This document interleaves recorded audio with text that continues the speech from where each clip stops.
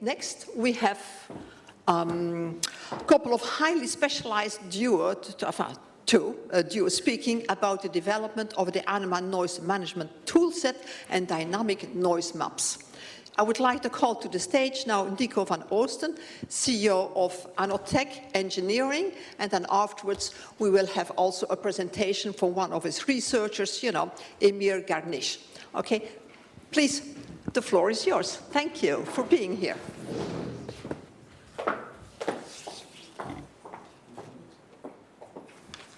Yeah, good morning, everybody. I'm Nico Van Oosten from Nanotech. In ANIMA, we have been very busy to develop the noise management toolset. So, yet another tool. Why?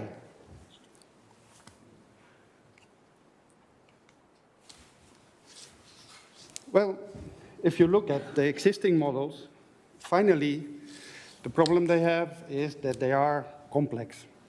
They require special skills. You need to know about aircraft performance. You need to know about aircraft noise. You need to know about air traffic management. You need to pre-process a lot of data. You need to have knowledge about the graphical user interface.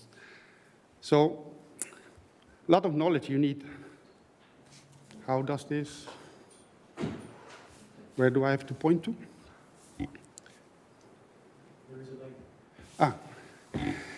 So just to see the noise or the model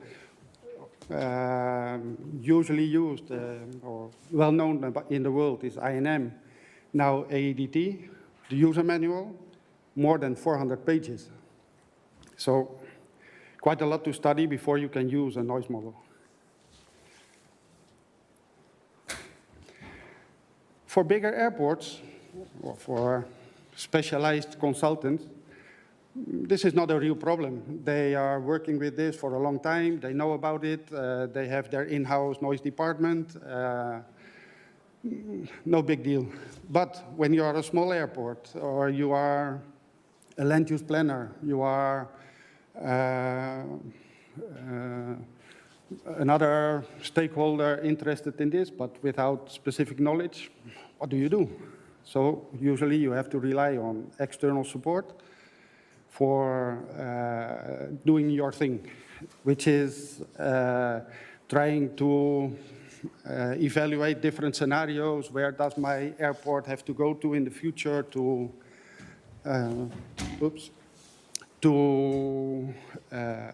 not have problems, noise problems.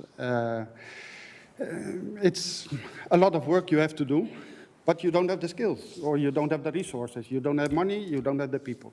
So what do?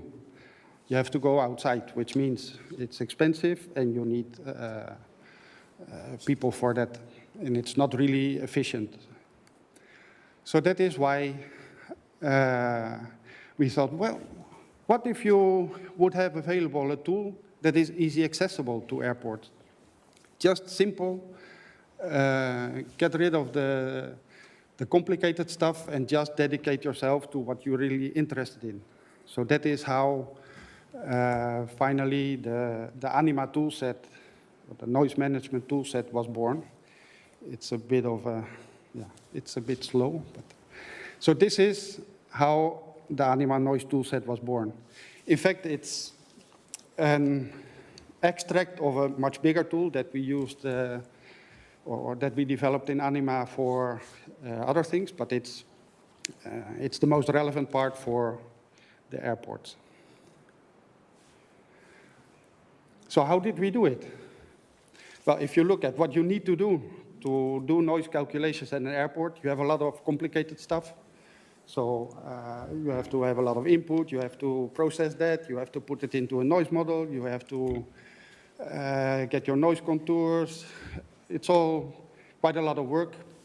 Well, that we take care of. So you give us your data, we put it together on the server, and then you can start to play with it and do the exciting work. So we take care of the complicated work, you can do the nice work. In fact, there are two versions of this toolset, both available online.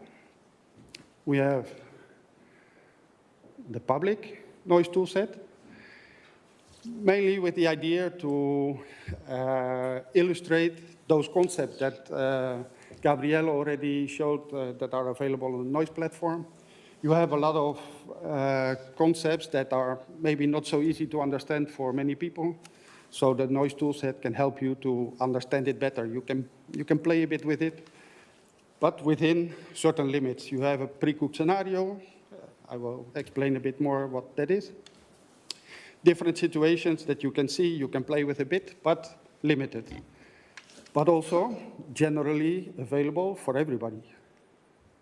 On the other hand, we have the one that I was talking about, the noise management toolset, which is really applying those concepts that are on the noise platform to your airport.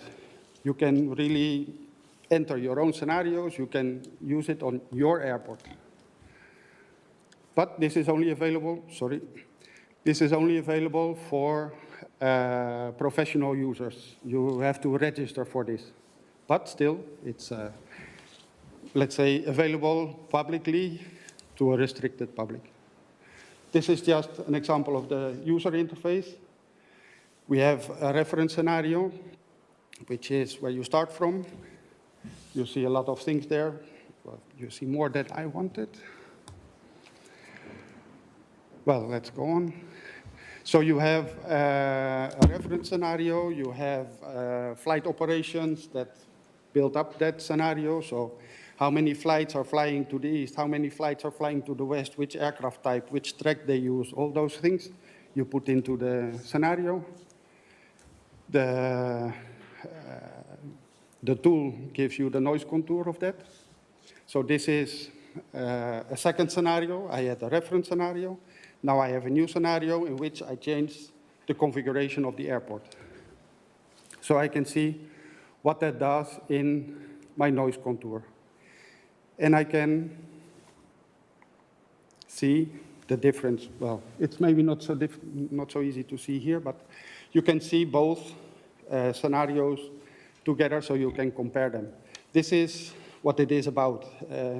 I want to do this. What happens? Is it better than the other one? Is it worse than the other one? That's the idea about this. And it's really very easy to use. So here, I don't touch it even. I don't know. So the main idea is that here you can have your own airport in this tool. And don't worry, this will be only available to those users that are authorized by you as an airport to see it. It's not when it's available on the web, it's available for everybody. We took a lot of care to just protect it, that only authorized users can access it. We built in some what we call smart scenario building tools. So what you're usually interested in is what happens if I increase my traffic 20%? In the other noise models, you have to type in a lot of things. Here you just say, I want to increase my traffic 20%. 20, all aircraft, all periods of the day. And it generates a new scenario. I want to move this aircraft to another, from this track to another track. It's very simple to do. It calculates the new scenario, and you have it available, and you can compare it with your reference. So, just to summarize, we have this public noise toolset available for everybody, illustrating the concepts on the noise platform, limited possibilities to change. You can play a bit, but not much. We have the noise management toolset, your airport, your scenarios. You can play with it what you want. And it's available for registered users only. But it's very easy to use. So, as was said before, the idea is not that this ends up in the shelf, or on the shelf or in a drawer. The idea is to take this further. This is just the first version that is available.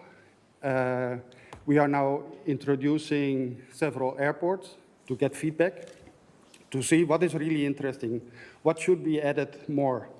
You will see next another tool that is in fact the testing tool for new things, and we hope that once those things are found interested, we can implement them here. So it's meant to be developing over time. And at least we will keep this alive at least for 1 year. That's the compromise or the commitment we have with ANIMA. But the idea is to keep this alive for a long time. So now we are busy with the same booster as Laurent already mentioned, to see what is the future of this tool, or how can we make it such that it's really worthwhile for everybody. So certainly not an end product of ANIMA.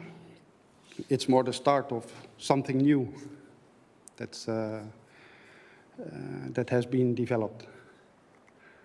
So the questions and answers, I understand, is for later? Yes, it is for later. Okay. I have ready So plenty. that was my contribution. Thank you, Nico. Thank you. Yes.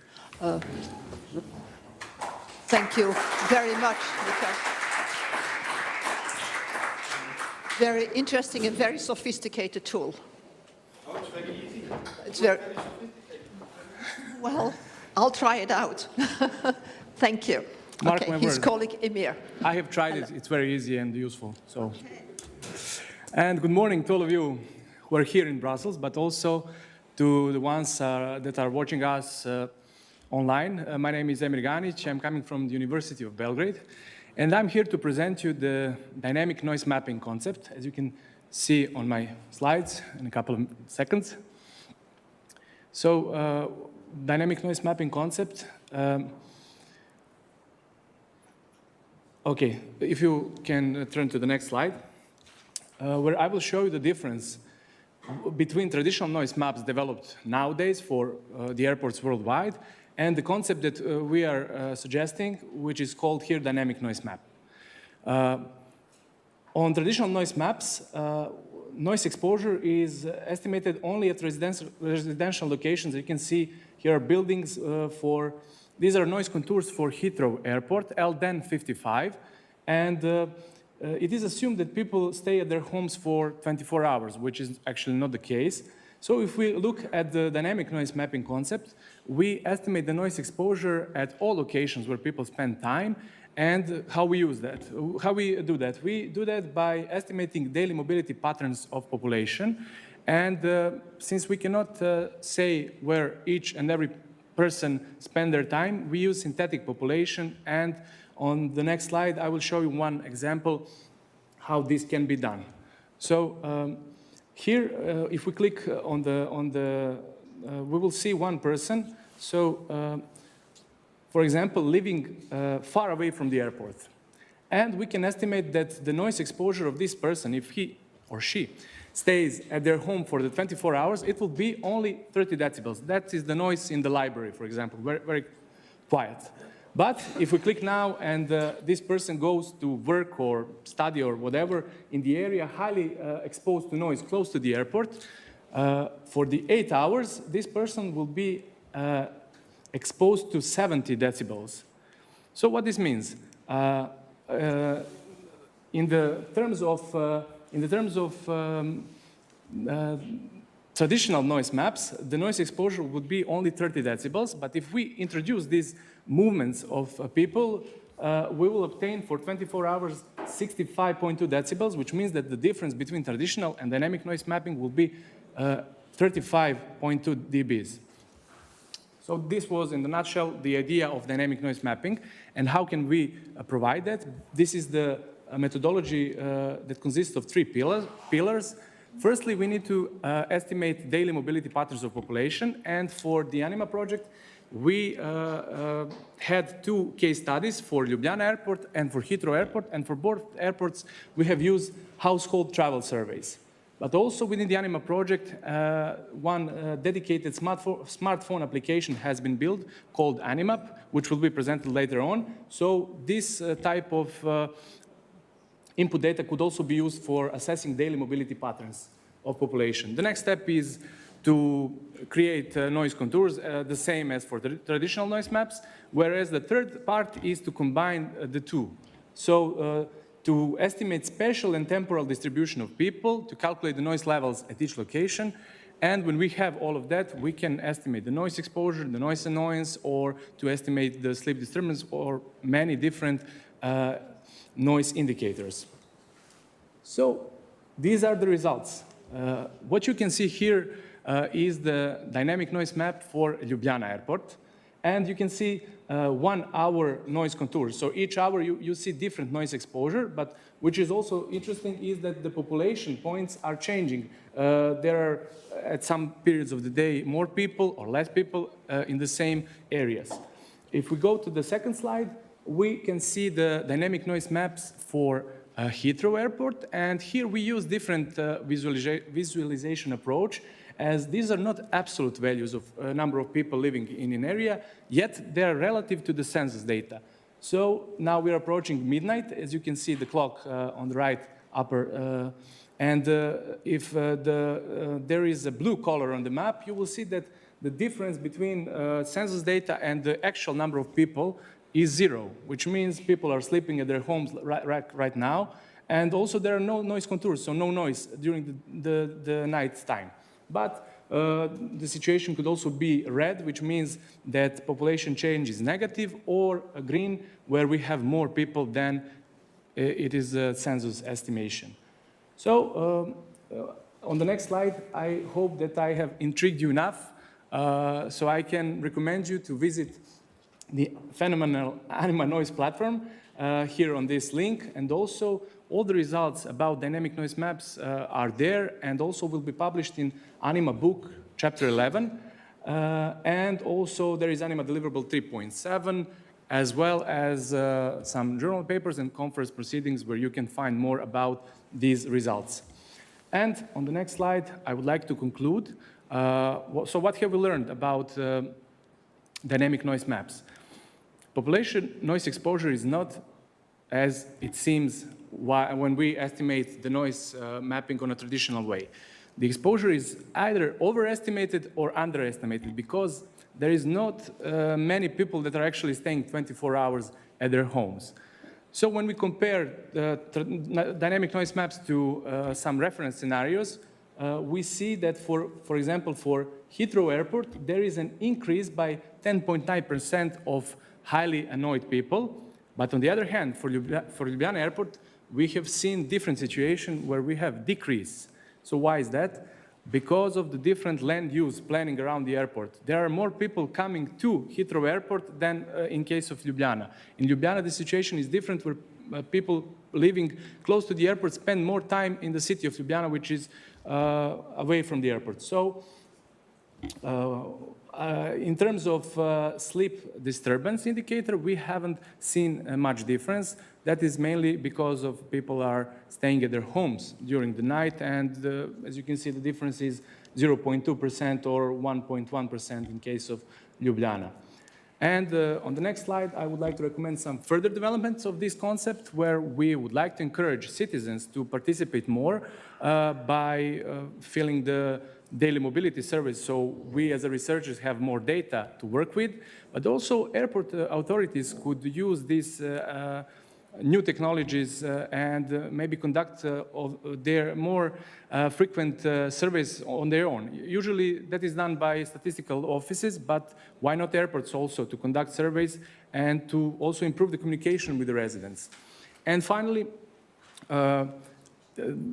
our further research also plan to develop a decision support tool for air traffic controllers, where they can actually optimize their distribution of aircraft on arrival and departure routes in order to minimize noise exposure, fuel consumption, engine emissions, all taking into account the daily mobility patterns of population.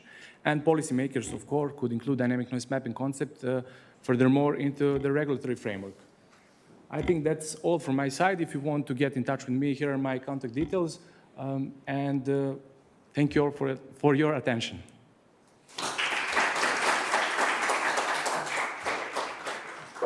Nico and Emir, thank you very much. This was interesting. I know we're going to do a Q&A at the end of the presentation at the first session, but I'm going to go and break the rules for myself and ask a first question. You know, aviation noise is something very dynamic. And an aircraft, aviation as such, is very dynamic. You know, the wind changes permanently, which requires a different use of the engines. The airlines change their aircraft all the time, depending on load and so on. How do you calculate all that into your tool, and how do a regulator or a policymaker has to adapt to that? Oh, okay, I'll share if you don't mind. Okay, good. Thank you. Can you hear this? Or? Yeah. So indeed, a very interesting question, and the answer is exactly the reason why we made this tool, because those are the things that people would like to know in a very easy manner. And if they have to go through the whole manual again to these 400 pages to do that other calculation, that's really complicated for many people.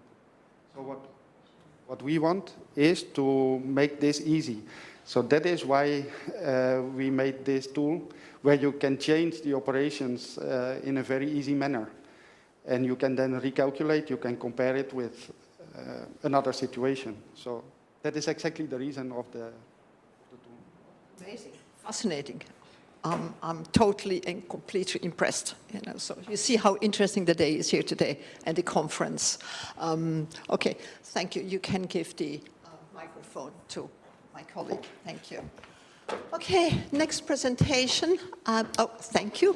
Ferenc knows already it's his turn. Thank you very much. So next is Ferenc Marki. He's going to go and present yet another tool that he's inventing. I'm going to be impressed again. I am 100% sure. So Ferenc, you're going to go and explain everything you have developed and working on. Thank you. Thank you very much for the introduction. Actually, I will talk about two tools today, but I have a little bit to wait. It's not this one. Tell them again about the Erich Valentin.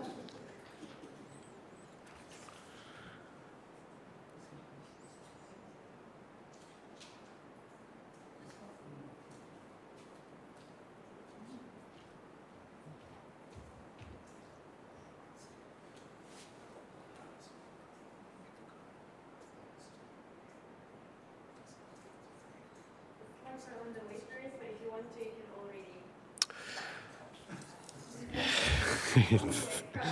already. Okay.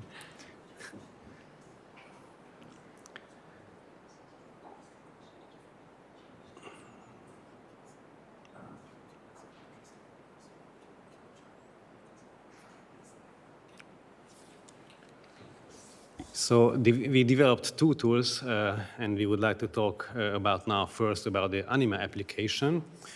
And this is a mobile application which you can download from the App Store and from the Play Store.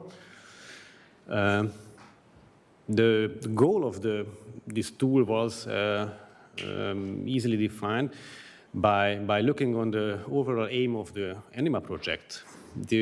Our aim was to find means to improve the quality of life of people living near airports. So one of the goals to achieve this aim was to better understand annoyance. To do so, we did some pilot studies.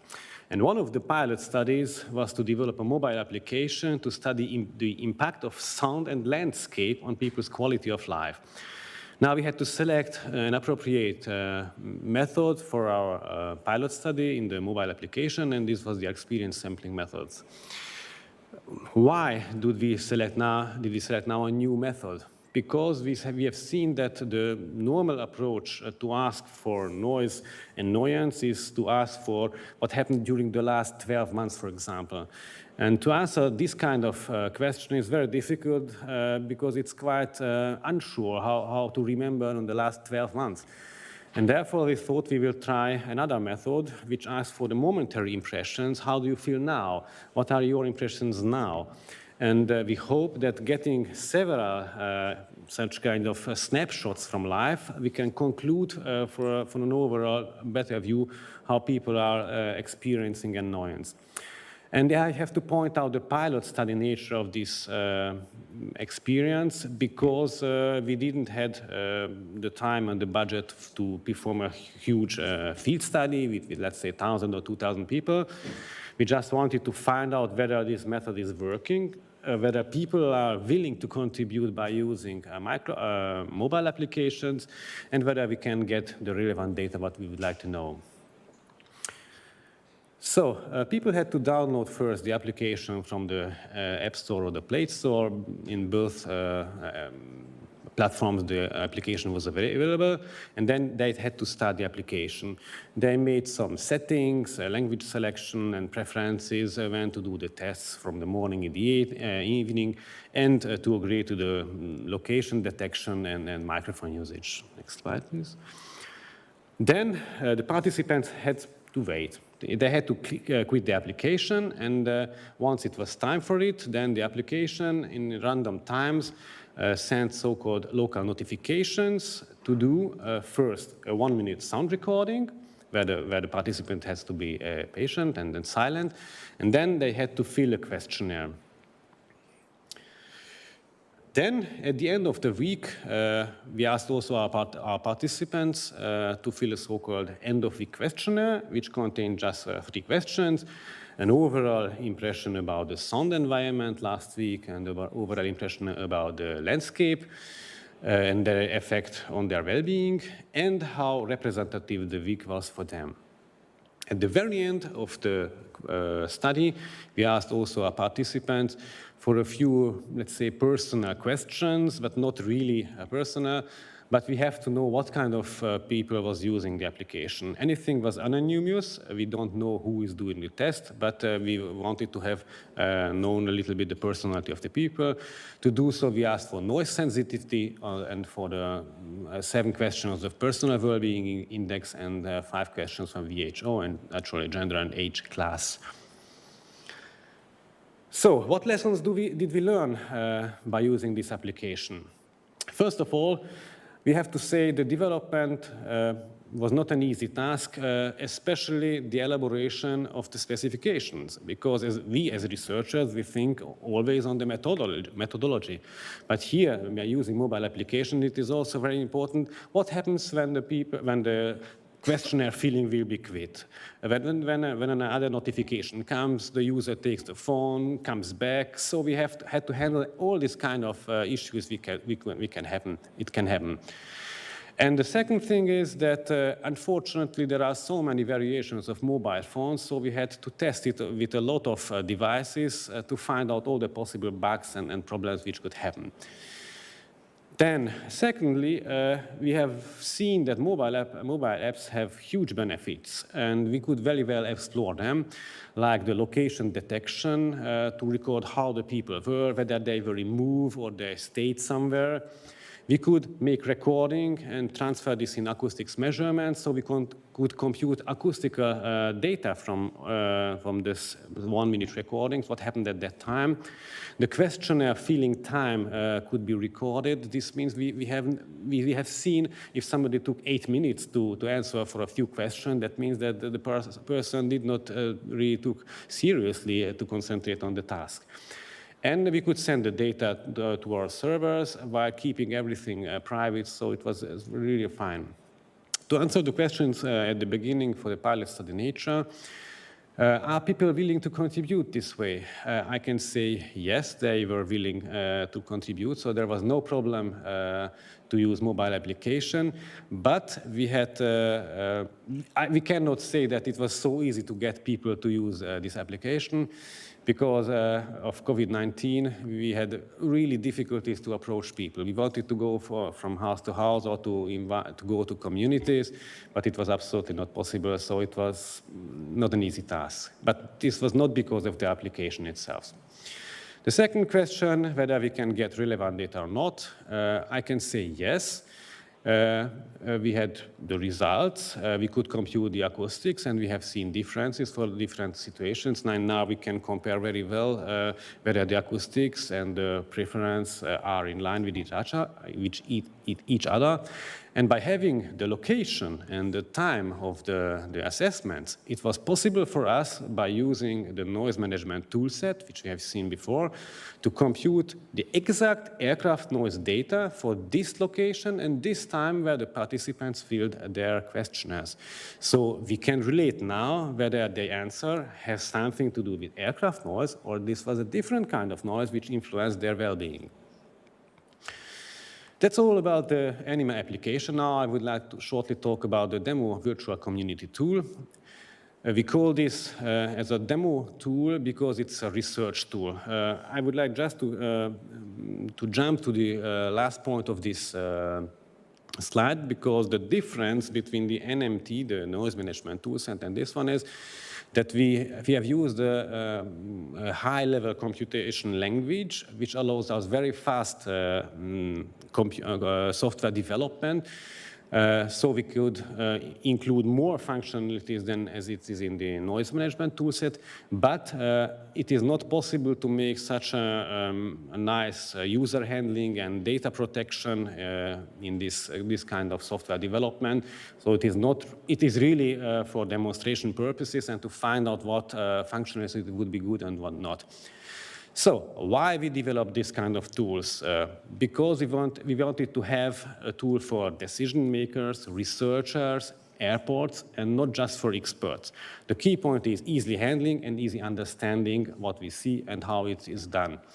We wanted to incorporate metrics which are not only level-based, which is nowadays the practice. We wanted to have metrics which are nearer to people's annoyance. We wanted also to include land use planning. And with our tool, we wanted to raise the interest to use such a tool and not just make decisions based on levels. So the application, when we started, it loads first an airport database. This is now for the Budapest airport. And it contains all the flight routes and flight passes of the given airport with all kind of possible aircraft and their noise footprint on the ground. We also load demography data and occupancy data and some kind of insulation map, how well houses are insulated near the airport. Then the user has to load a so-called scenario, which is practically a flight schedule list, which contains the list of flights which will take off and land, and what destination they are using, what flight route they are flying. Then one of the key points and key strengths of this tool is that you can very easily change this scenario, because the scenario in the shortest phase, it is one day, but it can be 1 week or 1 month, or even, let's say, the 6 busiest months of the year. This time you have an operation number as 30,000 or 60,000, and this is quite a lot to handle manually everything. And here you have quite a lot of possibilities to change it very easily. For example, if you think on the future, your airport can expand, so you can compute, let's say, a 30% increase in traffic, and you just click there on the top of the screen, and then you can see the result, what will happen if my traffic will be increased by 32%. But you can also study this a little bit more sophisticated, just for runways or just for flight passes and so on.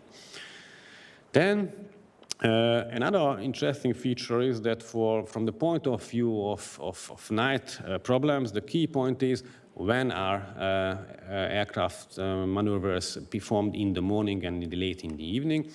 And here you have the possibility to rearrange a little bit your flight traffic. For example, to move some flights from 1 hour to later hour or other hours. Let's say here you see the example from moving 50% of the flights from 6 to 7 in the morning to a little bit later time to 7 to 8 in the morning. Then You can also think that the fleet composition of the airport will change in the future. Newer aircraft will be introduced step by step, and you can say how many percentage of one older aircraft will be replaced, a newer one. But you can also completely ban in your model some very noisy aircraft, and then you can say or show your people what would happen if you would completely ban this kind of very noisy aircraft. Then, this is adjusting your scenario, but then at the end you would like to see what happens. To do so, you open the so-called map visualization window. Here you see a map. Let's say you can use Google Maps or OpenStreetMaps, and then you can lay over a metric over the map with a very, very nice color map. Here you see a lot of metrics, but you have also time selection for the day and night, or also for selected hours. You can also use contours. A key point is that you can also define so-called multi-criteria indicators. For example, WHO recommends that the LDEN should be below 45 decibels and the LNIght should be below 40 decibels at all time. Now you define a so-called multi-criteria indicator where you define these two metrics and the two thresholds for this, and then you can see on the map, right, with green and red colors where these criteria are fulfilled and where they are not fulfilled. Even more interesting is if you have a modified scenario where you change a few flights, you can see where now the situation became better. These are marked by green colors, where before it was not fulfilled, but now the criteria is fulfilled. And you see other areas as well, which are marked with red color, where now your criteria is not fulfilled. All the green areas means that the situation did not change. It is also important that if you are looking on such a color map, you would see, let's say, for example, the highly sleep disturbed during the night, the percentage of people highly sleep disturbed during the night. You would look at this map and you would say, oh yeah, the problem is near the airport, and the farther away we go, the less the problem is. This is not exactly the situation. Here, with our tool, you can click on the weight by demography, and then you can see that as there are not so many people living near the airport, here in our example, the Budapest airport, there are not so many problems there because not many people are affected by this problem. But more approaching in the city center, there are living a lot of people there. And even if they are exposed to less noise, the problem is higher because there are a lot of people exposed to this kind of noise and this kind of problems. Another interesting feature is that always long-term metrics are published on the web, and airport citizens cannot do too much with this. They see a number, the LDEN was, let's say, 55 decibels during the half year. What does this mean for me? My impressions are completely different. I'm remembering that last night, or let's say in some nights during the night, the situation was very bad. And exactly for this is the so-called time evolution display, where you can see on the time map how different metrics change over the time. Here, for example, you see the number of flights about 80 decibels, which are very, very high noise events, and you can clearly see that just a few nights were critical. Last item is the land use planning. You can simply mark areas and give them special functionalities like building a business area or financing window insulation. And then once you give the function for these areas, then the tool takes care of the specialities of this tool and knows that, for example, at window insulation programmed places, the noise indoors will be lower, so night awakenings will become better. You can see this on the changed contours, and so you can exactly examine what would happen if you would define land use measure at certain areas around your airport. That's all from my side. I hope I could raise your interest. Please visit also the ANIMA homepage, and where you can find another video about the virtual community tool. Thank you very much for listening. Ferenc, thank you very much, and I have to apologize. I forgot to introduce you. You know, so Ferenc is associate professor at the Budapest University of Technology and Economics. But I was so frazzled, in a positive way, by your noise maps, you know, so that I lost my bearings a little bit. I have a question for you too, if you don't mind. Again, I'm breaking the rules, everybody, I'm sorry. COVID has disrupted all our lives, but also, obviously, a little bit your work. You mentioned that it was difficult to reach the people to do the research. But of course, there was also a lot less aviation noise because the planes were grounded. How did you approach that? The whole research project was a little bit halted, or? We were very happy because we said that right at the beginning that the using of ANIMA application is just a pilot study. So we did not want it to have exact results about how people feel. We wanted to know whether people can express their feelings. And so it was not a real issue for us that we didn't have so many aircraft. But yes, honestly, we cannot say that all problems were really related to aircraft noise because there was really a few aircraft. Even at Heathrow Airport, which is normally a very busy airport, so yes, we have not definitive results, but we see that the kind of approach is working, and that was the most important for us. Great, fantastic. Okay, another fantastic deliverable of this ANIMA project. Thank you, Ferenc.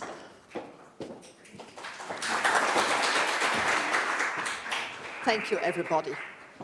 Okay, we have one last presentation for this before we have a coffee break. By Leonidas Siozos-Rousoulis. I'm sorry, the names are very difficult here. Oh, thank you. My apologies. You know, he will be speaking about the complex and complicated labyrinth of EU funding, you know, and ANIMA's contribution to Horizon 2020. Leonidas has a mechanical engineering degree and a PhD in computational aeronautics. Very difficult here. He works for the European Commission as a project officer at the Horizon Europe Transport Unit of SINEA. Now, I thought that aviation was full with acronyms. I think the EU is even worse, you know, so there we are, SINEA. But, Leon, please.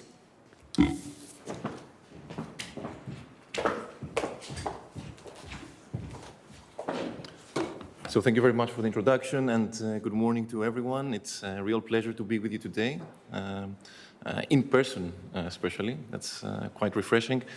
So many thanks to the ANIMA Consortium for hosting us. And I think that our previous speakers have done a very good job to set the scene well for me to present the contributions of ANIMA to Horizon 2020. So I will start with a very brief overview of what SINEA is, what we do. Then I will give you a very brief introduction of our aviation portfolio within Horizon 2020. And we will discuss how ANIMA has contributed to Horizon 2020 as part of our aviation portfolio. And then I will very briefly wrap it up with some conclusions and provide some open questions and some future outlook. So let's start with a brief overview of SINEA. So SINEA stands for the European Climate, Infrastructure and Environment Executive Agency. We are one of the European Commission's 6 executive agencies, building upon the predecessor agency, INEA. And under the latest financial framework, SINEA is currently managing a large portfolio of programs. That includes, of course, Horizon Europe, Connecting Europe Facility 2, the Innovation Fund, the LIFE program, and several others. Of course, SINEA continues to manage legacy programs. That includes Horizon 2020, obviously. And overall, SINEA is actually implementing all the EU programs that contribute to the European Green Deal. In a nutshell, this is what SINEA does. So we are involved in the complete grant life cycle. So we start on the top right with a call for proposals. We then manage the evaluation and selection of proposals. As soon as the proposal is selected for funding, then we proceed to the preparation of the grant agreements. And when the grant agreements are signed, then We monitor the projects like we did with ANIMA, technically and financially. And of course, in the end, when the projects are finished, we provide our key feedback to our parent DGs. Now, a brief introduction to the SME aviation portfolio.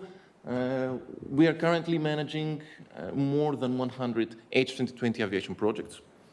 This amounts to an EU funding of more than €500 million, and the thematic areas covered are very, very broad, as you can see. So, of course, noise and emissions, climate impact, operations, SAF, hydrogen, electrification, UAVs, and several other fields. And this portfolio is expected to further expand within the calls of Horizon Europe. Already the calls for Horizon Europe for 2021, 2022 have been published, and the strategic objectives of the aviation topics are already known. So the proposals which are expected to be funded within the aviation topics, they are expected to contribute by providing clean and competitive solutions with increased focus on CO2 and greenhouse gas emission reduction, including aviation noise, of course. They're also expected to pursue transformative low TRL technologies, which are aimed towards climate neutrality by 2050 and digital transformation. And these topics are, of course, going to be complementary with the European partnerships for clean aviation and for integrated air traffic management. Now, what I think is also quite interesting for you are the upcoming calls which are still open in Horizon Europe. So in the 2022 work program, there's still 4 open calls, and I have actually outlined a couple which are probably the most interesting for you. So with a call deadline on the 26th of April, there's one topic on silent and ultra-low local air pollution aircraft, and this topic, among others, is seeking transformative technologies for reduction of aircraft noise and also advanced modeling tools and prediction methods. An additionally interesting topic is also the very bottom one, so European aviation research policy in support to EU policies and initiatives. And with this, let's have a look how ANIMA has contributed to Horizon 2020 as part of the aviation portfolio of SINEA. It's interesting, I think, to remind everyone that ANIMA was funded pretty much 4 years ago under a topic entitled Reducing Aviation Noise. It was funded along with complementary projects, Artem and Rumble, and they were indeed very complementary because ANIMA was, of course, addressing noise management. Artem is still actually addressing noise technologies, technology for noise reduction at the source, and Rumble dealt with the regulation of future supersonic commercial aircraft. And this is just a brief outline of what the topic requested, just to remind us. So the main challenges, I'm not going to really go deep into them because the main challenges back then are still very relevant today.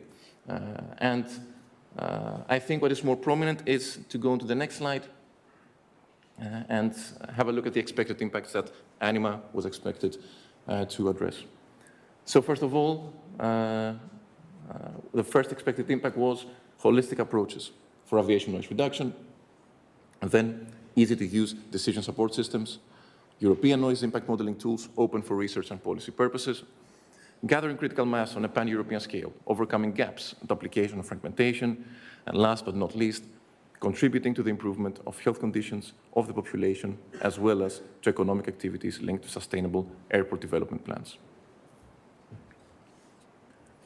And with this, I think it's very interesting to actually compare it with what ANIMA has actually achieved. So these are some very high-level highlights. Of course, the ANIMA speakers, the ANIMA consortium will go deeper into that and in much better detail than I can, obviously. But overall, I think that what ANIMA has achieved can be summarized as follows. So you have assessed the best practices and recommendations for airports towards management of noise regulations and annoyance. You have improved the understanding of annoyance and the related non-acoustical factors. You have developed tools to test and to evaluate noise scenarios around airports, and you have also coordinated the European RNI on aviation noise and provided recommendations to policymakers. So I'm very glad to say that ANIMA has well addressed what was expected under the call topic in which it was funded, and thus ANIMA has provided a very successful contribution to the Horizon 2020 work program. Now, my very brief conclusions. As mentioned, SINEA is currently supporting the implementation of ANIMA, along with a very broad portfolio of projects, of aviation projects funded within Horizon 2020 and soon within Horizon Europe. Now, ANIMA was funded along with complementary projects, ARTEM and Rumble. The project achieved its overall RNI objectives, and as already mentioned, ANIMA has successfully contributed to its call topic and to the Horizon 2020 work program. And with this, I will just close with some open questions for you, for the consortium, and maybe some food for discussion for the upcoming discussion. So, the aviation noise challenges that were relevant when ANIMA was funded are still more relevant than ever. So, we're talking about expected air traffic growth, even beyond the pandemic in the long term, and the associated need for airport expansion, the proven health impact, and annoyance due to aviation noise, the increasing public awareness of aviation noise, and the fact that the environmental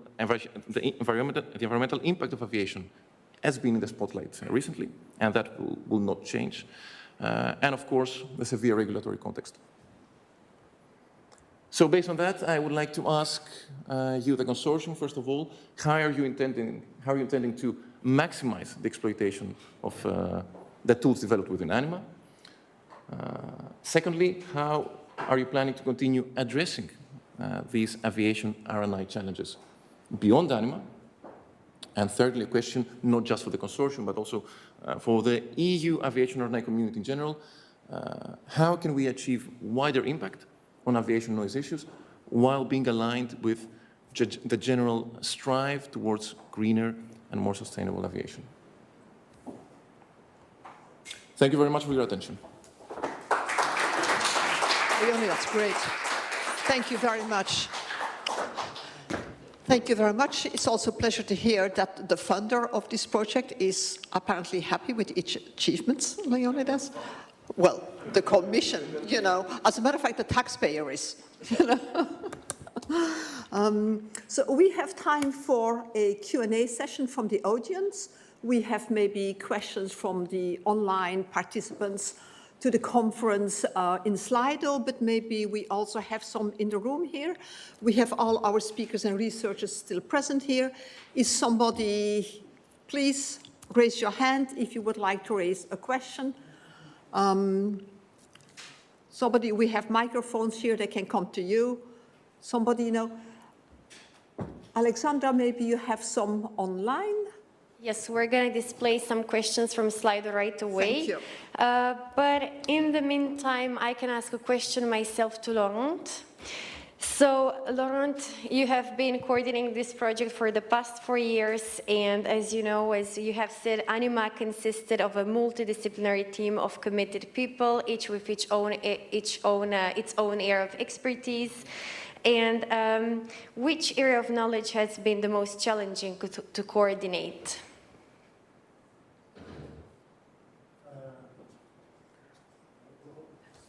Just press the button. Thank you. What has been the most complicated to coordinate?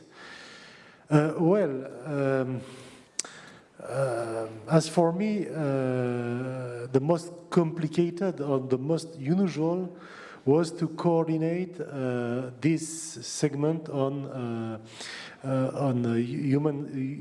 human science. But this is due to my background. I have a background of engineer, of physicist, and at the beginning I had this idea that the modelization of human being could follow up the modelization of, well, in fact, the idea I had was very outdated. It was the idea of Descartes in the 17th century with a kind of thinking machine.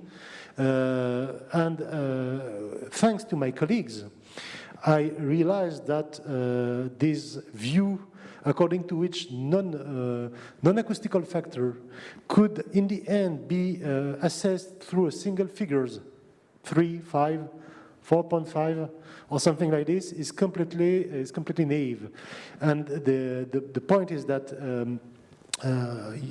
yes, dealing with human beings is something much more complicated. There are some feedback loops, to say it with my own words. There are also some, of course, very psychological effects which have nothing to do with art science. And so I had to get acquainted with this and to learn that in the end, the outcome of ANIMA would not be what I was expecting at the beginning. And actually, the project, the whole project, has been completely different of what I thought at the beginning. Okay, thank you very much.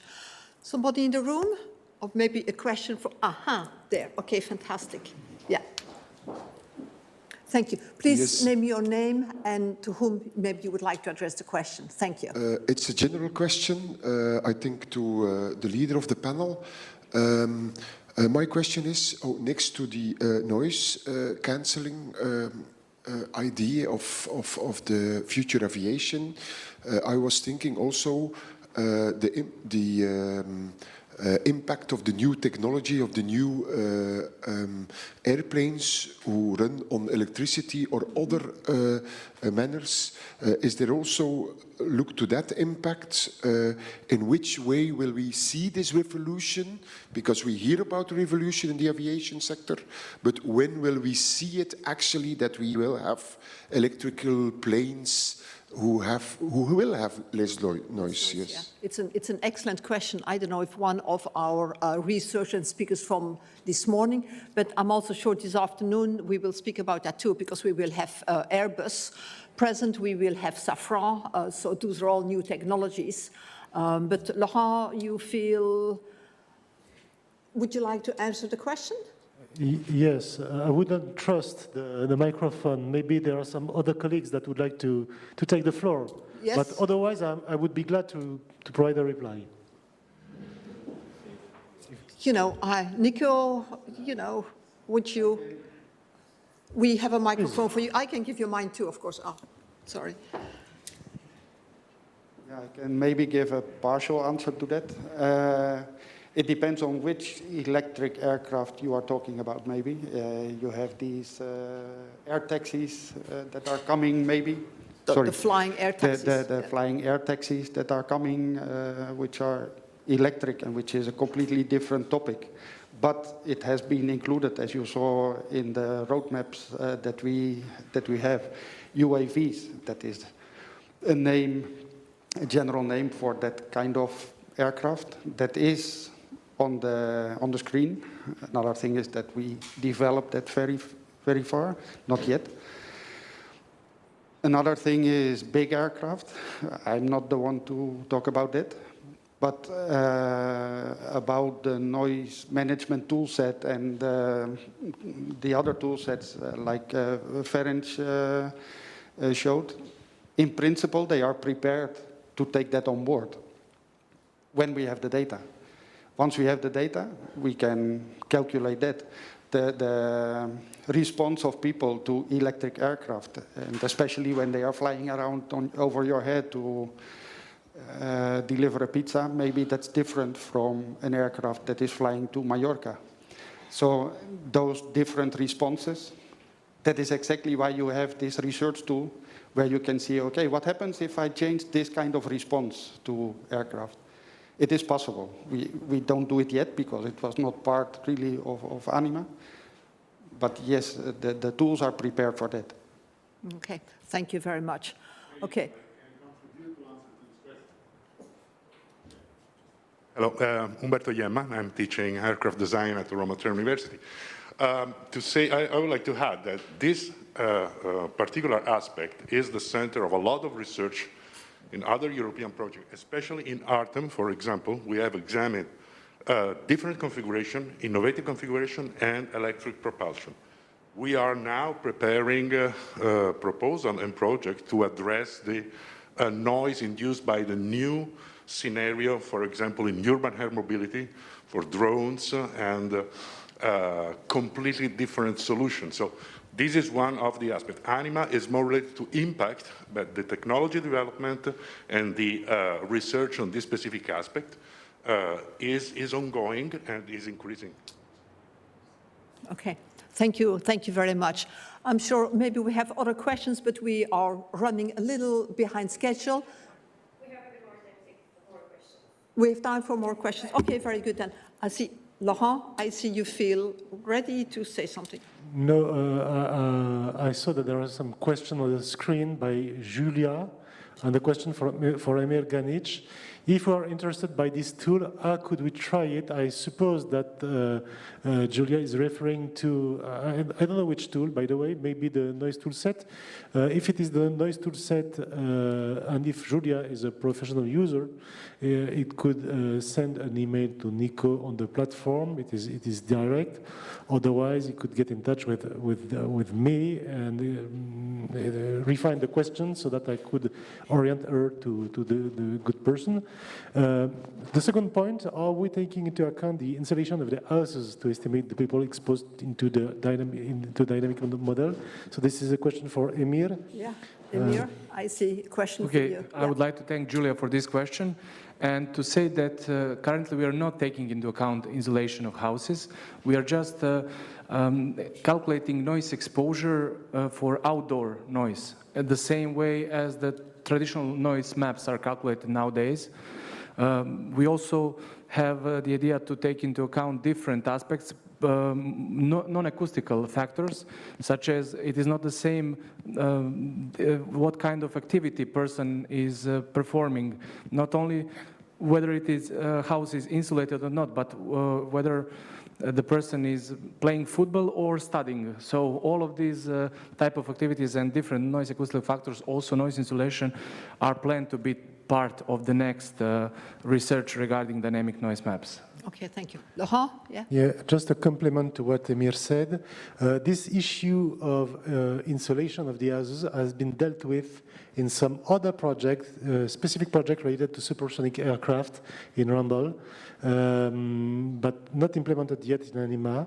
And this is an interesting question because people, the way people are living in Northern Europe, for instance, is not the same that in Southern Europe. So this issue of insulating houses and windows is probably something that may work in Northern Europe, or where people are living at home, well, because the weather is cold, and so they are living rather inside. And the impact in, let's say, close to the Mediterranean Sea would be lesser, probably, for the very same reason. Yeah, okay, interesting. If I may add, I believe that in the ANIMA project, virtual community tool has the feature to include insulation effects. So that's one remark. I see also one question for me, whether I can also reply. Yeah. How do you define highly annoyed? So for this question, I could say that in order to assess the expected annoyance and harmful effects of aircraft noise, those effect relation is used. So relation between L10 noise levels for noise annoyance and L night noise levels for sleep disturbance. These are all polynomial expressions defined in by the European Commission document, and also you can find these equations on the World Health Organization document from 2018. So bottom line, how do we assess highly annoyed? We use L10 noise levels, and then we have some equations which, as a result, give us estimated noise annoyance. So this is not, it's only estimation. Okay, thank you very much.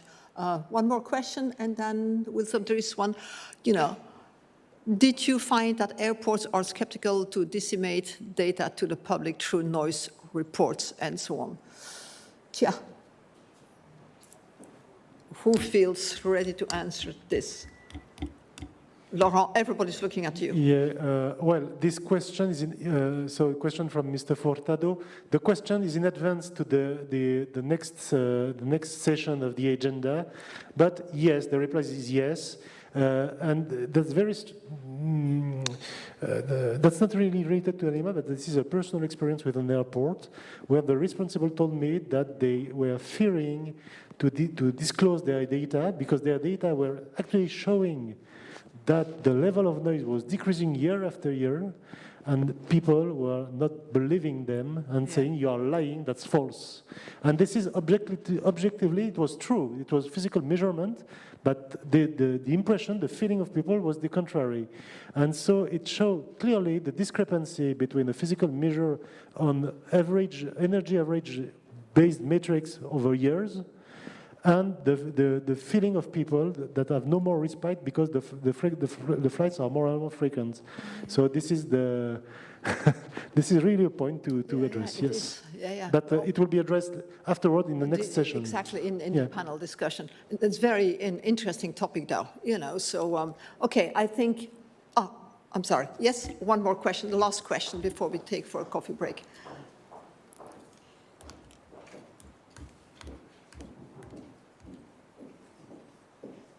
It's actually not a question, it's a remark to the answer for this question, that in Ukraine, the CAA, Civil Aviation Authorities, decided to present to the public on the map of Ukraine the situation about aircraft noise about all airports. So the case was that authority decided to present. So for airports, it is now mandatory.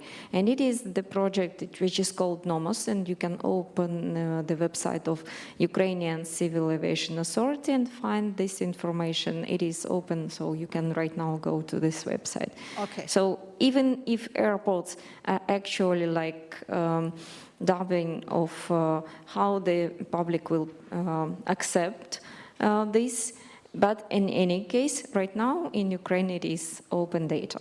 Okay, fantastic. Thank you very much. Okay, I think we have one last question from our online audience. Yes, Alexandra? I would just like to ask Nico a question. This is a question from Marco Paviotti, European Commission. So, Nico, is a noise map the result of a simulation, or is there any other main output? So is a noise map the result of a simulation, or is there any other main output?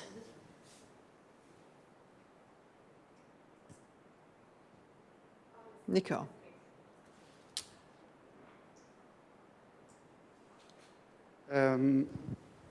Usually I would say yes, it is a simulation of reality, because we are using a model in which you always have assumptions.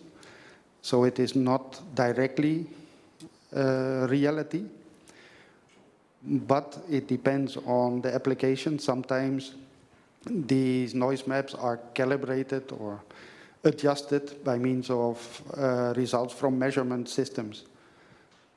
So that is a double answer maybe to one question, but yes, usually it is a simulation.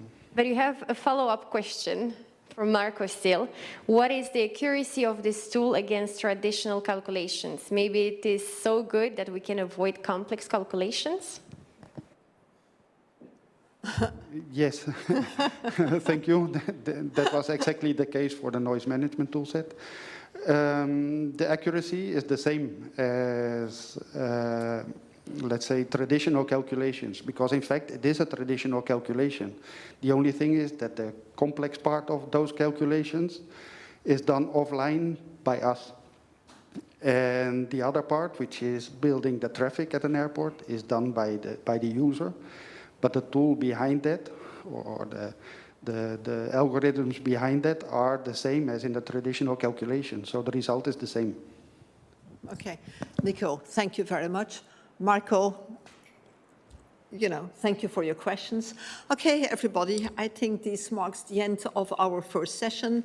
I would like everybody to join me in thanking our speakers and researchers, and of course, Airport Regions Council who put this together. Thank you very much. A big applause for all of you. We do have a coffee break now for about 15 minutes. I see you all back here in the room, and our online audience, in 15 minutes, we will see you back. Okay, thank you. Since its conception 4 years ago, the ANIMA Consortium, I'm sorry? Okay, the ANIMA Consortium opened dialogue, again, I hear myself, with local communities, exchanged with airports, engaged with policymakers, discussed with industry, and learned together with research and academia. They all are represented here today and accepted to take part in the panel debate. Unfortunately, although most of them are here in person, we will have a couple of panelists joining online, so it will be a hybrid discussion. It might be challenging at times, but this is COVID, and hybrid has become the norm, and we will adapt. Okay, before we start, Alexandra, you will give a couple of introductory remarks, and then we can continue, because we have some people leaving. Okay, I will be very fast. I have been already interrupting here and there today. So let me properly introduce myself. I am Alexandra Covrig, Senior Project Manager at Airport Regions Council, which was the communication partner of the ANIMA project. First of all, thank you for joining us on this very special occasion. This event marks the end of the ANIMA project, which was a one-of-a-kind project. Now you might ask yourselves, what makes ANIMA so different? Let me tell you this, ANIMA is not your traditional aviation noise research project, since ANIMA did not focus on reducing the noise at source, but rather on the impact of aviation noise. For the past 4 years, a diverse team of partners has been working on developing an inclusive and innovative approach to improve the quality of life of people living around airports. But how do you do that? How do you understand annoyance? Well, it all starts by listening. In a world of noise, ANIMA chose to listen for meaning. Noise management in airport areas can only be successful if all parties, including the ones involved in creating the noise, but also the ones who can hear it, are working together on an equal footing. Oftentimes, airport community engagement is a one-way process. Fair and transparent dialogue are key in allowing communities to express their opinions and to be heard and to be part of the decision-making process. In this sense, ANIMA expanded the focus of noise management beyond noise exposure reduction. ANIMA addressed impact by increasing competence and fairness between airport managers and communities. Several local events were organized by the project in Belgium, in Spain, in Slovenia, and these events helped to restart a much-needed dialogue between airports and their communities. But this time, this dialogue was based on trust, and this is what ANIMA really wanted to change. And I remember 4 years ago when this event barely started, I remember that some of the local communities described themselves as feeling helpless. Well, this was the purpose of ANIMA, changing that, changing this feeling, and also this extraordinary consortium was committed to provide solutions that were viable for everyone. Noise remains an important issue that must be addressed, and we have seen it being included in the Zero Pollution Stakeholder Platform, in which ARC also takes part. Noise is less and less a technical issue, and nowadays it becomes more and more a social and regulatory issue. It is important to keep researching an issue for which the solution is not around the corner. Future aviation visions are focused on the reduction of noise at source, but not on noise impact management. Whatever the design of the operating aircraft, there might still be noise that has to be managed in the future. That's why understanding impact, and specifically annoyance, was important for ANIMA. To do so, ANIMA engaged with a various number of stakeholders who are here with us today. And we are keen on hearing back from them today, and from learning how ANIMA changed and what was the impact of the ANIMA outputs. So thank you very much for coming with us, for coming here today, and I'm looking forward to hearing from you.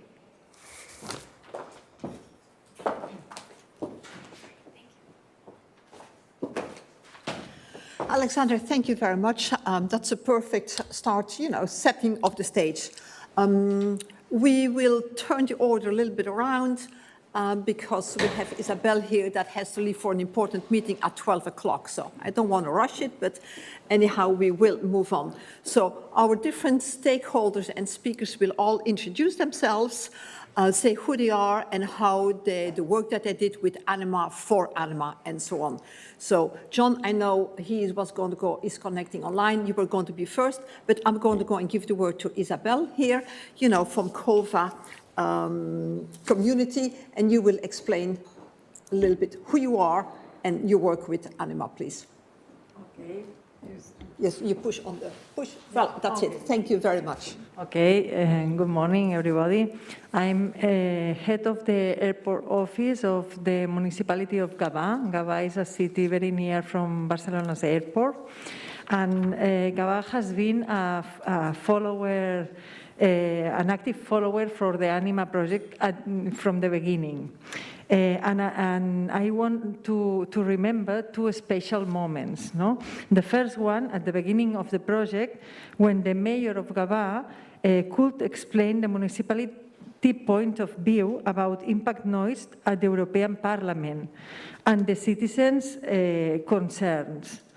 For the citizens, it was important because they know that we was explaining the concerns not at local level only, but also at European level. And the other one was when Gavà hosted one of the ANIMA events, and we could debate with different stakeholders around impact noise, airport managers, policymakers, academia, and we involved the neighborhoods affected by Barcelona's airport noise. I think this event changed the communication between this quadruple helix, and we could share different points of view in a more transparent way and to have more knowledge about the concerns of the others. I think the difference between the other commissions that we have is that we introduce the point of view of the neighborhoods with the other stakeholders. And for us, it was very, very grateful. I'm sorry because I need to leave, but if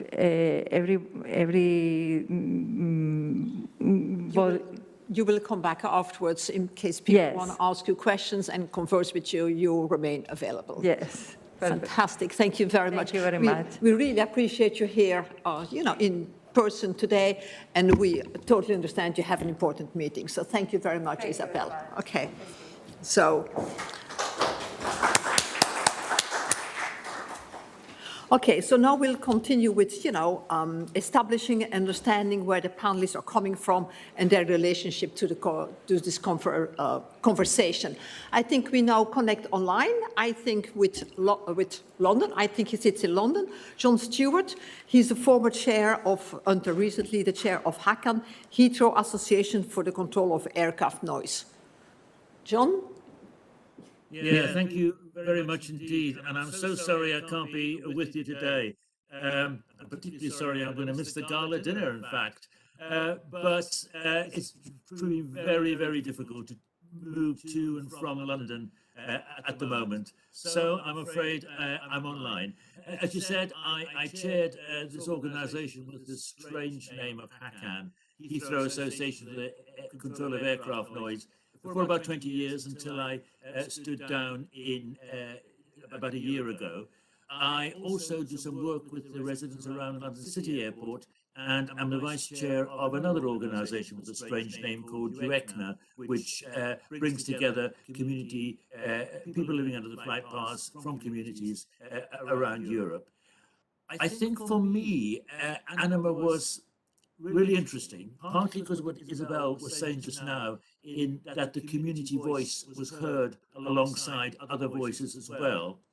And I was particularly pleased to be able to present at a number of your events and sometimes present with Heathrow, because I think what we've talked about, I think over the last 10 years, Heathrow has developed in a number of aspects, really good practice, and we were keen to present that to ANIMA so that that good practice could be incorporated in your work and perhaps spread to other airports around Europe. That's it for me for now. Much. We will reconnect with you later. Okay, now we have some representatives from the airport. I would like that, Claudia Vessel, and then afterwards, Emilie Marin explain what they're doing. Claudia? Hi, I'm Claudia Vessel. I'm the head of compliance at Iași Airport. For some of you, you don't even know where is Iași. It's the second city of Romania. At eastern border, 15 kilometer, actually positioned from Republic of Moldavia, is the third airport in Romania, a small regional airport, 1.5 million passengers in 2019, and 13,000 aircraft movement. Our role in this project, as member of the consortium, together with Heathrow and Schiphol, of course, we didn't provide any expertise, but we came with different needs. As a small airport, we wanted to increase the traffic, we wanted to stay competitive on the market, on a competitional market, and also we want that acceptance and understanding from the community around the airport. With the limited resources, we didn't have a department dedicated to noise management or to communicate with the community. We tried in this project to find a customized solution for our problem, which is a rising one due to encroachment. We did find this way, but I will develop this part later. We actually improved the situation by addressing the national legal framework. We have now some clear lines in the legislation considering aviation noise impact in the surrounding of the airports. Shall I? No, it's fine for the introduction. We will discuss further during the panel discussion. Point by point, yes. Okay, thank you. Thank you very much. Okay, Emilie Marin, you also represent airports. You representatives of SOAR, which manages the airports of Liège and Charleroi in Belgium. I think everybody living in Belgium knows Charleroi Airport. Yeah, low-cost travel. Thank you for your information. Charleroi is the second airport in Belgium, and Liège is the sixth cargo airport in Europe, between London and Luxembourg. So SOAR was appointed by the Walloon government to implement a comprehensive program of environmental measures for citizens near the airport. This program was based on noise exposure plans and long-term developments for both the airports. So we have a lot of measures, for example, soundproofing house program and so on. And we participate a lot of conference and workshop with ANIMA because we wanted to share our knowledge of noise management, and we wanted to listen to the experience of other airports and local communities. The management of noise is a never-ending story, and all input and new approach are welcome. ANIMA is really powerful in its dissemination of knowledge. So every theoretical knowledge that ANIMA has, we find it really useful for the practical knowledge that we need for the managing day-to-day of the noise in our airport. Interesting. Okay. Yeah. Good. Thank you very much. We will elaborate that, more, where exactly and so on, during the debate. Then from the aerospace industry, we have 3 persons joining the panel discussion. We will start with, Isabelle Bouillet, representing Airbus. Isabelle, please. Hello, thank you. Yes, I'm Isabelle Bouillet. I'm working in Airbus. I'm in charge of perceptive activity in Airbus.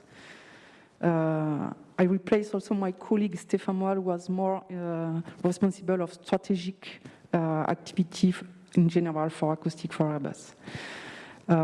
So I can speak about perceptive study, and we were mainly implied in ANIMA in this topic. So in Airbus, we are close to 100 people to work on acoustic, internal and external. And we are a lot of activity in R&D to have a role of noise reduction on aircraft.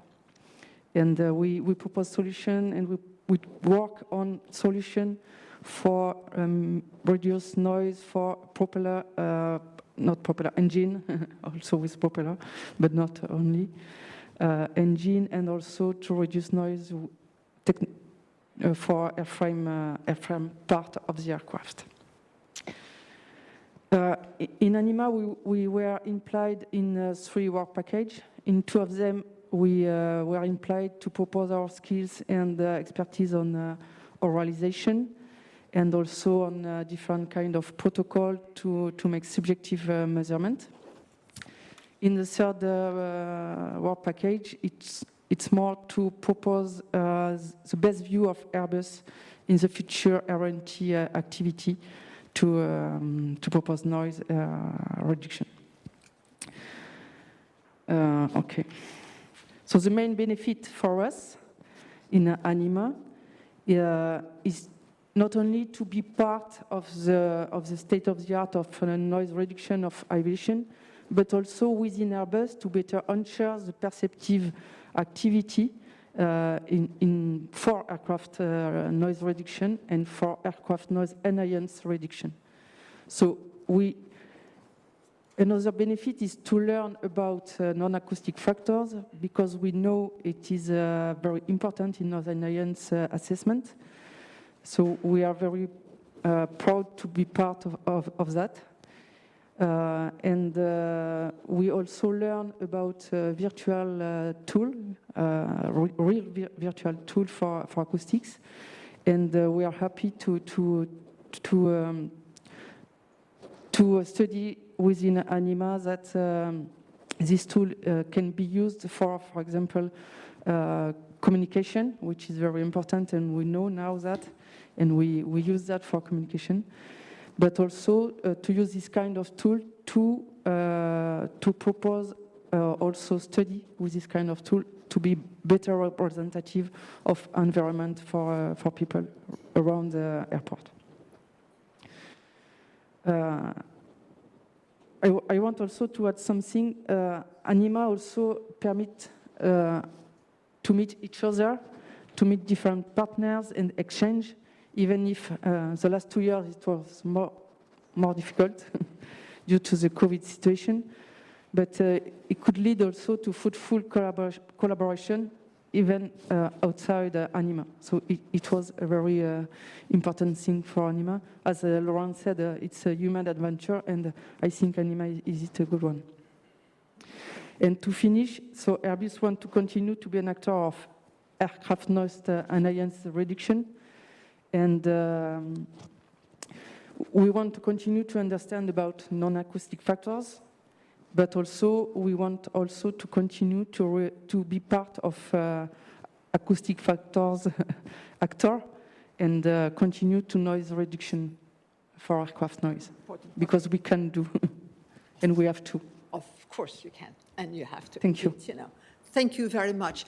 I'm sorry, I know I was going to go and hand over to you, Narcisa, and, then, but I know that Angel from Spain, I know he has a very important meeting at 12:30. So I'm going to go and beam you in, Angel, Okay. and let you speak. So Angel Jalan, he's the head of airport strategy at the Ministry of Transport, Mobility and Urban Agenda in Spain. He is our online panelist, as you can see, he's not here, and he's representing the policymakers. Angel, I know you have an important meeting, so please, a few words about yourself and the important work you're doing and relationship with ANIMA. Okay. Good morning. Thank you, Kathleen, for your kind introduction. First of all, I would like to thank ANIMA team for inviting us to participate in this project from the beginning, and especially for inviting me to this final event. As you said, I am working in the Civil Aviation Authority of Spain, and I'm currently the head of airport strategy. During the last years, our interest has focused on environment impact in general, and of course in noise, of airport operation, because we were and we are very interested in the results of ANIMA and other similar projects, and the future evolution of the best practice for noise management. And I am here because we think that nowadays the main restriction to the development and operation of airports in Europe may be the noise. About ANIMA, we appreciate a lot the examples and experience for other airports and policymakers in our case. And the results about health impact and the interdependencies. Okay, we said that we are very interested in environmental impacts in general too. And of course, as it has already been said, ANIMA has put the focus on people. The wellness is the most important issue and not only the level of noise. Then I think that we can discuss later about all these issues. And I have to leave you in 20 minutes more or less because I have a meeting with the community of the airport of Barcelona with some representative of GABA community, and we have to learn about all of it. Thank you. I know you have to leave. I'm going to go and ask another question. I know you have this meeting with the airport manager from Barcelona or the manager from Barcelona Airport and the communities. Are you going to go and speak about ANIMA and the different tools? Yes, we are going to offer the support and the web link in order to improve. In any case, some of them are involved already in the project. The first speaker, Isabel, is part from Gabá. That is one of the municipalities that are involved in this kind of regular meetings to listen to the communities. A lot of years ago, we were not involved directly in this kind of meetings. We only a discussion between the airports and the community, and now the policymakers are involved in the whole process. Okay. Okay, and another question, and then I'll let you go because I know you probably have to prepare. You, unfortunately, Edna Velten, director of the Aircraft Noise Competent Authority in Ireland, she couldn't be here today. Yes. Is Spain thinking about establishing a similar kind of aircraft noise competent authority about it? Are there ideas about that? Yes, we are involved in different lines of work nowadays. One of them is regarding with the European Commission to update the noise directive and the balanced approach regulation. And in this process, we are working to establish a competent authority specialized in environmental impacts, not only noise, but of course, I think that is one of the most important impacts nowadays. CO2 and so on. Yeah, of course. Yeah. Well, I'm sure I listened to all the presentations this morning, and I'm sure there are a couple of tools that are very interesting for the possibly future competent authority, aircraft noise competent authority of Spain. Angel, thank you. I pronounced your name probably wrong. My apologies for that. Thank you very much. Thank you very much for still Taking the time out to speak to us, you know, despite your very, very busy agenda, and good luck with the meeting. Thank you. Thank you. Okay, thank you. Okay, we will go back to our presentations here, who you are and what you are. Back to the Narcissa, it's your turn, you know, representing the aerospace industry. You know, a couple of words, who you are, what you do, and how you involve with ANIMA, please. Can you hear me? Hello, everyone. I am Narcissa Burtea. I am an aerospace engineer, and I work in the acoustics and vibrations laboratory in Paviotti, Romania, which is an institute, National Institute for Research and Development of Gas Turbines. Well, of course, we are involved in different activities. Being in the acoustics laboratory, we are involved in different activities related to aviation noise management. And I have been in ANIMA since 2017, since, well, 2 to 3 months after it started. And I have been involved in several activities. The most interesting ones, let's say, have been the exemplified case studies, putting into practice what we've learned together with partner airports.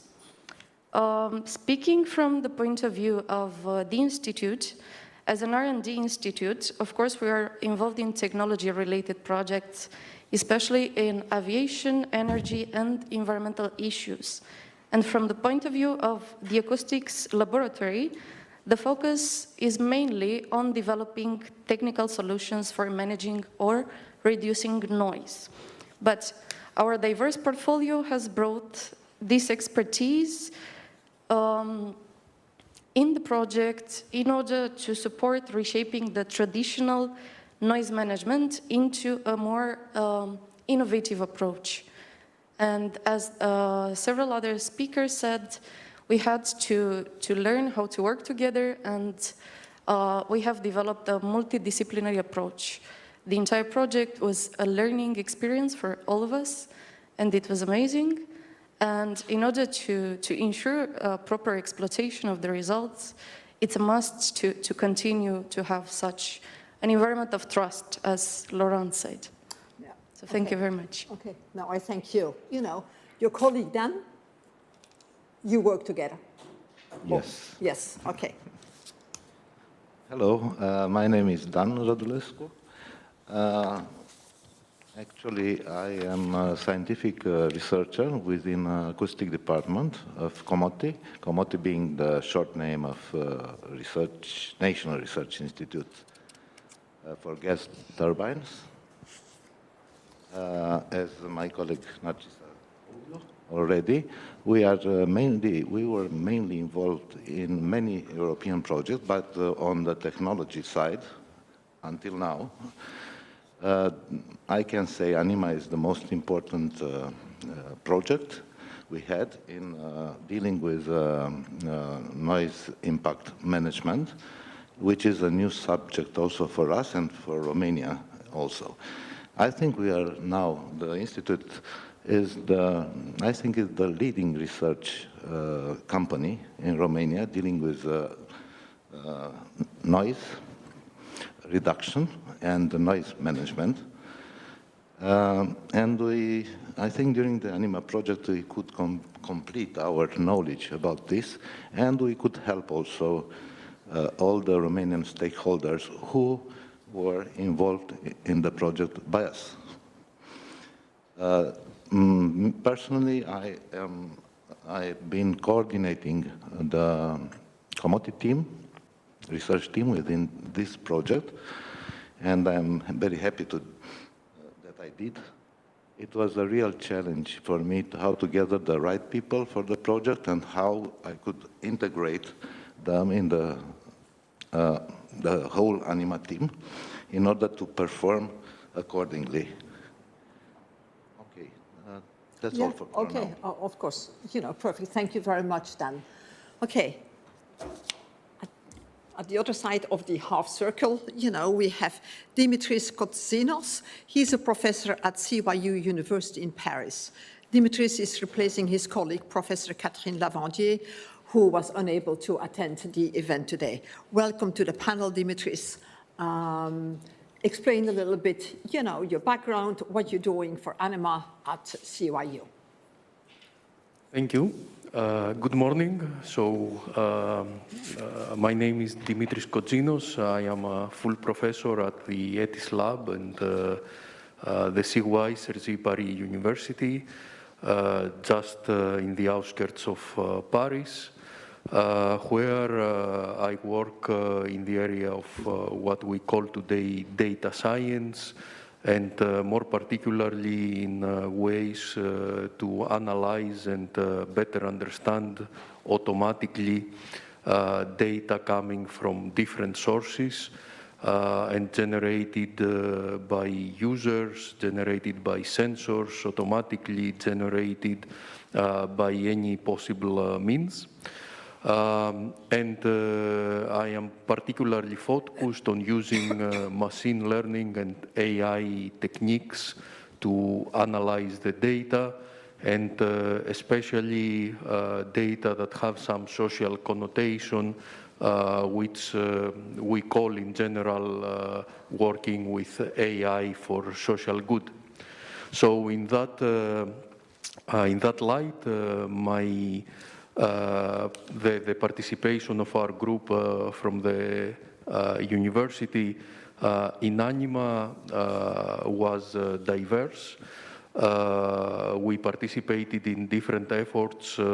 Catherine is an acoustics expert, so she participated in research around acoustics. My part was more in the data analysis, and more specifically, I headed the study on using social media posts, analyzing them and trying to capture the sentiment of annoyance that the users have expressed online.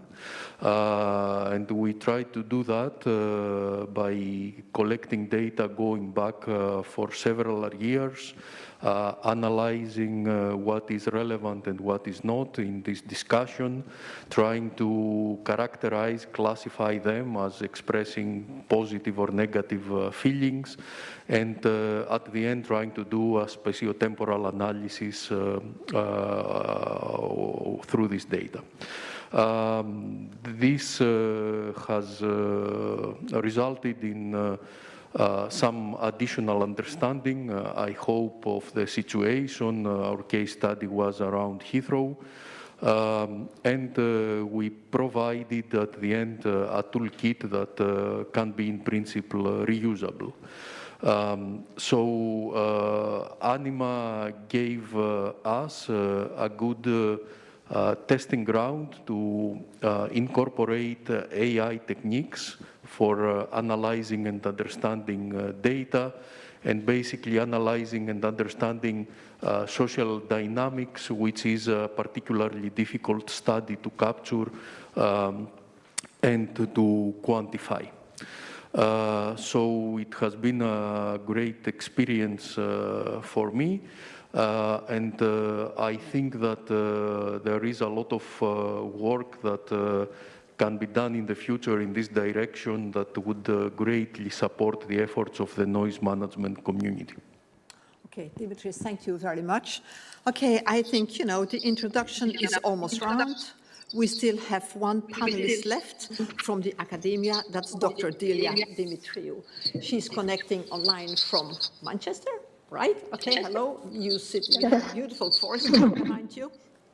Delia is considered one of the world's leading authorities on aviation's environmental impact, which focus on sustainability. One of her current tasks is research jointly with Airbus, you know, on the feasibility of the commercializing biofuel made from certain feedstocks. Delia, please tell us a bit more about your work and specifically how it relates to ANIMA.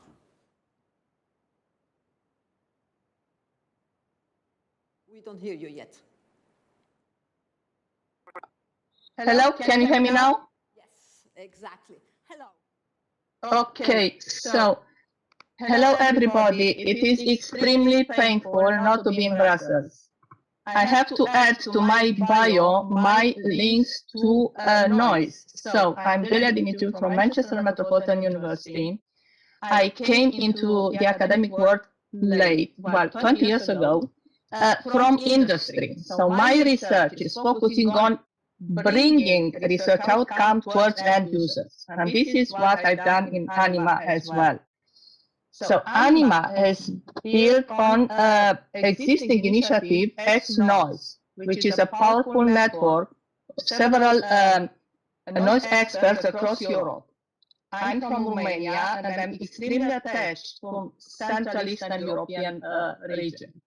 I'm extremely happy when I see results like this morning from Budapest Airport, from Budapest University, from Belgrade University, and I can see the gap diminishing between the Western Europe and Eastern Europe. So the Western Europe that I've found 20 years ago. What is ANIMA? It's a unique project based on impact, which brings several complementary stakeholders and knowledge. My role in ANIMA as a work package 2 leaders working on critical review and assessment of noise impact and related management practices was to bring the results, particularly from balanced approach interventions, to end users. So I engage with airports all the time. Coming from the research side, I've realized that they need to understand the way that we present results. It is not good to reshape it. And I could see the power of end users.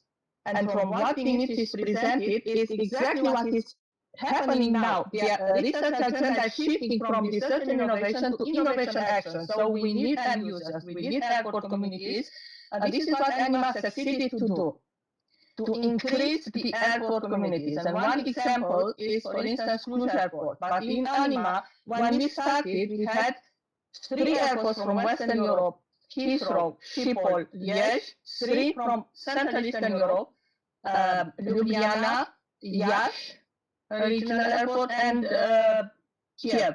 And now we've increased the community of airports. So I'm confident that ANIMA will be successful. However, this transition needs to find a gap. And what I'm doing also, because I'm working from what you presented on climate change, climate impact as well, I'm trying to bring ANIMA into decarbonizing airports. How? Through interdependencies, noise and emissions. And here I will present later the successful story of Cluj Airport, which, by the way, can answer the question from the student from Berlin asking about data of airports and communities engaging. This is the type of example as part of our study quality of life indicator. Probably I'm talking too much. Please stop me because I'm extremely excited and I'm frustrated not being with you there. Very interesting. We miss you here, but we hear you very well. So we will definitely involve you in the whole panel discussion. So thank you for your introduction. Thank you.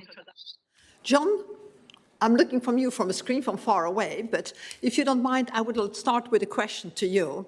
You and Hakan, you know, so you have played a leading, a pioneering role. I have to be very careful with my words here, the way I use them, on the issue of aircraft noise. You're active in this field for a long time. You know, how has ANIMA, which is a recent project, helped you? Was it helpful? And if yes, where and what exactly? You have mentioned before in your introduction that you are now presented together with Heathrow Airport. So is it just a natural evolution? Is it thanks to ANIMA? Do you use ANIMA tools? Enlighten us. I think it's a bit of both, actually. I mean, I think there has been a natural evolution in working with Heathrow over the last 10 years. We didn't work that closely with Heathrow before that, but over the last 10 years, there has been a natural evolution. I think ANIMA has played a role in helping that happen, but I think more widely, ANIMA has enabled what is best practice at some airports to be talked about at other airports. Because I think what I found in the UK and also in the work I've done in Europe with different airports there, that it's been very hit and miss where the good practice is. In some airports it's been quite good and it's been getting better. In other airports it hasn't traditionally been very good at all. And what I think ANIMA has done through its work and through its research, through its involvement with all stakeholders and a different diverse range of participants, is enabled a lot of airports to adopt best practice in a way that they possibly weren't before. And if I may just say also, I think that could be very useful in the future, because we've got things like performance-based navigation, PBN, airspace changes coming in. Now, they're going to be difficult, they're going to be controversial. There are ways, I believe, in which communities can be involved and the noise situation can be improved through PBN, but it does need engagement with communities at an earliest possible stage. And that's the sort of thing which I think ANIMA has enabled to happen.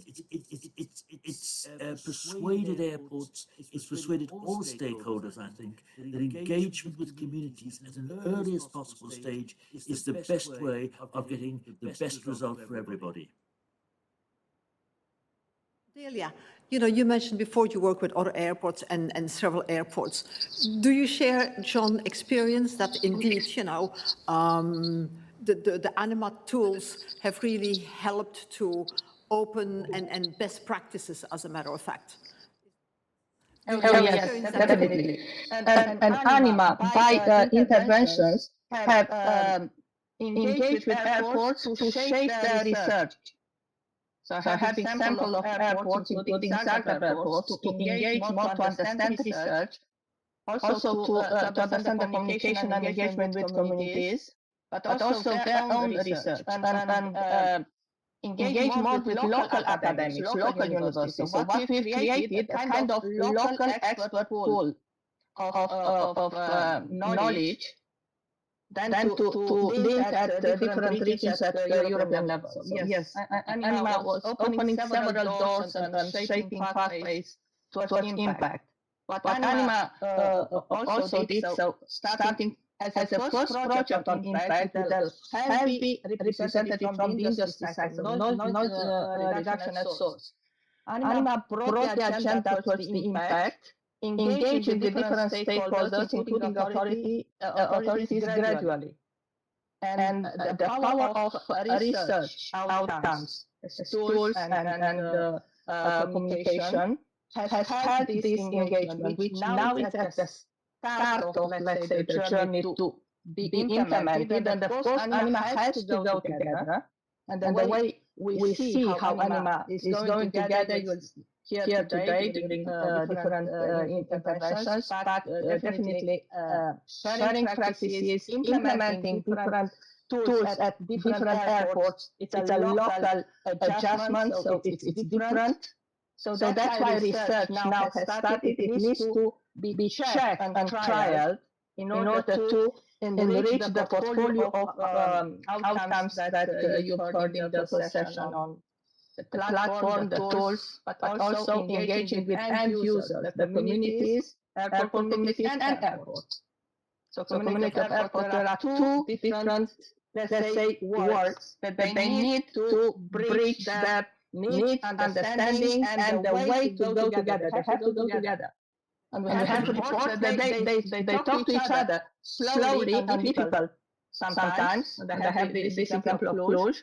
But we've succeeded. Yes, John, please. Yes, sorry, can I just add very quickly, because I think one of the other big things that's coming in, of course, is the increase in the number of planes. And when there's an increase in the number of planes, then that's a real problem for local communities. The volume of planes, the number of planes. And I think where the ANIMA tools could be useful is then how do we deal with that?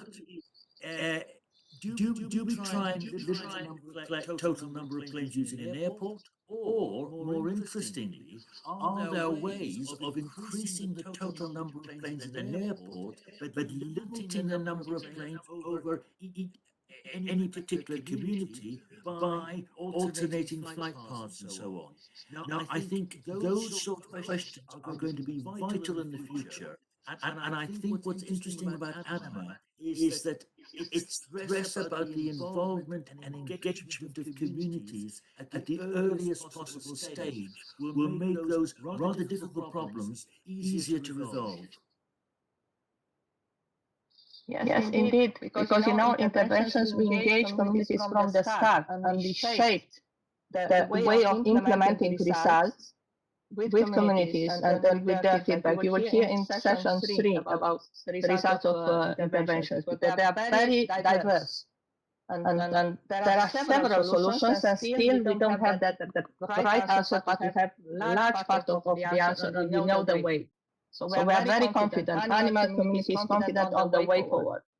How we do it, we have to investigate it. I would like to direct a question to the airports, to build on, what John said, and then afterwards, Delia. Do you feel the same way? Because you have to balance, of course, the communities who don't like the noise. On the other hand, it brings economic development to the region, and your airports, you do need, the traffic. IASA Airport, I don't pronounce it right, but okay. Explain a little bit how ANIMA can help you, and how do you hope to... Actually, ANIMA did help us. A few days ago, someone was saying about land use planning. There were mistakes which has been done years ago. Actually, and unfortunately, those mistakes are still made on land use planning, because our problem is the people are still buying land close to the airport to build dwellings. How we address this problem, we didn't have direct dialogue with the community, but with the representative, which is the mayor, and also the representative of local administration, and also the policymakers, the government representative, and we had the pleasant surprise to get a positive response from them on this matter. And the actual problem, it was they were not knowing about, not even knowing how, knowing about. So the communication, it is important, but it is important where to find the information and how you make this communication. The main problem before ANIMA, it was the information was not available. I mean, for few big airports, you could find on their site how they manage the aviation noise. But for most of them, you didn't have access to the information. They were not public, and you needed, to know someone to help you to get this. So ANIMA, yes, it is a big deal, actually. ANIMA platform for a small airport. Okay. That's my point of view, not only as a member, as what ANIMA calls a starting the journey airport. You have no expert, so just go there and you will find whatever you need. Okay, good. Emily, you shared the same experience? Yeah, ANIMA really helped us to put word in some of the concepts like annoyance and non-acoustical factors that we didn't have. We saw that in particular when we talk about with the local communities and so on, but we didn't have the knowledge, the theoretical knowledge to address this thing. And so ANIMA helped us with that. And with the dialogue with local communities, it's really important to find the right balance between economic, social, and other environmental issues. So we have to talk with the local authorities, we have to talk with the citizens, we have to understand their point of view and... Yeah, you have to... Yeah? Yeah, sorry. Sorry. Sorry. So we have to talk with the local communities. We have to understand the point of view of the other and try to search an understanding between the two of entities. And ANIMA help us to put best practice and knowledge with this discussion and to have a little bit theoretical knowledge in the discussion about feelings. So it's really important to continue to talk and to continue to disseminate the knowledge that ANIMA put in words to I don't know how to end this sentence, so... You know, to expand the knowledge and so on. But do you feel when you talk, because communities can be very difficult, you know, and like I said, often it's also the perception, and once you build on that perception, it goes on and on. Do you feel when you involve the ANIMA tools, is there a, I don't know how to say this, is there a larger respect for the tool? Do they see the independence of the tool? Because it's a multidisciplinary tool developed not by one entity, not by a community, not by an airport, because communities quickly say, oh, it's the airport, or I'm sorry, it's the manufacturers, it's the aerospace industry, because of course they want the aircraft and the engines to fly. Do you see there is kind of a different perception and recognition because of the tools, because of its independence? I really don't know, because the definition that ANIMA provides is really helpful because it's an outsider's perspective and it's not the word of the airport. So this is good for the citizen, but noise is a topic so visceral that citizens can also find another definition that suits them more. But with ANIMA, they put the local community's views in the tool, so this is good. Yeah, yeah. You know, to come back a little bit to the aerospace industry,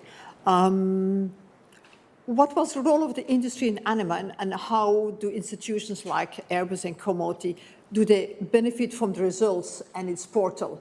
And is it, because you know the benefit for the communities and so on, is there a benefit for you too to? I would say yes, there is benefit for us. Not only with direct deliverable from ANIMA, but also what we learn. And we learn how to communicate. We learn also to communicate. I think it's the most important thing, and we begin to do that with Toulouse Airport and Orly Airport. We communicate with people around the airport, we communicate with people from airport, and we explain what we do, what we can do, what we could do. I think the main benefit from ANIMA for us is continue to explain what we can reduce as noise annoyance also, or noise unpleasantness. We work on that. We imply more and more perceptive aspect on noise. It's very important. So I think, yes, there is a benefit for us. Yeah. Because we also make a confidence behavior with people around the airport. Yeah, it's interesting, you know, that you mention that you learn to communicate, because of course, and you know, I'm sure Commodity too, but Airbus, you build on engineering. And indeed, when you take the noise of an aircraft over the years, it really has reduced dramatically. You know, I remember standing at an air show and a 350 came in behind me and you barely heard it. But to learn to communicate what you have been doing and so on is essential. So, and obviously there, ANIMA has helped you to communicate all the things you're doing, you know. So, you know, for Commodity, do you have the same feeling, or is there a different benefit for? Well, first of all, of course, there was an important increase in knowledge, which was actually leveled up to the national level. It was an interesting perspective on how to approach aviation noise management, and keeping in mind that when you have to develop technical solutions, you have to look at the needs of your customer. But in this case, you have your customer, an airport. Let's give an example. But indirectly, the end user is someone from the community. So you have to make sure that you take into account also their view combined. So of course, within ANIMA, we were able to understand how could this circle describe appropriately what is needed in order to implement solutions in aviation noise management in a more efficient way. And of course, the noise platform is a very good tool, is a well-structured basis. It addresses all types of audiences. It is a very useful tool for everyone and also for us in shaping new research scientists, for example, in opening discussions with different other stakeholders that are involved, for example, airports that are involved actively in addressing aviation noise management, the ministries, and so on and so forth. So within ANIMA, there are different types of benefits that can come directly or indirectly to us and to the entire community that we work with. Interesting. Dan, you want to add something? I see you smile, so yes. I just wonder myself if I have enough more ideas. Well, yes, at the beginning, during the project, we have to establish some special relations with a lot of stakeholders involved in this. We involved them in this project, like airports, ministries, policymakers, and so on. And we discovered that they really became interested in what ANIMA meant and how ANIMA could help them in the future. So during ANIMA, we tried to build trust between all the stakeholders, and we had repeating meetings with them, and also encourage them to meet each other or to speak each other the same these topics, and what some of them they did, and I'm glad that these things consolidated also Commodity's position as a lighthouse in the field of noise management impact in Romania. Yeah. Okay, you know, I have a question for Dimitris and Delia. Did you have any kind of expectations at the beginning of the project? And from your point of view, are the main goals achieved by ANIMA during these 4 years? Delia? Sorry. Yes, so expectations at the beginning, yes, to set up this dialogue between research communities and end users, realizing that the bridge between the airport communities and the residents is a need. So this was a challenge firstly to see if we understand impact as researchers, if we know how to communicate impact, and if those with whom we want to communicate will be interested, and if we address their problems. At the end of ANIMA, definitely, yes, I'm happy about the results. We've increased the ANIMA community network, but one question remains, and this was realized by the mid of midterm of ANIMA. The airports need impact in general to assess impact on air quality and decarbonization as well, not only noise. So the question from some airports was, this noise platform is fantastic. Is it working only for noise? Can we adjust? So how can we move it forward? So what will be the research community doing in future to really help the impact at the airport level? When we started ANIMA, well, after 1 year, I guess, another project on air quality started, Aviator. We went in a parallel way. Now it's time to bridge the gap, to work together on impact, noise, and air quality and emissions, particularly the decarbonizing the airport agenda and Green Deal is now everywhere, and it is our strategy at European level. So the way that I see ANIMA moving forward is to engage airport cities. So from the airport to go to the cities.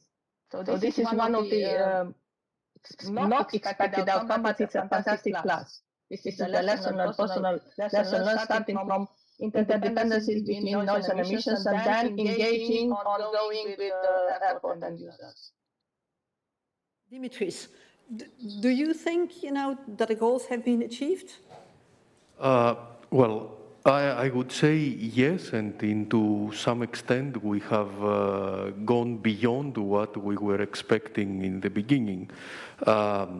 As a university, we are interested, if you like, in two axes. The one is education and the other one is research. From the research part, the goals of ANIMA have been greatly fulfilled, and actually we have gained both in terms of insights and understanding of the impact of noise to airports and communities, but also on the fact that we have built quite a few prototype tools of high quality that have helped us to gain this understanding, but also that can be used in the future, both for assessment and research purposes. On the other hand, on the educational part, we can also, and we are trying now to incorporate the knowledge we gained and the tools we built in the educational process. For example, our university is going to build a new bachelor on aviation, and we plan to contribute some of the ANIMA tools to be used as part of the courses that will be taught. And also from my personal, let's say, small corner of research, it has been a great opportunity to put in real world settings the research that we are doing on understanding social dynamics, on analyzing social discussions on social media and on different online forums. So in that respect, I think that ANIMA has gone beyond the initial expectations. Okay, amazing. John, do you agree with what, Delia kind of insinuated, that she thinks that the ANIMA noise tools should be expanded into other, probably carbon reduction and so on? And building on that, I would like to maybe rephrase or ask another question. Decarbonization is a little bit a topic for the moment in aviation, on sustainability. Do you see it taking over from noise? Do you see it adding to noise? How do you see this going? John, do you hear me? We don't hear you. Yes. Thank you. Yeah, I'm fine. Well, I think my feeling is that there's probably more, generally speaking, moving just beyond ANIMA for a second, generally speaking, there is much more emphasis right now on carbon than there is noise. And I think, to be quite honest, some of the local residents are concerned that noise may lose out. You know, there's a huge amount of emphasis on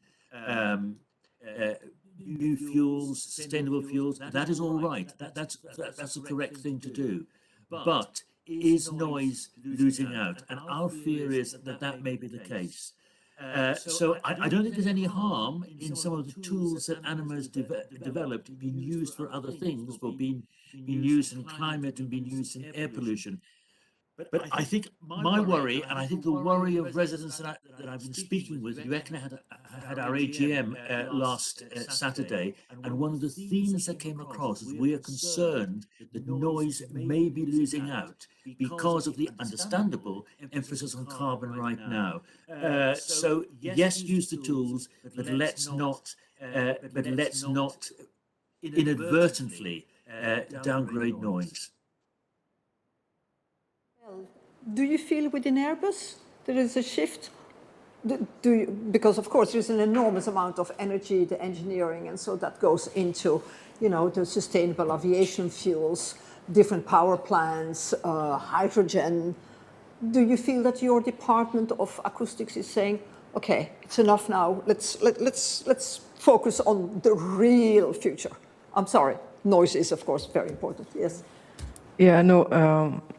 So I can say what I see in my department, and acoustic is involved at each development with new aircraft. So I don't have this feeling to be discarded. Noise is not discarded.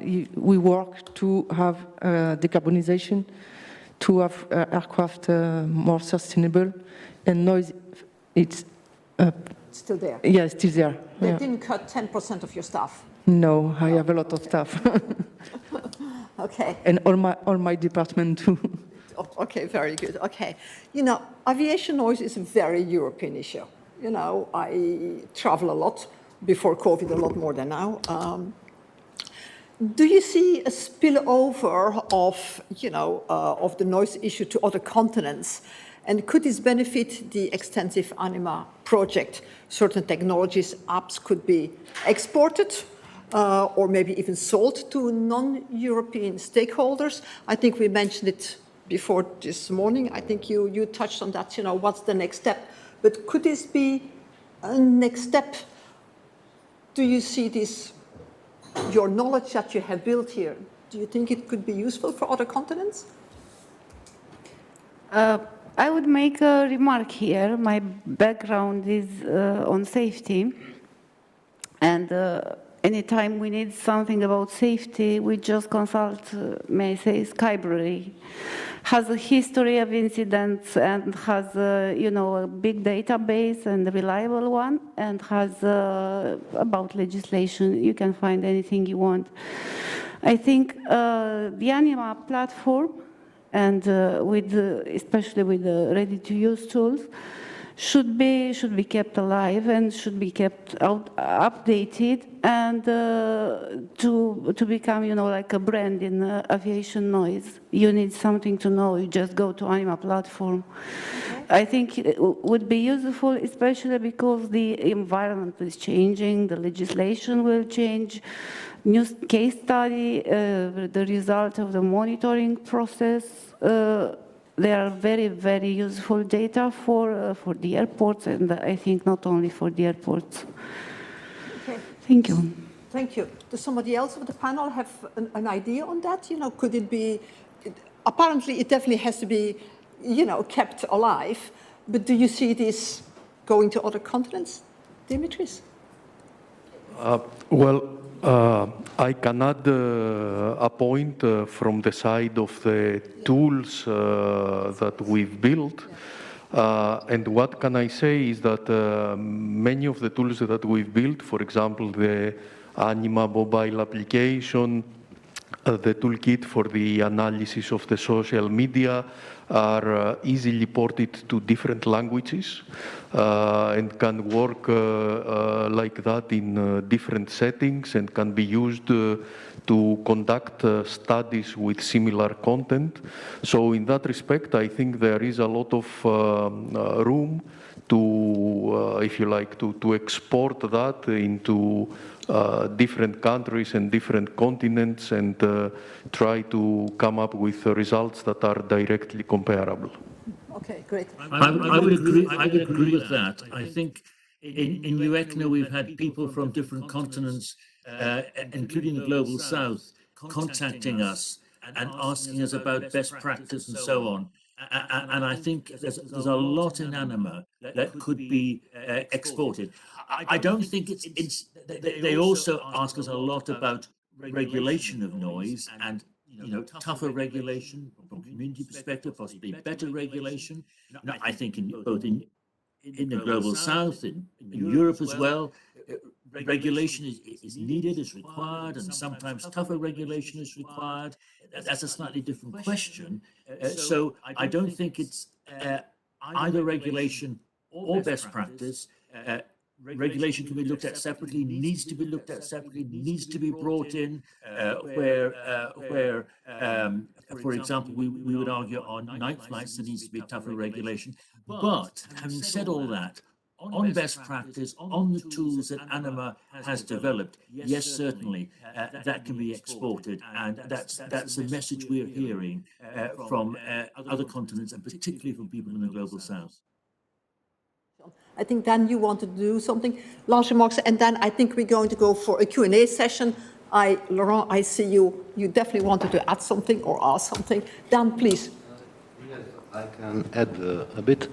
During the ANIMA project, I received a lot of, let's say, need of best practices from Romanian stakeholders. They would say, how should I do this? Do you have an example? And so on. So as a parallel with these happenings, I think the other countries can use it successfully. And I think also that we might find a way to exploit this platform, or even complete it with the decarbonization issues within another project, because it will be a unitary platform for both, and so we can deal also, as Delia said, interdependencies within it. Okay, great. Thank you. Okay, thank you. Okay, we're going to go and open an audience Q&A. We have questions, from the room, but of course also from the online audience. Laurent. I would like to make some remark on what has been said. Just before making the remark, I would say also on practical level that the question on the slide we'll do our best to reply by some written answer. Of course, thank you very much. I know that some people asked some questions a long time ago, and they are probably expecting the reply. They will have their reply. I wanted to say a few things. First, I was myself very dubious, even recently, that ANIMA actually brought something new, because most of the knowledge was here. Not all, of course. We had some new knowledge, but most of the things was here.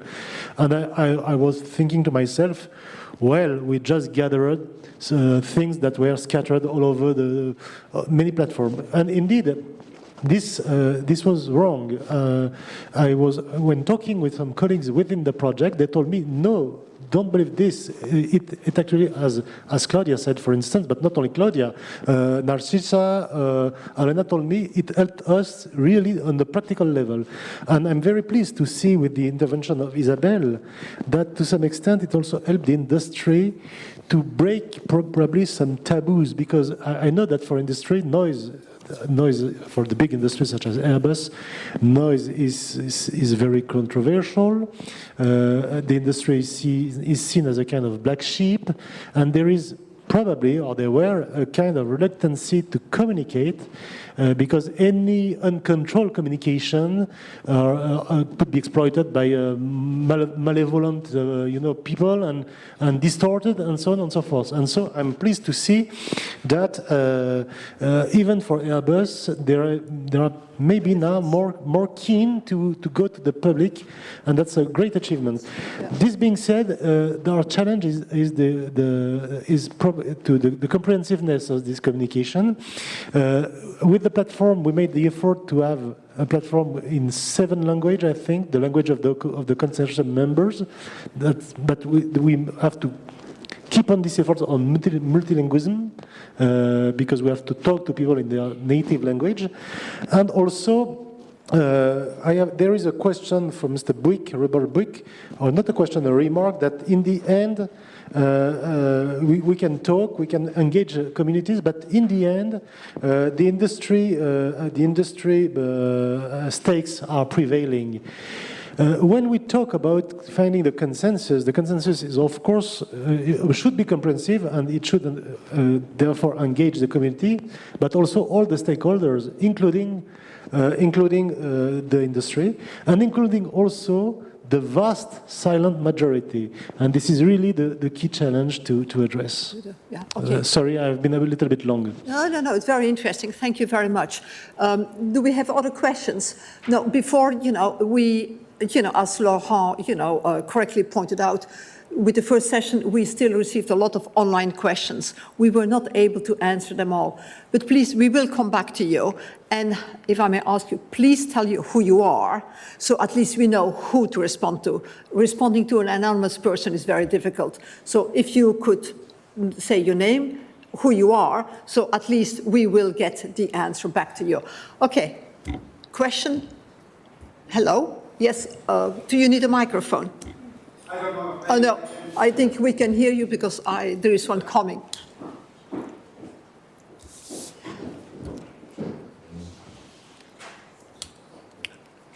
Thank you, Nico. Nico Van Oosten from Anotech again.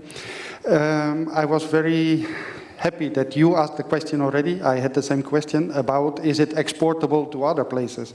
In fact, we will have a test case now because we were asked in South America to do something like this. Congratulations. Yeah, and there we already found a bit let's say, the lack of history of citizen participation, to say it mildly. How do you see that? Because the first thing we say, no, you have to communicate. No, please don't. Then they wake up. Yeah. So how do you see that? How do you see that? Is that something that in Europe also happened? I think it does. And how do you deal with that?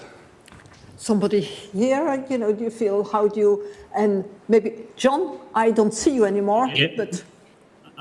Yes, that's a really interesting point from Nico, and it's something that we hear as well from South America and from some of the other countries. People, some of the airports will say, no, we mustn't communicate because as Nico put it, we will wake up people. Yet what we're hearing from citizens is that they are desperate to communicate. They are desperate to have an answer. They're not desperate to shut down airports, but they're desperate to talk with the airport, to engage with the airport. And I think that's something that's an export that ANIMA could certainly usefully do. I think also that did happen. That perhaps still happens in some European airports. It certainly did happen in European airports. I know it happened at UK airports where there was a very mixed picture. It's getting better, and the ANIMA process can help that. Nico's absolutely right. There's an awful long way to go in some of the countries outside Europe. Delia, you have an international scope of your work. Do you see it's an exportable product? Do you see the community interaction an issue in other continents? If you can say something on that, and maybe brief, because I think we have other questions and our time. Yes, definitely. So increase of quality of life will trigger complaints. And this I can see in Asia, so in Asia Pacific. The traffic is growing faster than what we had in Europe 20 years ago. I have a project there in Laos, and they are concerned about, the airports are concerned about noise impacting communities. So the campaigns are starting. My advice to Nico and some other airports is to understand the need to engage earlier with communities. Because the information is there, it's out. Residents of the airport will inform each other from what's going on in other regions, and they cannot avoid the pressure from communities. And I have examples of several airports already, starting with Bangkok and some Chinese airports. You'll be surprised, the complaints are starting there. About transferring animals, best practices and platform and tools in other regions, definitely. I think now it's the time. How we do it, we'll see what is the European Commission program, international program outside, if we can identify local funding, national funding. But definitely, there's need for ANIMA because we can diminish the gap between timing, waiting other regions, to be burdened by complaints or avoiding and engaging earlier in this. Do we have another question from the room? No? You have questions online, please. Yeah, Alexandra.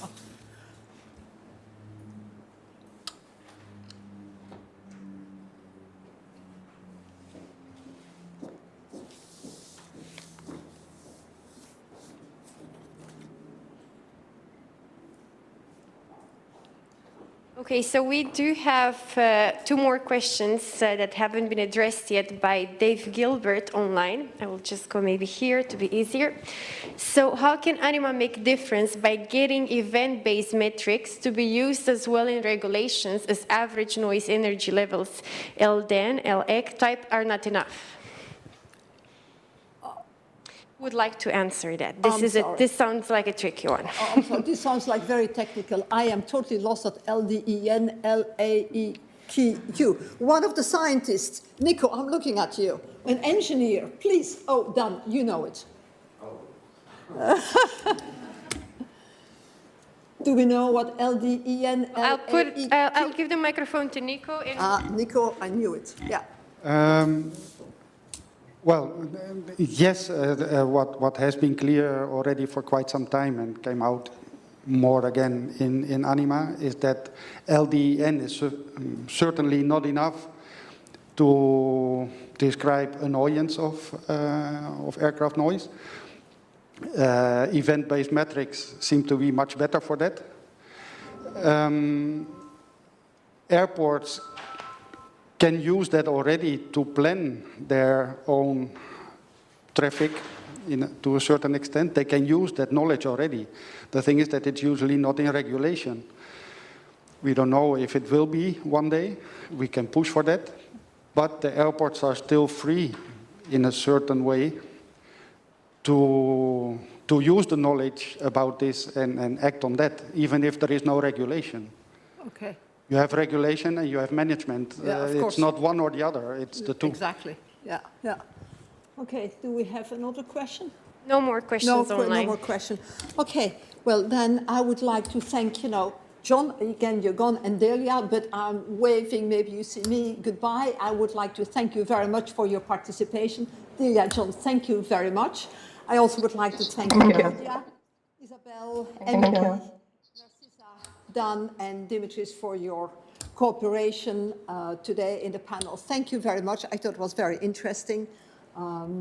Bye-bye to the UK. Yes, that's it, both in the UK, and bye-bye.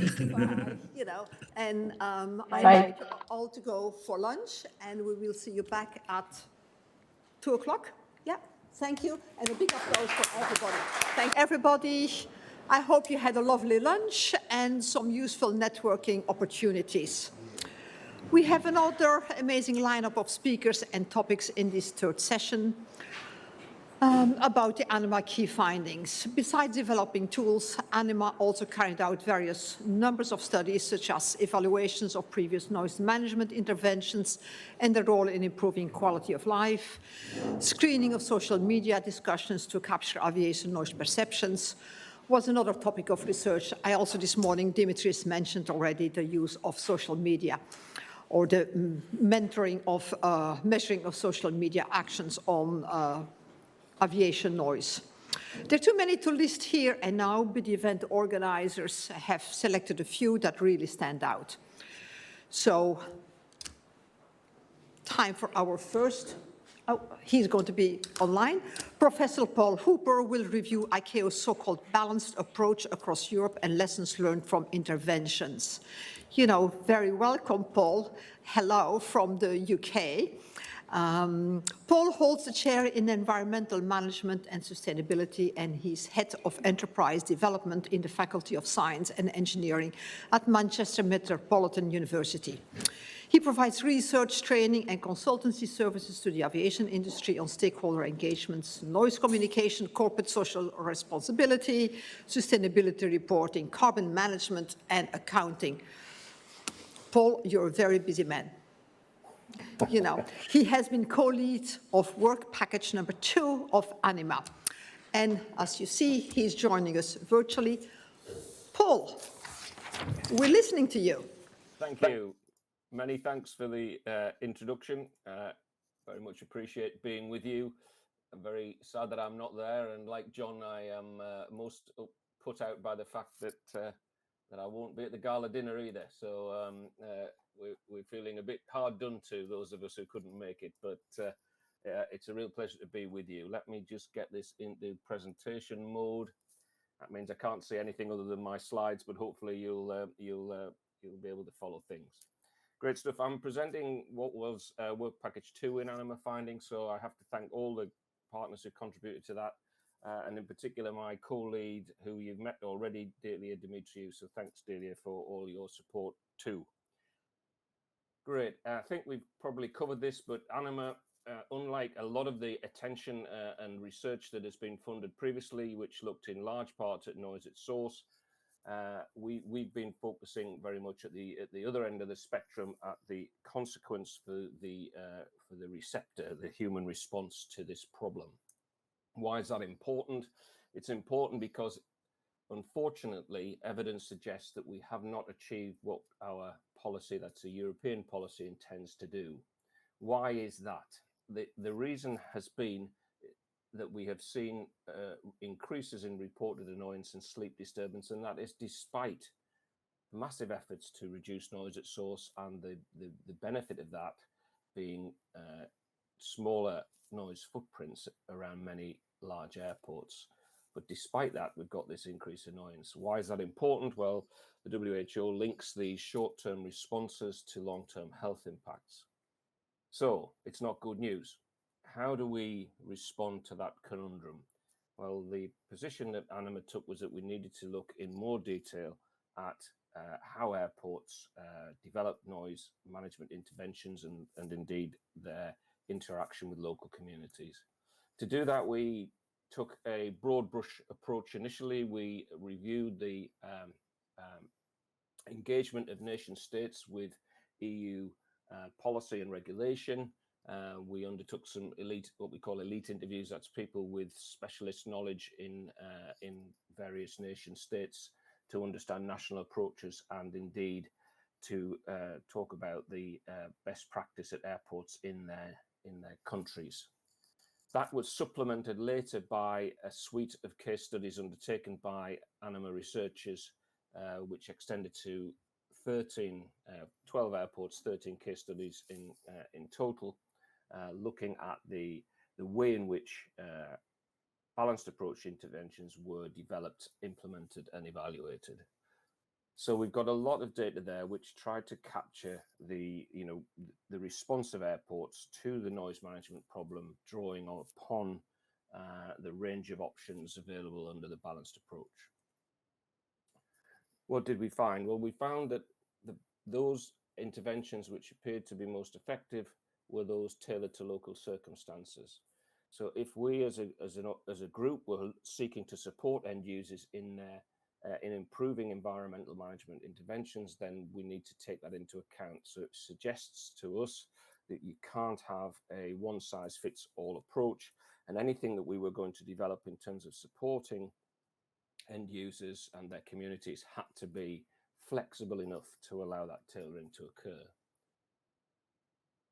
The other thing is that there was an element of questioning the effectiveness of actions. That a lot of airports had done many things, and some airport representatives as well as community representatives were unsure of the value of some of those.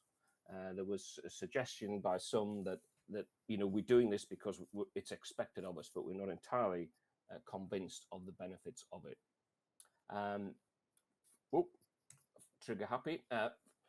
Land use planning came out as a particular challenge area, and I think we've already had comments from our friends at Yash highlighting the challenges that occur when you don't have a good handle on or clarity around your land use planning responsibilities, and thus what might be avoidable encroachment has occurred. This question of direct benefit to communities, what do we mean by that? Well, the point here that seemed to come out was well, it's the sense that communities value these changes. So if these changes are predicated around trying to protect or enhance community quality of life, then we should be doing something to try and systematically evaluate the consequences on quality of life from our interventions, and that certainly had not been the case.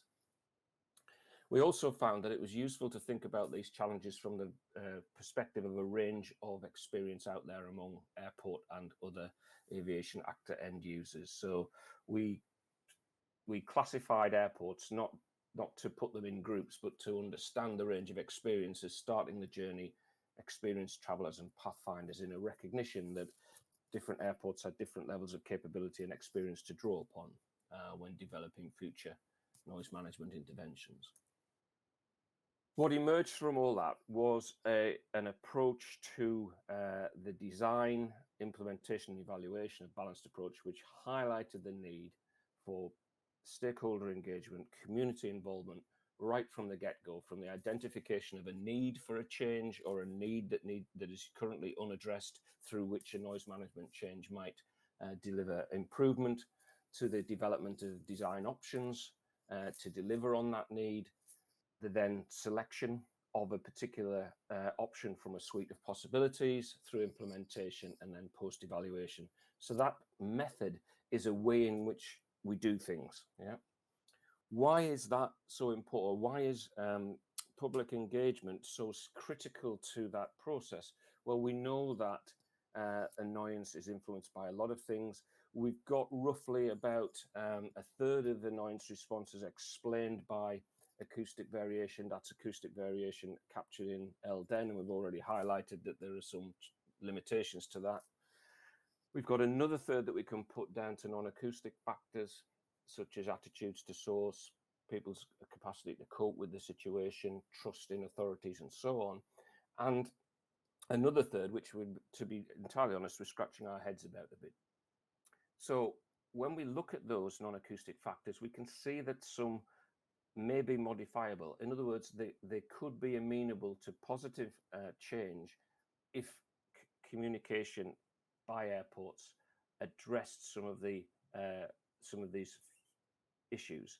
So the attitudes towards source, the influence or the level of influence and perceived power to influence decisions, perceived control, trust in authorities, and so on, are strong impacts on annoyance and appear to be modifiable by effective engagement. And I must stress this term effective. I think we need to come back to that, because it's not just tokenistic consultation. This is proper engagement through which influence is brought to bear on the situation. So if addressing non-acoustic factors is important, if communication and engagement is central to that, then we need to start to help clarify what we mean by effective communication engagement, and in the course of ANIMA, we've attempted to pull together a range of experience and theory to highlight what makes for effective communication and engagement. We have emphasized the need for meaningful engagement, and again, meaningful goes back to this question. It's something that is important to communities. This is not a talking shop. This is about influencing change which has a direct impact on affected communities. Through that, the capacity to control and influence should increase. So that should be an empowering process. It should be one that is driven by community concerns and values, which in theory means that the interventions emerging from the process are demonstrably linked to things of value and therefore deliver things of value ultimately. There's a recognition that in that process of engagement, we may well need to have enhanced communication tools because some of these issues are quite complex and the prediction of what might be if we change X or Y can be quite difficult to capture. And we've certainly seen a role for oralization and visualization techniques such as virtual reality there in making some of the possible future changes more clearly comprehensible. The quality of life issue, we've tried to unpack that because it's a very complicated and multifaceted thing, and the question for airports is what elements of quality of life can they reasonably expect to influence. In respect of understanding the extent to which previous interventions have had an influence on quality of life, we attempted to do that by looking at past interventions, and I have to say it is very, very difficult to make a link between a change and quality of life if there was never a link made or a rationale for that link made at the start of the process. So that we drew the conclusion then that that needs to be central to the whole process from the start, such that evaluation is actually part and parcel of the whole process of change, not just something you do at the end. How did we get to grips with how that might work in practice? Well, we undertook a range of further case studies and we must thank the airports involved here for their involvement and support.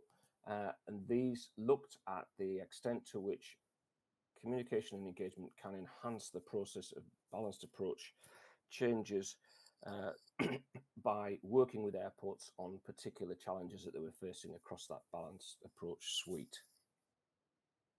What emerged from those? Fundamentally, this is not an easy place to be. There is a balancing of the benefits of transport growth against the environmental impacts associated with it. That is not a comfortable place to be. It takes negotiation and it takes the art of management. And I think this is something that we're emphasizing here. What we have to do, if there is a balance, is to flush that out so that we can see explicitly where trade-offs occur, so we can be transparent with communities when it comes to understanding the consequences of a change and try to work towards some form of consensus there, acknowledging the fact that you will never please all the people all the time, but certainly going through a process where you move towards a more acceptable outcome for all stakeholders. So that is, in effect, negotiating with communities a license to operate. So how do you do that? Well, and this has already been acknowledged, you do that by starting early with your engagement with stakeholders and ensure that engagement process is followed through, that you listen, that you respond to it, you capture the messages, and you show how you're responding to them. So those who are presenting views get a real sense that they are being listened to and being responded to. Indeed, that may well be that you have to then demonstrate that there are challenges and trade-offs, but let's flush them out and let's be clear about what they are. And the final point is that particularly among the airports in countries where the regulatory framework is less well developed in terms of noise management, it's clear that the sooner that clarity happens, the sooner that governance structures are clear and responsibilities are clear, the sooner problems will be anticipated and avoided. So what does comprehensive community engagement look like?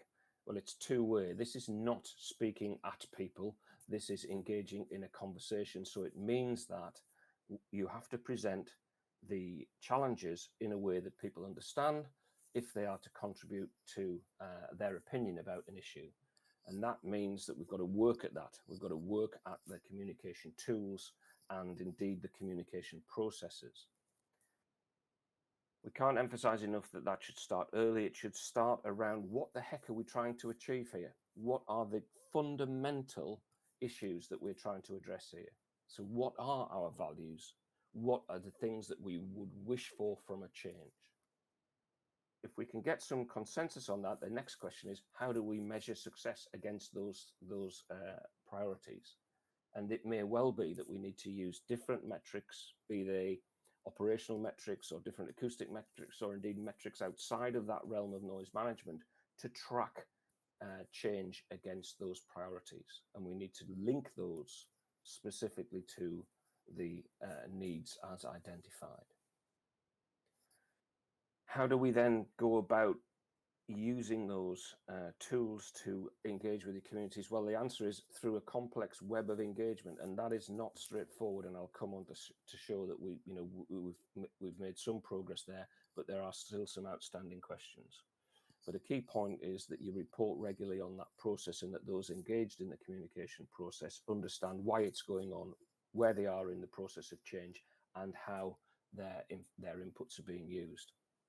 So a rider there is, it's not about doing the right thing, because that's not something that we can define in advance. It's rather about doing things in the right way so that the right thing to do can emerge. And I think that's a key learning point.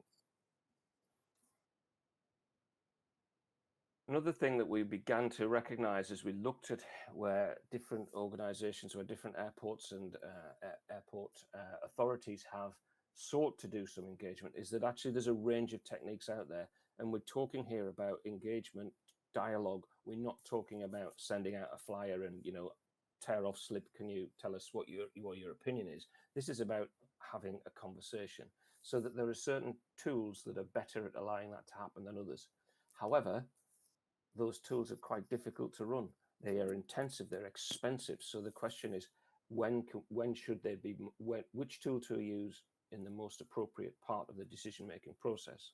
The comment here is a suggestion that as we move from concepts through to actual options, it may be easier to involve a greater proportion of your communities through some form of online engagement potentially, when the choices become simpler and are easier to, and the consequence of an option becomes simpler and easier to illustrate and gain opinion on. This is just a little comment here at the bottom, drawn from the UK experience around airspace change, and it just shows you that there's a difference between the responses that were garnered through focus groups and online. So we need to think a little bit about why that might happen. That's just an aside I'll try and pick up on later. Trade-offs. Said that this is difficult. Now, we often talk about trade-offs between commercial and environmental issues, but of course we have trade-offs between environmental objectives, and we often refer to these as interdependencies, and these are becoming increasingly important to us as we move forward, and certainly essential to Horizon Europe foci. Transparency is essential. What do we mean by that? Well, if you are going to trade off between one thing and another, let's understand what the consequences for those various objectives are. And that has to be flushed out in a transparent way, a way in which will allow people to make their own assessment over what better looks like. Technical assessments can help us do that. The use of novel metrics can help us do that. But actually, those are objective measures of change in certain spheres. What the best balance is often going to be something that's around negotiated outcomes. So your technical objective assessments don't basically make your decisions for you. There's still a management component there. And then a particularly challenging issue is where we find that some of the changes that could be proposed will lead to a redistribution of noise. So potentially there will be winners and there'll be losers from a change. And the question we have to ask ourselves in those contexts is, how do we deal with winners and losers? How do we identify them? Is it okay for certain communities to win and others to lose? Who should we be prioritizing if that's the case? Do we prioritize the most affected? Or what are the basis of those decisions? And that's something else that requires some fundamental discussion with stakeholders. This is a commentary around the governance situation, certainly that we found in locations that are less experienced with noise management. And I think the take-home point here is that working with various agents of authority is really critical to understanding how best to use those systems to achieve the outcomes that you would wish. And we heard from the Yash example about the challenges of moving forward and understanding planning regimes such that they could work towards limiting inappropriate land use near the airport. So I'm getting close to the end. You'll be pleased to know what are our recommendations. Start early, clearly explain why communication is taking place. So what particular part of communication are you being asked to be involved in? Where does it fit into the grander scheme of things in terms of decision making? You've got to accept the fact that some of these issues are going to be complex and require time to explain. And you're going to have to get people in a position where they are confident to express an opinion because they understand things well. In terms of tools, more qualitative but less extensive tools may be appropriate for that particular stage in the process. What you're trying to develop through this process is a mutual understanding so that you can build together a sense of common direction.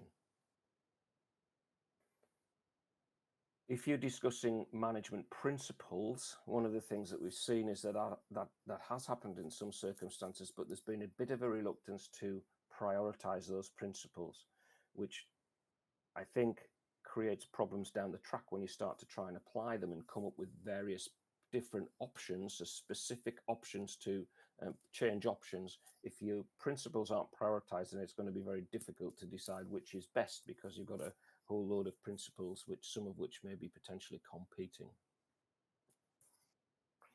So where does that take us in terms of the future?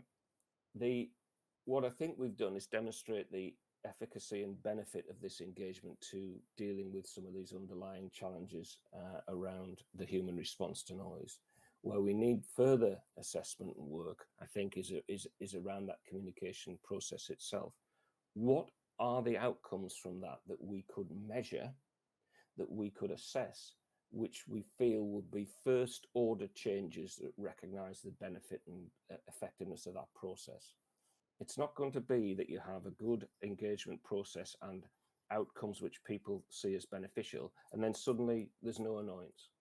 It's first order. What are we looking to achieve? Are we seeing that people are more accepting of the outcomes? Do they perceive that the process that they have been through is fair? Do they value the specific changes that have been achieved by that particular change process? So we need to work on understanding that in terms of how we can assess progress going forward.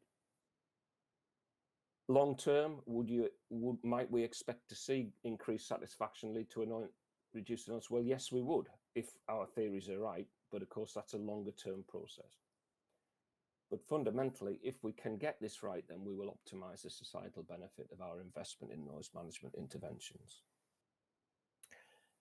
It's a tough job.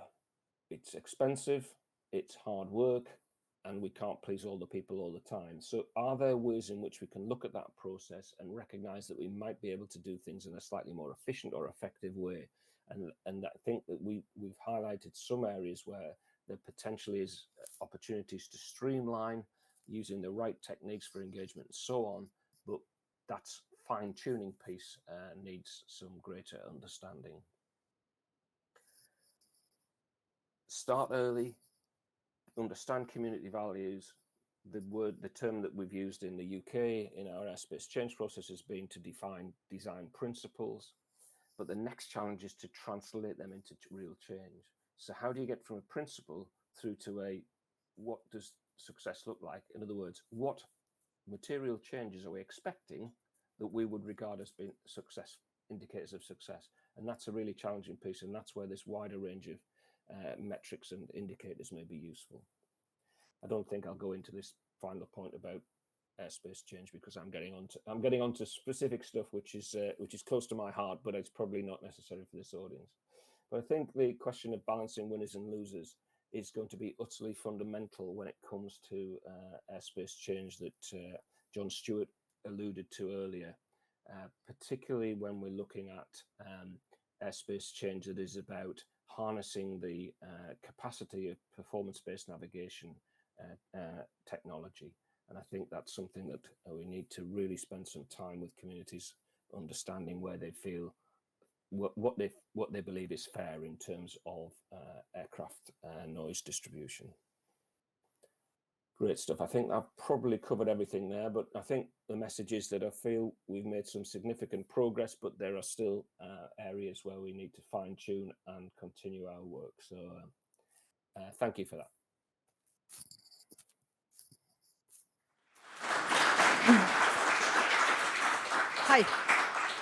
Hi, Paul. Thank you very much. This was illuminating, well, for me. And as you mentioned, it's a complex and uncomfortable problem to solve and to have. I have plenty of questions, and I'm not taking over the conversation here, but there you are. A couple of points. So the first one is, when you said, so the communication with the communities is essential, and it's a tough job. Now, which kind of person, which kind of background, which kind of skills would you recommend that person has to, do you have to have an engineering background? Do you have to have a psychology background? How do you, which kind of profile would you recommend an airport hires to lead those conversations? That's a very, very interesting question. I think the answer is no simple answer to that. I am not an engineer, I am not an acoustician, and I am not a psychologist. So what the hell am I doing in this audience? You might ask yourself. Yeah. The truth of the matter is that one does need an understanding of the processes through which you are trying to move in dialogue, and I think that's critical. But you do need to have people who are experts who can explain what is going on, but you also need a translator to get you from the complexity of some of the metrics that are used, for example, to understanding what that means for normal people like me, if I can call myself a normal person. I think that's a non-answer, by the way. Yeah, it's evidently as complex as the problem of, solving the whole complex matter, because also you might have a community and you're engaged with the community. But I know of at least 2 airports which would, me as a journalist that I follow closely, and 90% of the complaints about noise, formal complaints, came from 10% of the complainers, so to speak. So that again causes a kind of an imbalance. You have kind of the hardcore, I guess you have it in unions too, but you have it in the community too. So another difficult issue to tackle though.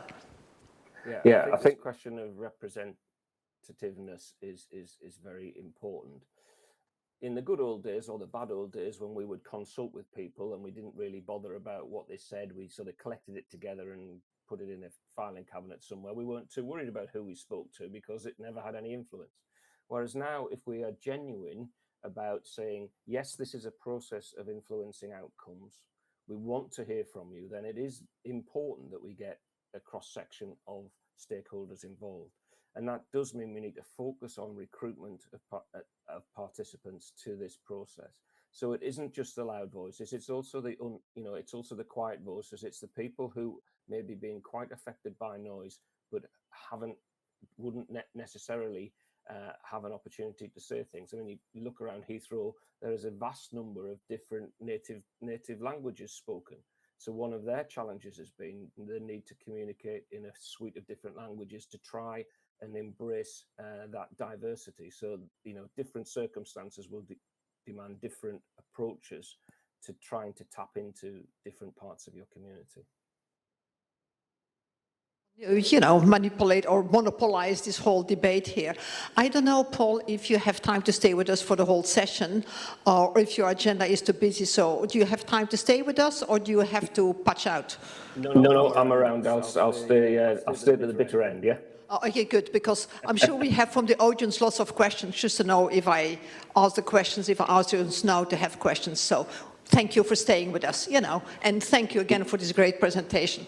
My pleasure, thank you. Okay, the next 15 minutes we have Roalt Aalmoes. You know, Roalt, thank you. He will share his research on reducing noise impact and improving quality of life by addressing annoyance. Roalt works as a senior R&D engineer at the most respected Netherlands Aerospace Center. Very important. Roalt, please.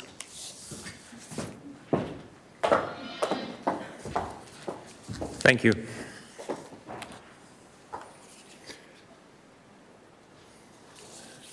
Thank you. I'll try to present the work package on reducing noise impact and improving quality of life by addressing annoyance. This work package aimed at significantly deepening our knowledge, scientific knowledge on annoyance with the objective of better characterizing and assessing the weight of non-acoustical factors. Annoyance is a set of complex multifactorial phenomena that cannot be characterized by simple figures. First of all, you will hear some partners on some various research, but other that are not mentioned, I would like to emphasize. So I would like to thank ONERA, MMU, Airbus, ANOTEC, BME, and Environance, National Institute of Public Health in Slovenia, and SOIS, because it's been a pleasure and my honor to be working together with such a fine group of domain experts.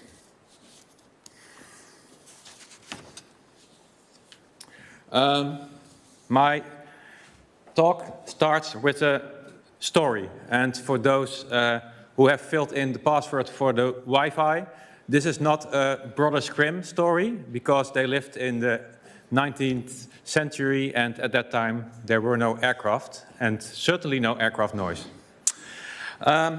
This is our girl. I called her Amina, and she's sleeping, she's dreaming. She's dreaming about becoming a nice researcher. Who wouldn't want to be a researcher when they grow up? So she's thinking, but something happens. She's sleeping, and she wakes up because she hears the aircraft noise.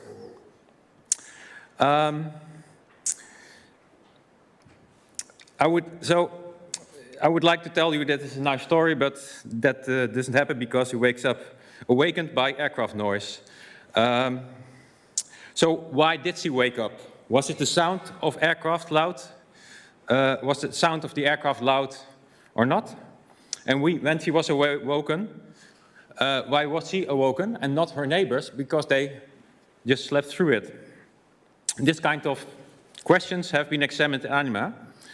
For the first time, a standard exposure response curve on aircraft awakeness is presented to you. This exposure response curve shows the association between the maximum sound pressure level of an aircraft noise event and the probability to awake in a consequence of an aircraft noise event.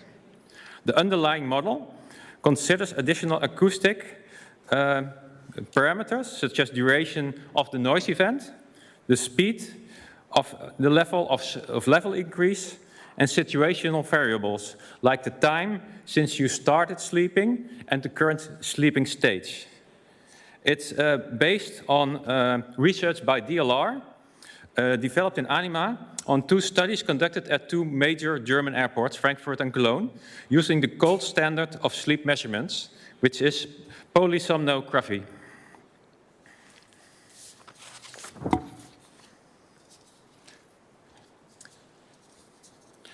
This model considers noise-induced awakeness as an adequate metric for the development of nocturnal noise protection zones, as they are more human-oriented than acoustical metrics and easy to understand also for the affected residents.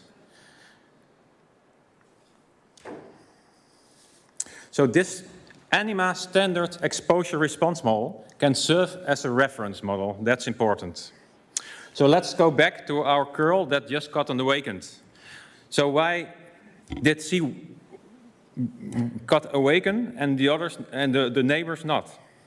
This touches the concept of fairness and plays together with coping, an important factor in the context of aircraft noise. This touches the topic of non-acoustical factors. People's well-being should not only deal with reduction of noise, but also on the circumstances noise is reduced or noise could not be reduced. If you're just outside of the contour that was identified for house insulation, you will not only feel mistreated, but the aircraft noise may also be more annoying as you realize that you didn't get the house insulation while you're still living very close to that contour. In the following, you can see the preliminary findings of a large quantitative study in the vicinity of several German airports. A questionnaire was developed and validated with more than 2,000 participants that aimed at assisting airport operators and noise researchers in evaluating neighborly relationships between airports and the residents. Fairness as a basis for any interaction with citizens has been emphasized in all these quantitative and qualitative studies. It's important to mention that they show correlations and not show causality. That means that these results do not show the direction of influence, only show that there is some strength in the relationship. As an example, our girl Amin may realize that this time she was awakened, but the other days of the week, the airport used different departure runways and the burden of aircraft noise was spread. This is called the distributive fairness. It could also be that she was not well informed of the increase of air traffic in her neighborhood, and therefore she was procedurally treated unfair. It could also be that she had planned to visit her grandmother in Morocco, and therefore accepted some noise annoyance, and that could come with that, and that more or less comes with living near an airport. So then we touches the topic of acceptance and attitude. So this study showed another non-acoustical factor that is important in the relation between airport and local residents, and that's on communication. In what way is Amin involved in changes that take place at the airport that may have an influence on her life? She can think of increase of air traffic, as I mentioned before, but also the other way around. Measures to reduce the noise, the aircraft noise, by adopting more silent procedures may not have such an effect as it lacked successful communication about it. In ANIMA, guidance based on current research was provided on how to engage, involve and communicate with residents affected by aircraft noise. These recommendations are based on current research and extensive studies, such as roundtable discussions conducted in several European countries, and a study examining the influence of media on the perception of aircraft noise.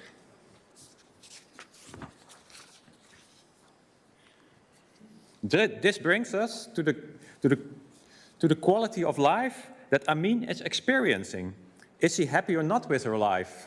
Living close to the airport may have adverse effects, but may also have positive aspects. In ANIMA, we identified aspects that contribute to people's overall well-being. These can be presented as quality of life indicators.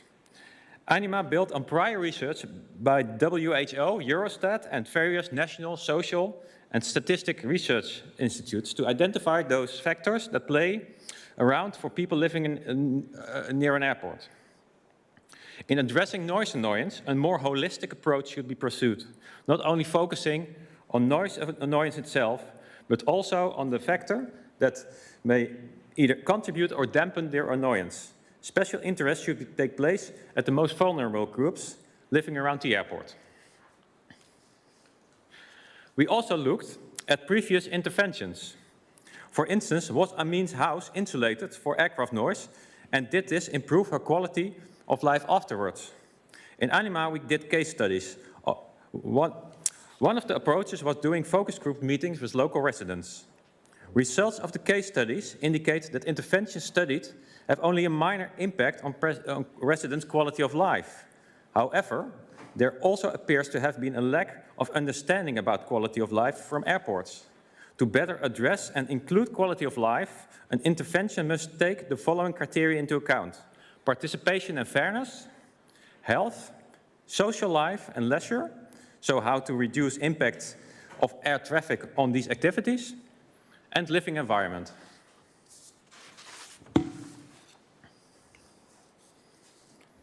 Another non-acoustical factor that we examined in ANIMA is whether the local environment plays a role in perception of aircraft noise. Is a green or urban neighborhood of influence, or whether the aircraft can be seen or not? If we know more when aircraft are more or less annoying, we can take measures maybe in land use planning or in local neighborhoods, like the neighborhood where Amin is living there right now.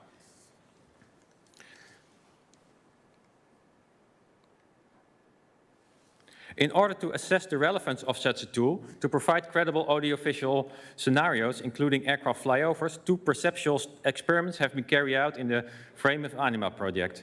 To simulate an accurate and repeatable aircraft flyover experience, a virtual reality simulation was used and developed by NLR, and the experiment was carried out by Cergy, Paris University. The first experiment consisted of a perceptual test in a laboratory context, aimed at assessing the ability of the tool to render reality and audio-visual congruence. The results showed that the quality of the application is very good, with 96% of the participants feeling surrounded by the environment. A new generation blended wing body, BOLT aircraft, is well accepted. So that's a delta-shaped aircraft. And so it's well accepted, even if it's less familiar than other aircraft. The second in situ experiment was organized, gathering citizens of a small city around Charles de Gaulle Airport.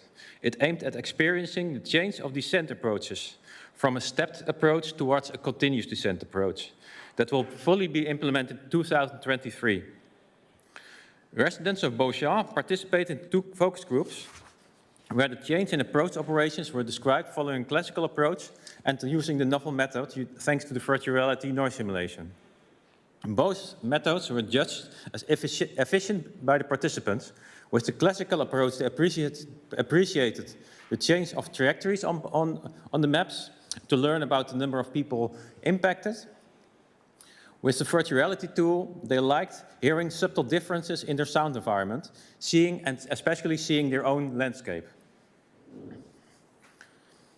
The participants also felt considered and heard as they were being invited to the meetings. But to get a better understanding how Amin perceives the surroundings during the day, we need to question her during a normal working day, or during a normal education day if she's still in school. The mobile ANIMA app, which has already been presented before, allows a person to be asked about momentarily assessment of their environment and combining this with available acoustic data for aviation traffic. The app presents an important collection of multivariate data that could be beneficial for decision-making in land use planning and management of aviation noise. In comparison to traditional methods and exploring the sound environment around airports, the application enables more nuanced capture of the lived experience of the soundscape. The application enables an exploration of the relationship between soundscape and quality of life. It gives a clear indication that sound level is not enough to assess impact of sound of people's well-being and quality of life. So now Amin is using her mobile phone, and she's an active Twitter user. She has also used it to complain about aircraft noise. Or maybe she has complimented on the very good insulation she got by the airport. In ANIMA, we have been monitoring social media messages in relation to aircraft noise. We obtained 11 million Twitter messages. Also, other platforms such as TripAdvisor and Airbnb were used to get user comments. We classify these tweets in using the sentiment, so it's either a positive, a neutral, or a negative sentiment. And in this chart, you can see the negative tweets related to the airport noise in the region of Heathrow Airport. What we can also see is that if we look throughout the year, that in March and August, more negative Twitter messages are issued. It's not known yet, but it can be related maybe to vacations, but that's something for further study.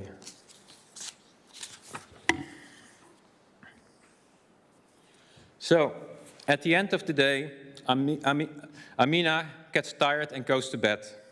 And as the day closes, so does the ANIMA project. How do we keep this research alive? We know COVID-19 has caused a fast decline in air traffic, and thus also noise annoyance. And also, although the virus is not yet away, we have already seen an increase in air traffic. And we do not know what this effect will happen in the near future. But we now already know that the number of complaints at this moment is already at the same level as in 2019, while the traffic is not yet onto that level. A very obvious example of another non-acoustical factor. This emphasizes the need and so this emphasizes the real need of this research towards non-acoustical factors.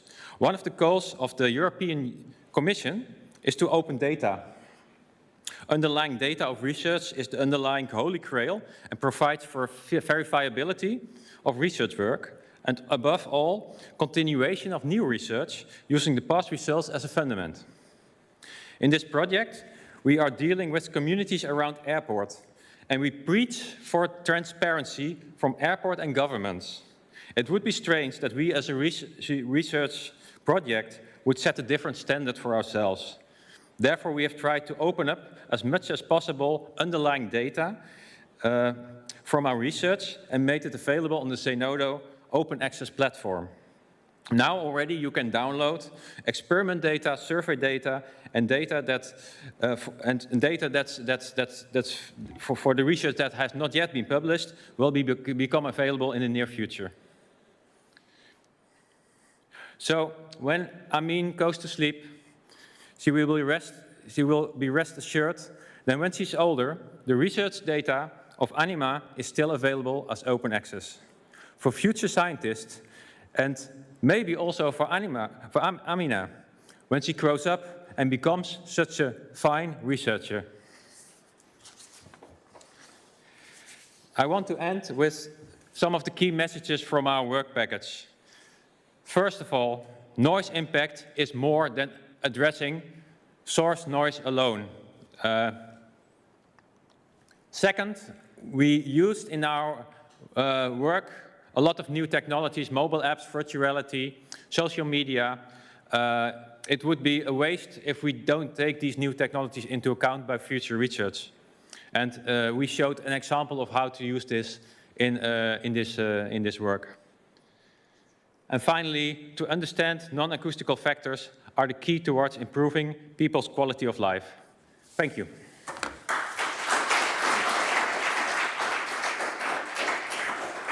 Well, thank you very much. Once again, very, very interesting.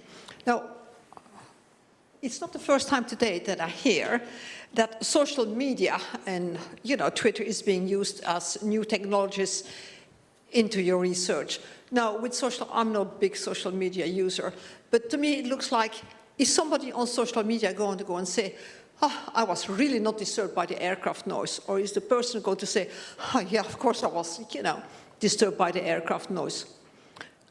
To me, like, the balance is definitely more on one side than on the other side. you use it to give a negative perception, not a positive perception. Do you take that into account in your research?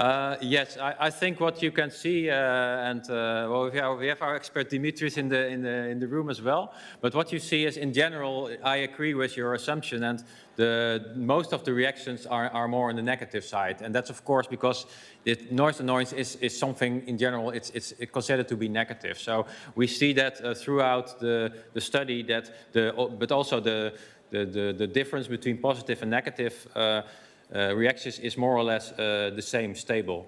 Well, it's something that you can make use of, and you have to do new technologies, but still, you know, you have to balance out the importance of certain media against another one, or not.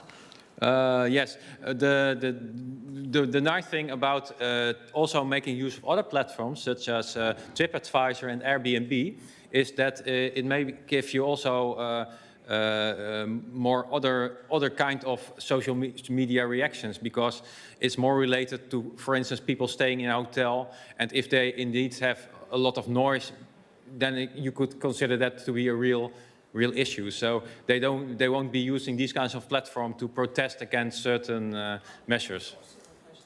And then a quick other one, and that also gives the technicians the possibility, the time to switch over from one person to the other one. You mentioned distributed fairness, you know, with the spreading of noise, and it only sounds fair, you know, that you distribute the noise. Yet you have some very basic safety rules in aviation, which maybe should not be changed, even not for fairness. You agree with that? Yes. Yes. Yes. Well, the topic of fairness is quite interesting, especially with routing. But because what you have seen recently is that because of the certain technological developments, aircraft are actually able to fly more precise on route. So the so-called precision-based navigation is something that is currently very much in use. But the side effect of that is that instead of an area that can get more or less a spread out of the noise, it's more concentrated to a certain location. And we've seen, especially my colleagues from Heathrow, MMU, they have seen that there were quite some tough discussions about whether this precision-based navigation is a good thing or not so if you live right under that precision route, you feel it's not fair. There should sometimes be other locations, but these are, I think, topics that you should take over. But you can also think about other measures such as designing different routes and selecting the routes depending on the time of day or the day of the week. Of course, you know, with the precision navigation, there might also be a balance, noise against CO2. Yes, well, that kind of interdependency is also quite current, and fortunately in most of the measures that you're taking, it works hand in hand. So a reduction of emissions also leads to reduction of noise. But in some cases there is actually a conflict, like routes that normally fly over a village and then they have to detour. Well, this is so obvious something like a balance. And this is something that should also be addressed in the upcoming European projects and other research activities, because this is something that's really on the agenda right now, and also the communication with communities about that is something that is very important. Okay, thank you very much. Okay, thank you. Time for our next speaker. Thank you, Roalt. Did I take? I don't need this for now. Okay, next in line is Ingrid LeGriffon. She will present her work on scenarios assessment. Ingrid is a research engineer in acoustics. She has been working at ONERA, as we heard, the French aerospace lab, since 2009 as a specialist on noise impact. Her main work topics are system noise prediction and annoyance. Ingrid. Thank you for being here. Oui. Thank you very much for this introduction. As was introduced, I'm going to present you the work that was done on scenario assessment. So I'm the one presenting it because I'm leader of work package 4, but of course it's work that all the partners contributed to, the partners that are listed, of course, at the bottom of the slide. Okay. So first of all, I should explain what do we mean by scenarios and scenarios assessment, and why, in fact, did we do this scenario assessment. So the work package 4 had two main objectives. The first one was to develop a tool chain. So we have seen two or three examples this morning already with the virtual community tool and the noise management toolset. The second objective, and this is what's important for us for this presentation now, was to help guide the elaboration of the European Aviation Noise Research Roadmap. So I will not go into detail on what these roadmaps are. Eugene will talk about it more in detail later in the Work Package 6 presentation. So what we had to do was help this elaboration by evaluating scenarios with current and advanced aircraft architectures with regard to the impact on airport noise annoyance. So we did this by using the tool chain that was partly developed in the frame of ANIMA. So what is a scenario first? A scenario is a sequence of airport operations taking into account takeoffs and landings during a specified time frame, performed by an aircraft fleet with, of course, defined technologies within a control volume defined around the airport. So a scenario is defined by an operational state of the airport and a receiver state characterizing the environment around the airport. So the operational state consists of, for example, the number of operations of each aircraft track profile combination, and of course the time of day at which these happen. And the receiver state is characterized, for example, by the population distribution or sensitivity to noise of specific zones around the airport, or specific dose-response relationships. So now that we know what a scenario is, I want to present very quickly how we did these scenario calculations with which tool. So you can see on the right the noise management toolset.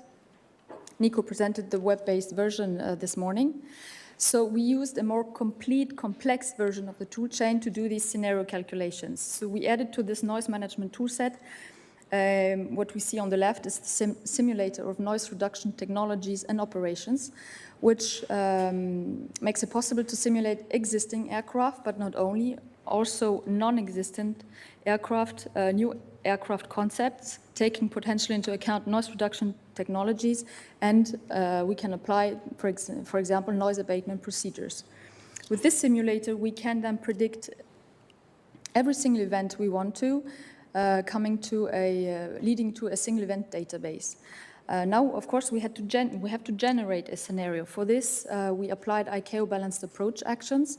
So we have here listed the 4 bullet points that consist these actions. So, of course, the two first one, noise reduction at the source and noise abatement procedures, flow directly into the simulator at the very beginning of the tool chain. So this is where we take those into account. The last one, operational restrictions, clearly influence the operational state. So when we do the airport scenario prediction, when we merge all these single events that have been calculated beforehand, this is where we can take into account operational restrictions. The third one, land use planning and noise management, clearly influences receiver state around the airport. So now that we know how to generate a scenario, on what do we calculate these scenarios? Of course, we need airports to calculate these scenarios on. So it was decided to calculate those scenarios to 10 airports, at 10 airports. As a matter of fact, the recent phenomena study showed that 10 airports are enough to derive an estimate of the effect of interventions targeted to noise impact reduction. For that, if the chosen airports cover the range of conditions, that means a certain number of flights at night, a certain mix of the aircraft fleet, it is possible to scale the results up to all European airports by just looking at 10 airports, in fact. So I'm talking about scenarios. So a certain number of scenarios were calculated. You can see it was quite many. So I would at least try to stick to my 15 minutes. So I will certainly not go through all these scenario calculations. They took into account, for example, the insertion of noise reduction technologies or of new aircraft concepts or land use planning or rescheduling of flights, or many others. I will just go into detail of very few. The first one here is the impact that could have the implementation of the first point we saw in the ICAO balanced approach actions, which is noise reduction at the source.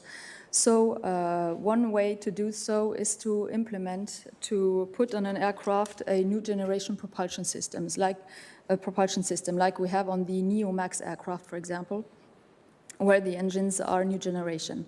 So if we look at the contours you can see on the left, represented here is a contour in blue of the baseline fleet, which you can imagine as the fleet that flies today, with aircraft that fly today. And if we imagine replacing all these aircraft by aircraft equipped with a Neo Max type engine, so new generation propulsion system, we could reduce very significantly the contour area, as you can see on the figure.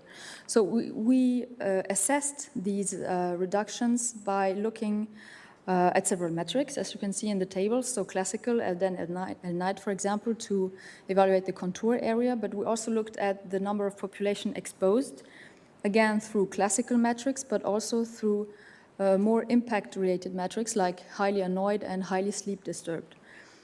So you can see at the numbers that if you replace 50% or 100% of the baseline fleet by new generation propulsion systems equipped aircraft, you can considerably reduce the area and the number of population exposed, going up to 75% in some cases for some contour levels. And some other scenarios have been prepared here on the slides. I will not go into too much detail. You can have a look at the slides on your own time later on for the details, since we do not have much time, unfortunately. But just an example here, when we replace the same baseline by a blended wing body, as was mentioned before. This is a blended wing body developed in the frame of the sister project Artem by Romatry.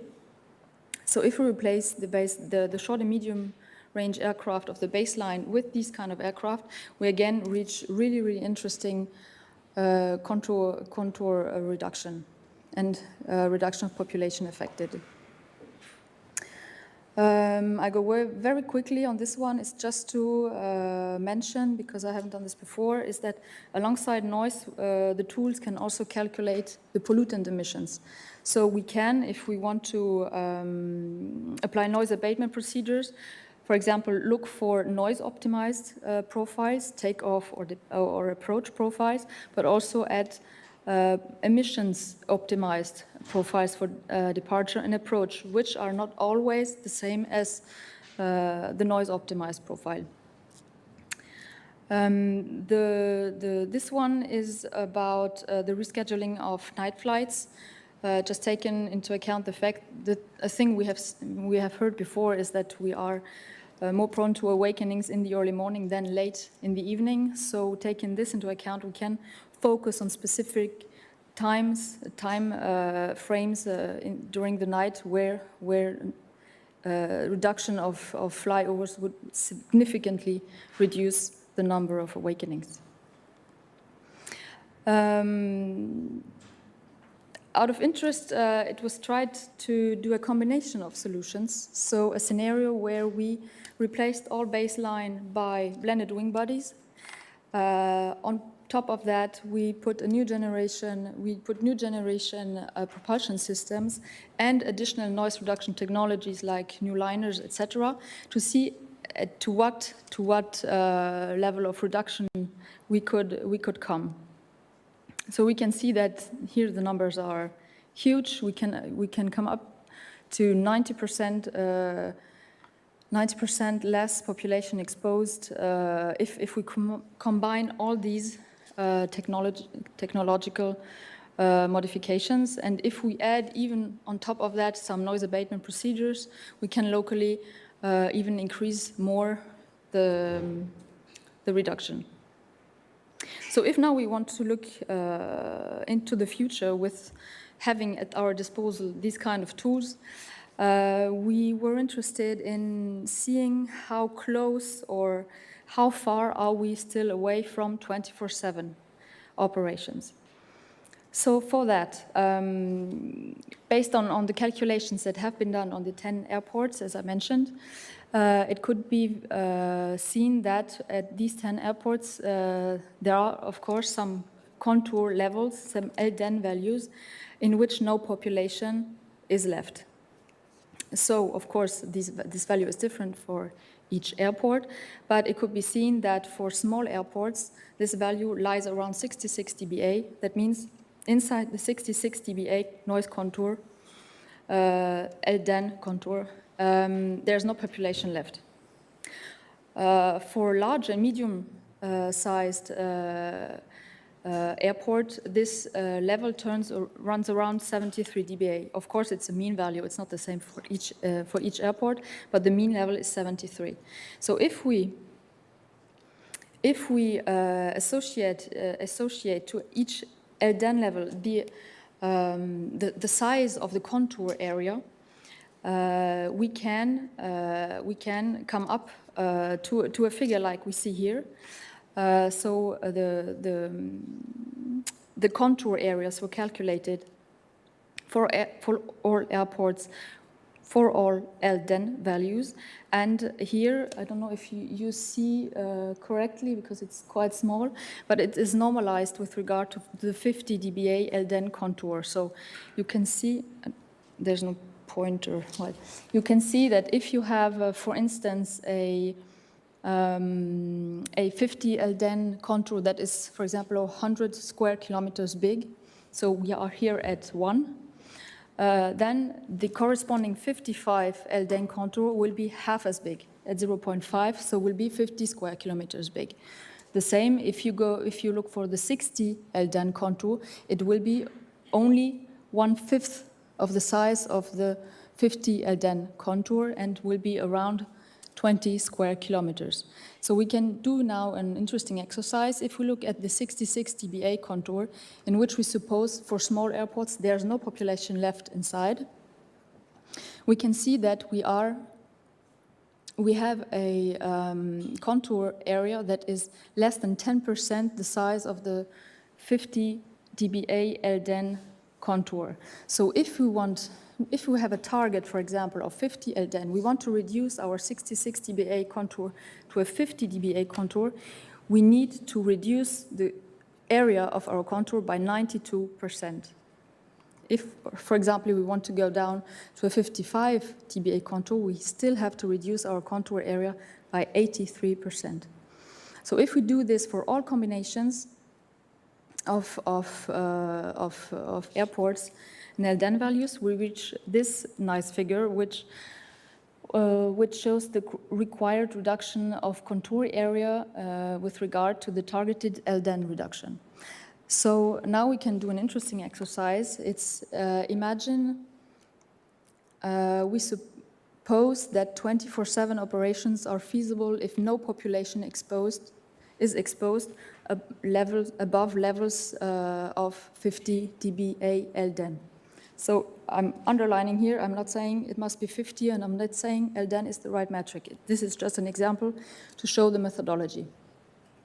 So if we imagine it would be possible if nobody lives inside a 50 dBA LDEN contour, then we would see that for a small airport, for example, where for the moment we are at 66, we would need to reduce this contour by 16 dB.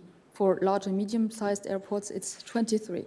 So we can put those targets on the curve on the right, and we can see that even for small airports, to achieve a 16 dB reduction, we need to reduce the area of the contour by more than 90%. That's what we saw on the figure on the left. For the large and medium-sized airports, it's even worse. We need to reduce by 96–97% the contour area. So with the tools we have and with the scenarios we calculated and a few assessments we showed before, we evaluated the contour area reduction that could be achieved with the technologies we are aware about today. So if, for instance, we replaced all baseline by aircraft equipped with noise, new engines, new generation engines, we saw that we achieved nearly 50%, 45–50% area contour area reduction. But that shows that we not even reduce by 5 dBA our targeted LDN. If we try to do better and try our best combination I showed before, so blended wing body plus new generation engine plus no noise technologies, we do a little better. We reach up to 70% contour area reduction, but we're still only at 7 to 8 dBA LDN reduction, which is far from being enough, as you can see on this curve. If then we add additional land use planning, noise abatement procedures, we can go still a little further, but clearly not enough to reach the targeted 16 and 23 dBA. So clearly the technologies as we know them at the moment have their limits. So to fill this gap, clearly additional solutions are required, like land use planning, noise management interventions, new policy changes, etc. As a conclusion, so as you've seen, a set of scenarios have been simulated and assessed, and their results were considered appropriate to support the process of updating the roadmaps. I've written down again two lines about what to take from ANIMA, but this is something you have already seen in the previous presentation. So first of all, ANIMA has clearly enabled us to bring together the important actors in this sector, airports, communities, research. The other work packages have shown this much better than I did. But what is clearly important for this work package, which dealt with tool development, is that these new tools have created a visibility on impact assessment through different metrics that clearly helps us go towards finding solutions to the many problems in questions we still have. So if we go back to the 24/7 possible methodology that I just presented, of course, this is not a solution to the problem. This is a first step towards a methodology to establish the progress towards the target of 24/7 operations. So, of course, many international discussions will still be needed to agree on quantification of these objectives. So I talked about 50 dBA LDN, but who knows if it's 50, maybe it's 45 if we follow WHO values, for example. Who says it's LDN? Maybe it's L-night, or maybe we have to look at the number of awakenings or the number of flyovers above a certain level. These are all open questions to which we still need to find answers. So as I said, it's the first steps. There are many steps to come. And certainly, since there are so many questions, some priorities will certainly have to be set. At least what these tools and these assessments have helped us to do is to better understand the problem, which is already a big part in finding a solution. Thank you very much. That's it. Wow, what research. Thank you very much for sharing the results. It has taken, what, 4 years to do this? Amazing, amazing. No, my brain does not work as well as yours. You said we would change the narrow body fleet operating in Europe from the current generation from 737 NGs and CEOs to MAXes and NEOs, there would be how much noise reduction, did you say? 45%? Yeah, something like that. Something like that. Contour. Contour, yes, exactly. Yes. So, which is amazing, it's already a lot. So you could say that we could support a cash for clunkers program. You know, that's the program that was introduced by Obama to stimulate the car industry. But, you know, you enter your very old car and you buy a new car that's more fuel efficient. You know, but this, if you apply this to the aircraft, if you return your very old, your old aircraft to a Neo and a Max, you could get some kind of funding, something like that. But you're a researcher and you're not a politician. But if you would give an advice to a politician, would you dare to advise a program like that? I think we're not talking about the same budgets here. Oh, a car and an aircraft. No, of course. But just as a policy advice to say, yes, stimulate, and of course the governments would interfere. Airbus would be very happy. I think Guillaume Faury has talked about it. But I think it would make sense for a noise point of view. Yes, every action plan that encourages to replace and to replace the aircraft fleet and replace them by a new generation, less noisier aircraft is welcome, of course. Then there's a whole system of financing and politics and everything. Yes, we will not enter into that, but just from a noise point of view, yes, please. Yes, of course. You know, yes, of a course. cash for clunkers program. And they pollute also less. It goes to both ways. Yes, and yeah, of course. Okay, great. Thank you. Thank you. Thank you very much.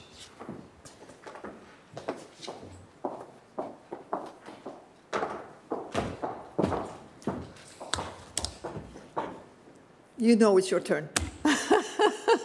Hello, Eugene? How do I pronounce your name? Yeah, both ways. Both ways, hello. Eugene Kors. You know, he will elaborate on his work to establish a European aviation noise research network, right? Eugene works for the French aerospace giant Safran. He started his career as a good Dutchman, am I correct here, at Fokker Aircraft Industries, yes, in Amsterdam, where he became head of noise certification, group responsible for ground and flight testing program. Then you moved to Boeing in the United States, great company now. Not thinking in Seattle, but in 1999, you returned back to Europe to take up a position with Safran in France, and there you're now.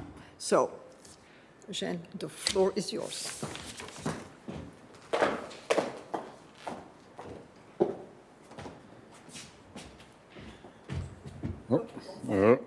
That's, no.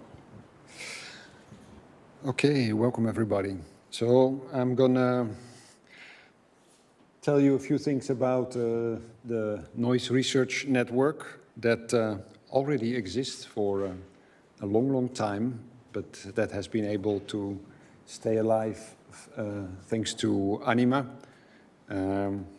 As you know, the X-Noise network was founded more than 20 years ago in 1998. And since that time, various projects under the X-Noise label have been funded by the European Commission to steadily expand and build a more and more comprehensive aviation noise research network. And fortunately, for the last 4 years, ANIMA has hosted this network and provided funding to support the wider research community, but also the activities inside ANIMA. So, let's see, going to the next page. Yeah.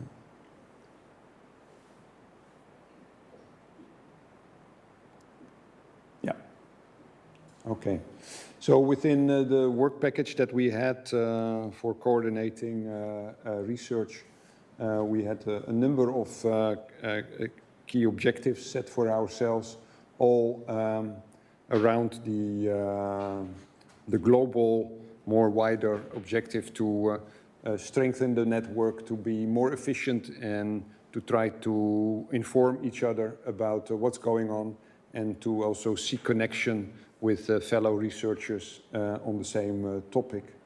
So in doing so, we have been able to continue with an old activity, expand that more, which is the establishment of research roadmaps, on which I will talk a little bit more.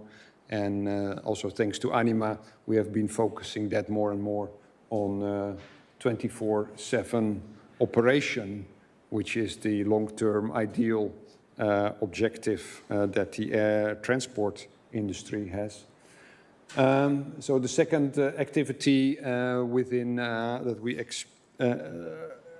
we worked on was the reinforcement of our network with as many actors as we could, both in Europe but also outside, trying to ensure that there is where everybody is aware of the gaps in the research topics that we want to work on, trying to avoid duplication, but also to try to avoid fragmentation. And finally, there is the activity, oh, we go back one. Yeah. Finally, there is the aspect of international collaboration, which is focused on contacting research communities outside Europe.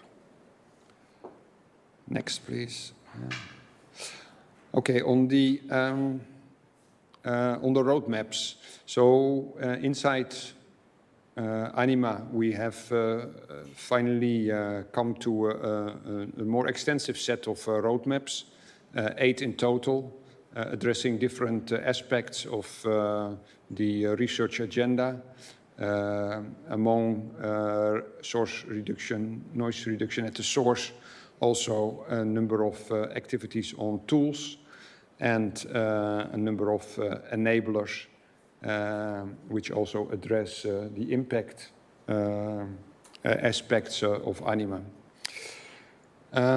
This kind of roadmap, so we have seen in the last presentation, has been held against also an assessment of where we are or where we could be with the existing set of technologies, but also with an effort to try to get to an ultimate objective, as Ingrid just showed, in order to help us as well of where the gaps are, and that bringing us closer to an answer of what needs to be done to close that gap. So the roadmaps have been reviewed in different ways. We have had in ANIMA an advisory board with which we discussed the roadmap, so we have had taken feedback on board on a yearly basis with the advisory board. And another thing that we have done is also we have looked outside the European arena to what other communities in the world work on aviation noise, like in the United States, in Japan, in Brazil, in Canada, Russia, China. And with a number of those, we have had workshops to identify common interests on which we could work on without causing problems of competitiveness or IPR, which is often the case on many other subjects where we want to defend the competitiveness of Europe, and we try to avoid to collaborate too much, but at least we have reached out to those. And as a result of that,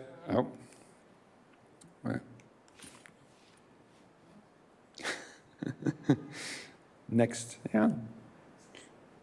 Okay, so as a result of that, we have come up with a list of activities that have been identified on both sides of actions that for which there is an interest to have an improved understanding and to collaborate and work together.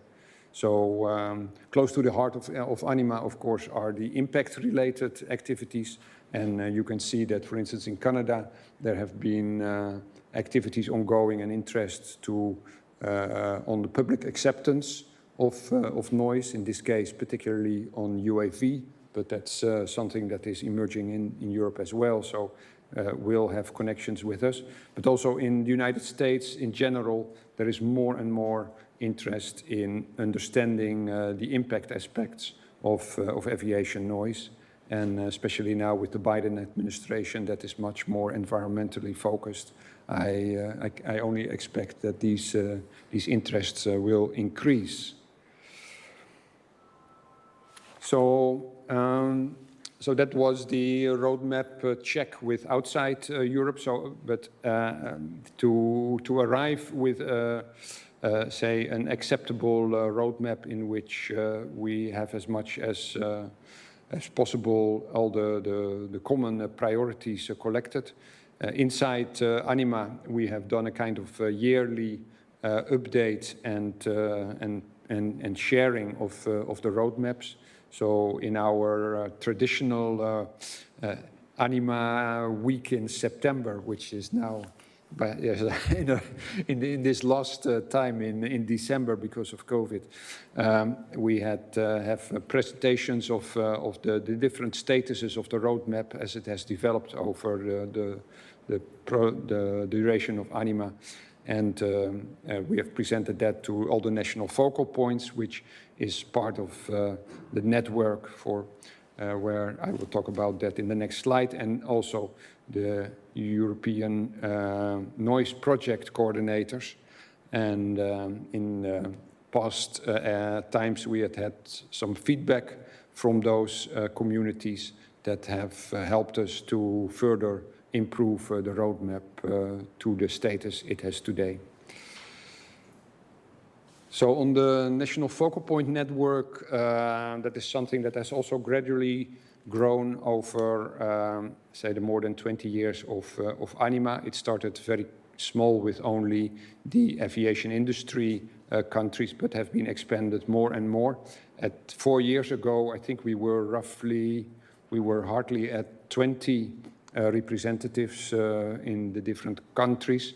But we have expanded quite a lot, especially towards the east, thanks to very active membership of COMOTI in this field, which has added at least 10 new countries from the Balkan region to the network. So these are countries in which there is maybe less development on, say, aircraft manufacturing industry side, which was traditionally the basis of the network. But there are a lot of countries that really understand now that with the enormous growth that is going on in air transport in these countries, that there is a potential big problem with acceptance of airport noise, with the big growth there. So it's good to have them on board so that we can share the experiences of the network and the tools that are being developed.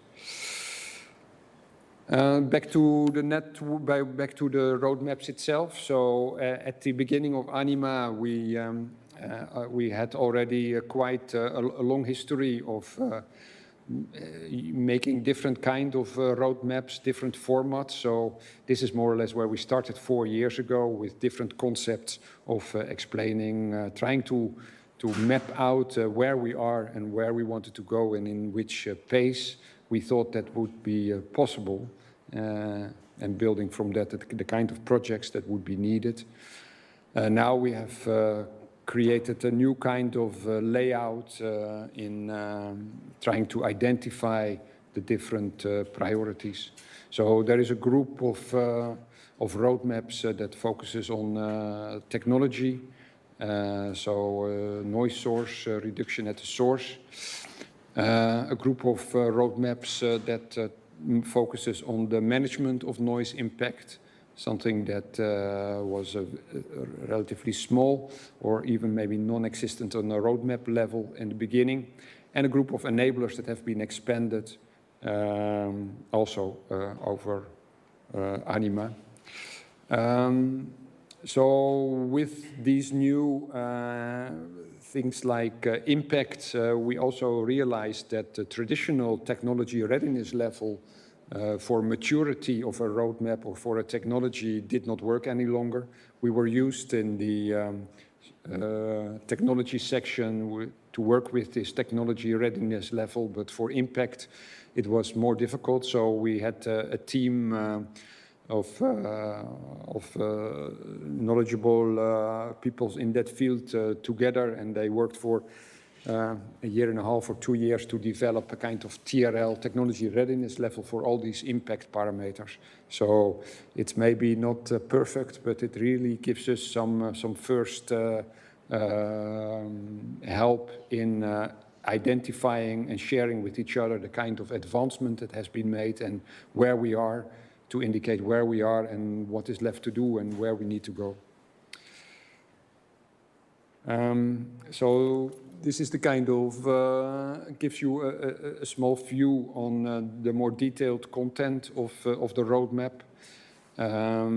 So within each topic, so this is an example of the topic of quality of life. There are different other subtopics identified, so also different aspects of the quality of life where that is a dedicated research activity, or on which we think a dedicated research activity should be developed. So we have described the current status of what we have achieved within ANIMA, and identified also a vision on how to go from here, what is needed, what kind of effort is needed to mature this knowledge base. And that then together with some references of which project has already worked on this, which in this particular case is almost, I think it's only ANIMA. So this Excel table has been transformed into something that is a little bit more maybe sexy or readable for the deliverables. So in the so Nico from Anotech, he has helped us. Next, please. Yeah. To set up this format, which also shows a little bit an idea of with the on the right with the colors based of where we are. So on quality of life, we think we are at TRL 3, whatever that exactly means in detail. But in order to mature that to something that is relatively mature at TRL 6 or 7. We may still be another 10 years away from now. So in this way, with the roadmaps, we tried to give an indication on also on where we want to go and also how much time we think we need to get there. So this is just a small check again on a reminder of what was just expressed by Ingrid, of how there was this assessment made of how much current technologies can move us forward in reducing noise footprints, but also with if we are able to agree on a certain target to see what the gap is to get there. And the gap will give us again information on the kind of effort that is needed to add to the roadmap to close that gap.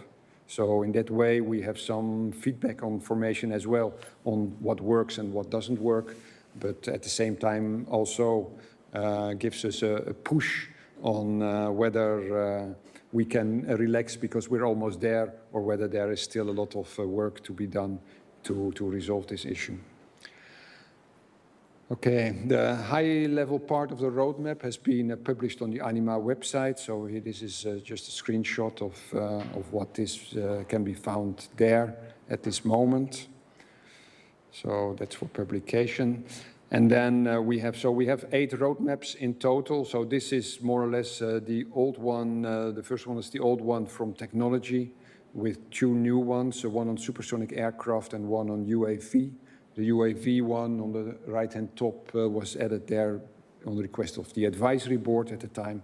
Then the middle group in orange consist of 2 old roadmaps that have been updated on enabling technologies. So it deals with experimental techniques, high-fidelity methods, and we have added the exposure tools and metrics. And finally, impact-related, there are 2 complete new roadmaps on airport noise management and indicators, and impact understanding and countermeasures. So these are quite a number of new roadmaps added to, say, the old ones. Quite some nice advancement made during the ANIMA project. So with these roadmaps, we will also use that like we did with the old ones, but also these again to communicate further outside, say, the noise network community. Many of us have a role, for instance, in ACARE, where we are asked to contribute it to the strategic research and innovation agenda on a time-to-time basis. Also, there are consultation from noise experts on where we are, exactly how much we have progressed in past years. Similar questions come to us from ICAO. So, and the work done in these roadmaps really help us as well to communicate a consistent message towards these international forums. Last chart on the achievements. So we can say we updated our roadmaps that we consolidated with all the stakeholders that we have and that we know in the network in Europe. We made new connections again with national activities for which we identified, I think, close to 100 national projects that now can also be linked to the projects we do on a European basis. And we have identified topics for international outside Europe collaboration.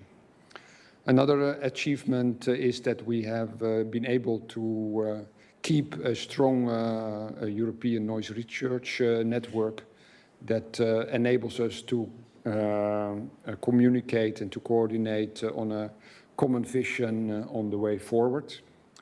With respect to the future, with the end of ANIMA, we're a little bit out of funding, so that really is a handicap to keep the pace in which we are. But still, we see work for us to continue this work, and if possible to do whenever possible a yearly update to further develop the roadmap, especially on the new items that have come up on impact, on indicators, but as well, for instance, on UAVs, that are new means of transport in which there is a whole lot of work to be done, also with respect to noise annoyance and public acceptance. Also, on the roadmap, we have had a lot of discussions but in general in ANIMA on the last few weeks and months about what is really our ultimate target of 24/7 operation, and how should we quantify this. So we are at the start of the discussion. we have realized on this, like Ingrid says. But there is a start of visibility of what is possible, but there is still a long discussions ahead of us. And I think that with the network and the roadmaps, we can help on that. And certainly, keeping the network alive is an important thing to also keep the coordinated work on aviation research in Europe. So thank you very much.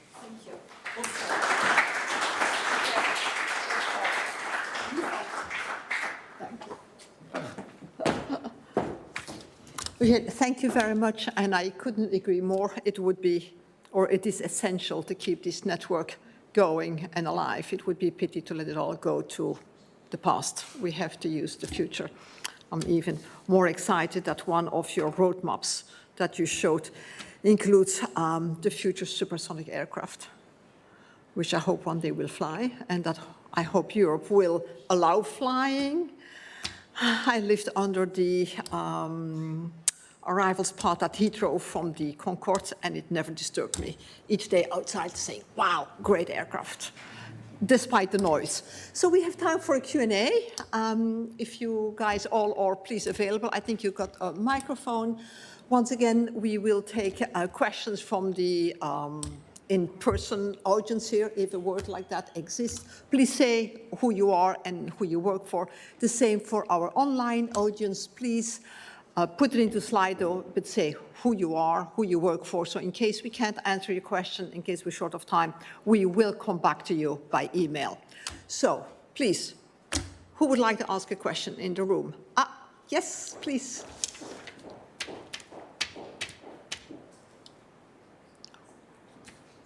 Hello, yes, my name is Sharmani from Envisa.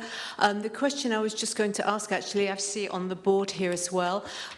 We heard some very interesting findings in the previous session about the roadmap, sorry, the interactive noise maps, and also from Paul Hooper about perceptions of people. Going forward, how much have we taken into consideration the impacts of COVID on people, on their psychological state, how they react to noise? I saw that there was a small question at Schiphol that was included, but going forward now, what impact will that have on people? And also there's changes in society where people will now be working at home more than before, that office spaces are now, we see in Brussels, office spaces are emptying, and that we will have to live with COVID, it's not going to go away. And also all the outcomes of all this very interesting research, do we look at all at correlations between the findings of different studies, and can we use the different studies to build scenarios as well? For example, in relation to COVID, where people using land use planning and where people are living, people are actually not out of their houses anymore, they're actually staying in the houses, they're not moving into the city. Okay. So, in general, those kind of questions. Lots of questions, but I think definitely some for you, Roalt. Yes, although I think if we move toward the tools, I could also shift the question a bit to Ingrid. First of all, actually, COVID also actually happened to our project as well, so we did not have plans to do any studies on that initially. What we did do, and that's a study that we try to publish right now, is actually we did do a survey for around Schiphol Airport, where we examined a group of people near the airport and a group further away from the airport, and we asked them about certain quality of life factors before COVID appeared and at this moment, so during COVID, or actually November last year. And we do already have some interesting results from that part, and so I hope to to send you the publication if it's out. That was, of course, focused mainly on quality of life and factors that influenced them. And you could obviously quite see that the times people used the aircraft went down dramatically, as well as we also asked people how much they went out or saw families and friends and have social contacts. Of course, that also dropped. And of course, it's quite interesting to see in what way is the reaction different from the group that doesn't live near the airport. So that was our interest. And you see some differences, and I think the main things that you see is actually it's related to airspace perception. And what we actually saw was actually people who lived closer to the airport, they still have a bit of a more positive association or perception of aircraft and than people that live further away. And we think that can be, of course, be fine because still a lot of people still want to take the aircraft and or still work for the airport and things like that. So these kind of factors we tried to address.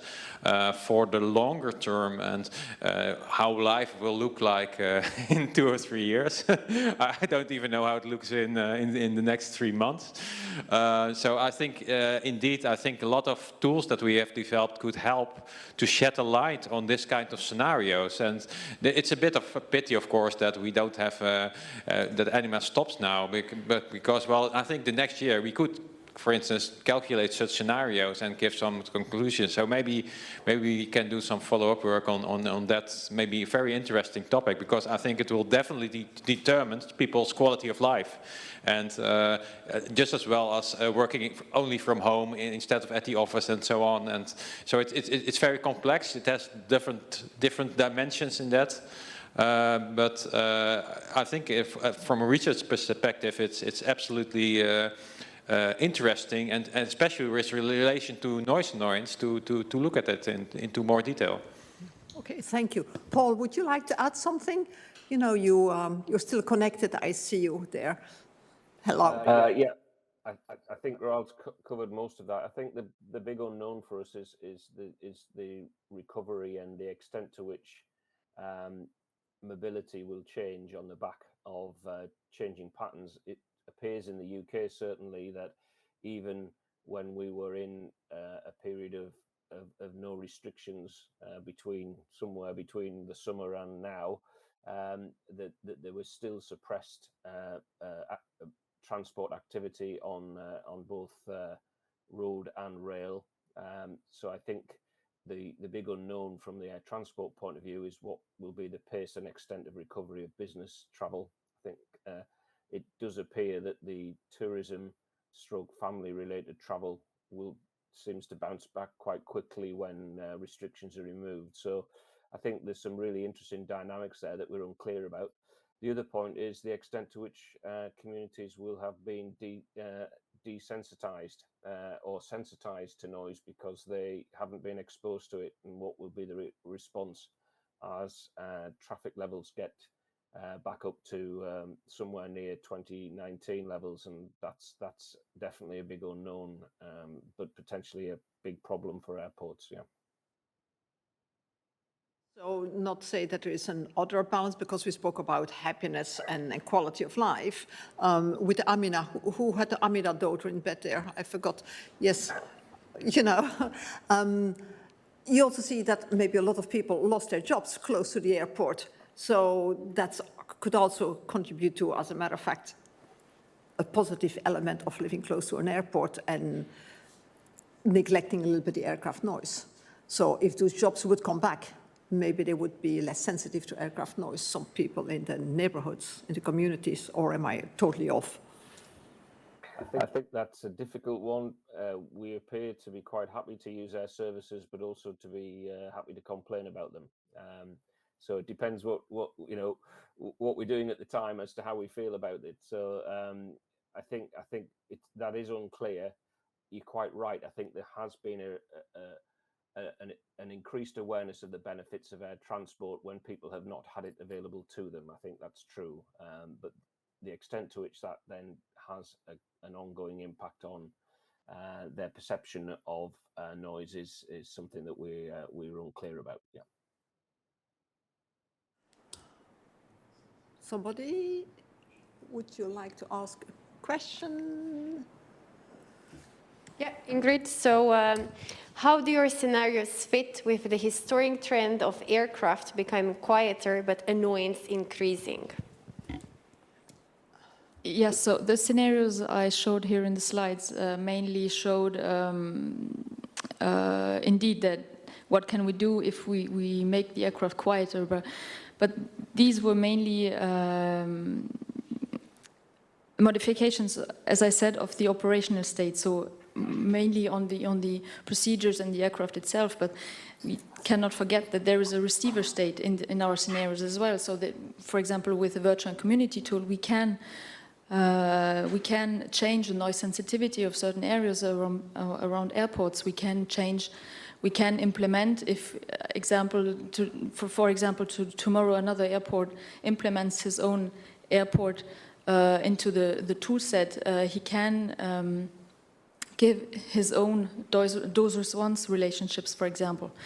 In fact, it comes down in the end to the metrics we look at. I showed, of course, classical noise metrics, but they were, for example, percentage of highly annoyed people. So the way it was calculated in these scenario assessments, of course, we had to choose a way to calculate them. Okay, it was used according to European Directive 2002/something. But of course, if annoyance is increasing, the goal is that the models get better with time and that they represent more the realism of annoyance today. So the scenarios should take into account this increasing annoyance with time, yeah. Thank you very much, Ingrid. I think this is a comprehensive response. We don't have much time left, but I'd say to have one more question. So is it possible to prevent possible complaints, understanding the opinion of the people through online social media as a proactivity measure? I believe this might be a question for Roalt. Yes. Well, actually, I can give a good example. I used it last week as well. That is, if you, for instance, maybe some people of you live near a railroad or something like that, or maybe even a highway, and then at least in the Netherlands, you get a message that there will be some night work, and you may be, you may wake up because of the noise. And well, my personal opinion is that if you get such a message beforehand and you wake up in the night, then at least you think, oh yeah, that's about the letter I got and I got informed, so okay. But if you didn't get that letter and you suddenly wake up middle of the night and you hear that sound, either you're annoyed because they're working at the train railroad again, or you don't know what the sound is and you're kind of worry what's happening. And so that actually leads to much, my personal opinion is that leads actually to much more complaints. And I can also refer to another study that we did actually with our virtual community noise simulator together with, at that time, a student and now my co-worker, Naomi, is that we did a study where we looked at the perception of drones, and we thought that if you would see the drone, you would find it more annoying. But in the end, it looked like that when you saw the drone, you actually were less annoyed, probably because you kind of recognized, oh, there's the sound from. So it gives you also a bit of relief. So I think this can be one of the answers that, so in certain cases, helping and informing will definitely help. On the other hand, there are maybe also some examples where, especially at airports, that if they communicate, it may lead to only more complaints because maybe people just recognize something is happening with the airport. So it can be a delicate situation. Okay, Paul, you know, delicate situation again, yes? It's a permanent delicate. It's the big conundrum. Yeah, I think on the whole, it has to be said that if people are aware of what is happening to them, then they are less likely to be shocked and therefore less likely to push the panic button or the noise complaint button. So I think there is a bit of managing expectations here. But most of us, I think, will, you know, cut an organization a bit of slack or an individual a bit of slack if they are open with us and explain why something is happening. If you are in receipt of a change which you know nothing about, you're much more likely to be anxious about it or uncertain or indeed annoyed about it. So I think there's a lot to be said for being open about change, and particularly if it's unexpected change or unusual change that is temporary. Thank you very much. Thank you. A big applause and thank you to all our speakers this afternoon. Paul. Thank you. It's a pity you couldn't be here, but thank you very much for participating online. Much appreciated. I would invite you for coffee, but I know the UK, with all its tests, it's difficult. So I wish you a wonderful afternoon. And all our guests in the room here, please, we invite you for coffee and tea and juice, water, and ANIMA. And of course, Airport Region Council has organized a little surprise. So please, everybody, let's go and see what it is. We will now start our fourth and last session of the conference, looking at what the future of aviation noise management holds.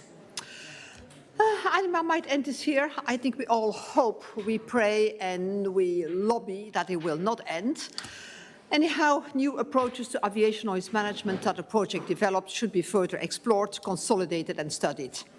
New technologies and decision systems should be put in place to mitigate annoyance and reduce impact. Kickstarting the last session of the day is a presentation on new approaches to manage aviation noise. Joining us online from Germany is Dirk Schreckenberg. Dirk is managing partner and senior researcher at the Center for Applied Psychology, Environmental and Social Research, the so-called ZEUS GmbH in Hagen, Germany. Hello, Dirk. You know, very welcome. Hello. You know, Hello, everybody. Good afternoon. I hope you can hear me. To join us this afternoon. We are all ears what you have to tell us, Dirk.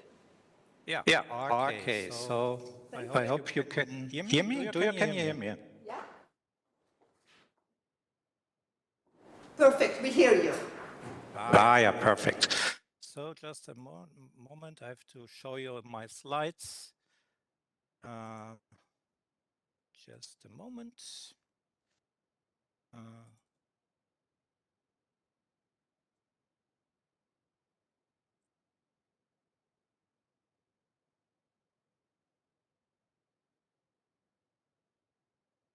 So can you see my slides?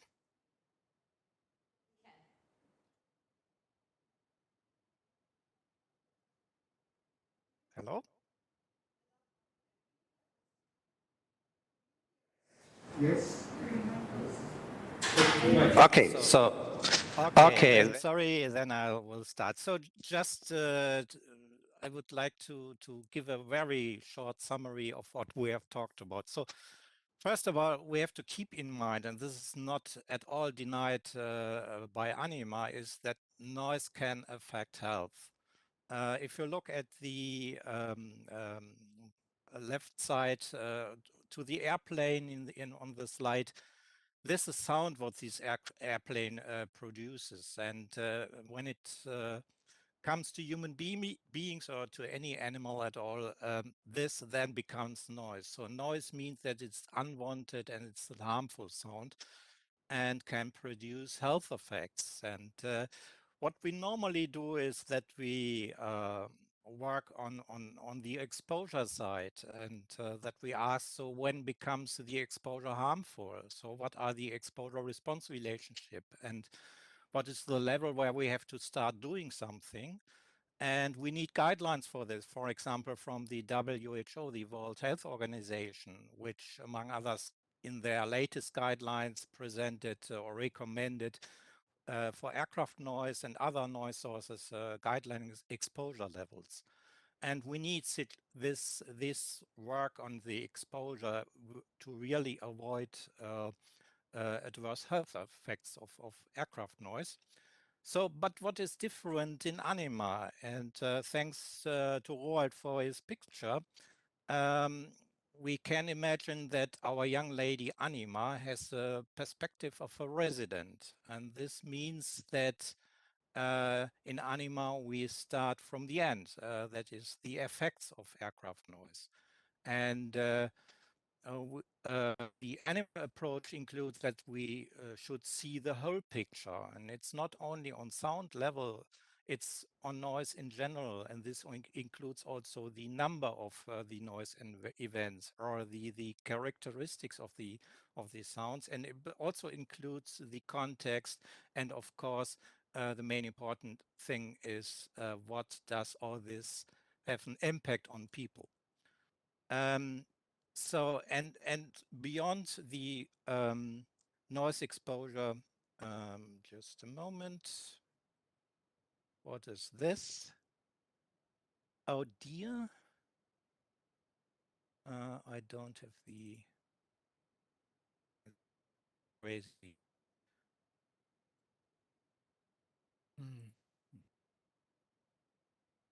I hope you can see the slides again. So what I want to say is that it's not only on noise effects, it's also on the impact of aviation in airport regions on quality of life in general, and the impact of aircraft noise is embedded in the quality of life impacts in general. So ANIMA, in short, is research on people living in an airport region and on the interaction between the people and their quality of life and the local aviation, including the aircraft noise. So the idea for the future is to minimize the adverse effects of aircraft noise and to improve the quality of life. And this is the aim.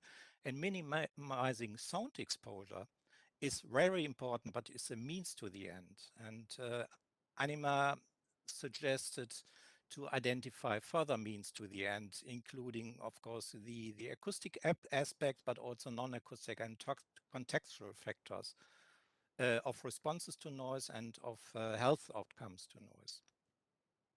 So the 4 pillars of the balanced approach to minimize aircraft sound exposure, they are important. And what ANIMA does not want is to add a 5th pillar to these 4 ones, being independent from the other 4, and probably also exchanging them. No, this is not our aim. The idea is to consider across all the 4 pillars of the balanced approach, the people issues. And we've provided tools for this to understand the noise effects. And we have provided recommendations referring to communication and engagement, and also referring to evaluating what is done in airport regions regarding the air traffic. So in the morning, you have heard about tools for understanding annoyance and the spatial variation, the impact of changes, the ANIMA noise platform, the virtual reality tool, the dynamic maps, the ANIMA app, and the noise management tool set or the virtual community tools. And all these tools are developed to help to understand the effects of noise and to use this understanding in the management of aircraft noise and management of land use planning, but also to communicate with the communities. So the tools are also a kind of communication tools, at least in part. And also the media aspect was identified to be important and should be also considered in future aircraft noise management, including the social media. So for the future, we think that it's important to minimize the sound levels and their adverse effects, but also to go beyond this and to get an awareness of the airport's activities in residents' quality of life, and to consider to improve this and framing the activities in a positive way. And it's important to appreciate both the potential positive, but also, of course, the negative impacts of aviation in an airport region. When it comes to changes, to developments, either in terms of noise abatement, either in terms of expanding the airport, it's really important to have an effective engagement of communities in shaping these changes. What we also think for the future is to consider not only to have sound level metrics in regulations, threshold limits, for example, but also to consider to include noise effects in the regulations and management tools. For example, the number of awakenings that could be limited instead of having a limit value in terms of decibels only. And what we also think is really important to monitor and evaluate what you are doing, and not only in terms of reduction in decibel, but also in terms of, or more important, in terms of reduction of the effects of the interventions and the resulting aircraft sound exposure. So that's the idea, the main ideas we have in ANIMA. Thank you.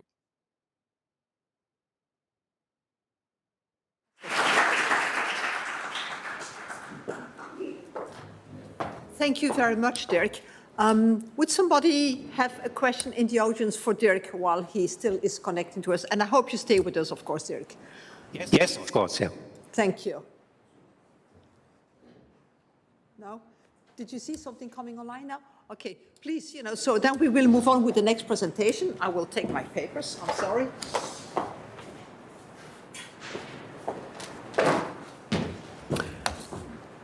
So next presentation will be by Marco Paviotti. He's connecting remotely too from Brussels to give an overview of new EU policy actions to reduce impact. Marco is a policy officer at DG Envi, you know, their Director General for Environment, where he follows EU policy on environmental noise. He has 17 years of experience in environmental noise issues at EU level and was part of different EU research projects focusing on the assessment of and effectiveness of the measures. As an engineer and ex-scientist, he has a technical background, specifically when it comes to noise and air quality issues. Very welcome. Thank you for joining us. And I know you're very, very familiar with the... Do we see you? Marco? Thank you, everybody. Thank you. Good evening. Oh, hello. Good evening. I notice you have been following us, and I know you are obviously a you know, an engineer, because you have sending us some great questions this morning. Yeah, it was part of my job, I would say. Okay, thank you. I will try start sharing my screen, and we will start with the presentation. Yeah, I think you're coming up there, although I still see some windmills there, left by Dirk. Ah, there. Oh. Is my screen? Yes, I see your there screen. online? Yep, I see your screen. Okay.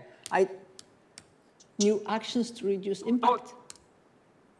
New action to reduce impact. Yeah, I think the discussion today, where I was very glad of hearing things that, in fact, I will try also to demonstrate they are already into the legislation. So when I think about the public participation, involving the public, when I think about the way you decide on solutions, perhaps not so clear, because, you know, the people like us, the people working at the Commission, sometimes they're not crystal clear in the draft, very complex, in a very complex way, simple things, and that's how the laws appear. But if you look into the existing laws, I think there is much material, and I think that there is, in that sense, a great link with the results of ANIMA and what is already into the legislation. Let's see what we intend to do now from the European Commission in the coming years. I will just give a brief overview of the Green Deal and discuss what the legislative developments can be from the European Union. And before I will enter into some technicalities of the latest European Commission aviation noise projects. Now, the Green Deal, very well known so far, it has two pillars, just to recap. There's two pillars that are relevant for the discussions here today. One is the Sustainable and Smart Mobility Strategy, and the other is the Zero Pollution Action Plan. And within these two pillars, this Green Deal, which is basically the political commitment of this Commission, they have the following. On the Sustainable and Smart Mobility Strategy, we will revise the Airport Charges Directive. We will revise the Urban Mobility Package. Actually, it's coming out very, very soon, likely tomorrow. And we have a commitment in Zero Pollution Action Plan to reduce the noise. And we have a commitment to develop further the aviation label, plus other ones which are not that linked to the aviation noise. On the other side, we have on the Zero Pollution Action Plan. I'm sorry to interrupt you for a second. We don't see your presentation very well. We see all the slides together, but not one slide by slide, so it's not so easy to follow. I'm sorry, Marco, to interrupt you. So let me stop and start it again. What is it sharing? All those technical issues. I'm so happy I'm not the only one that normally struggles. And so I was thinking I would see the transition, and oh yeah. An apology with everybody, and please interrupt me in this. Let me see. Screen.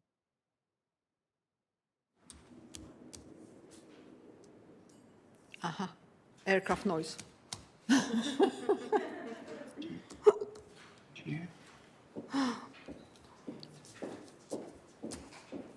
Now, do you see the presentation? Yeah, that's better. New actions to reduce impact. That's the first slide. Okay. Okay. Wow. I think, you know, Apologies to everybody. Sorry. We have to move on a little bit, I think. Yeah, we were at the Green Deal. See, I was listening. Okay.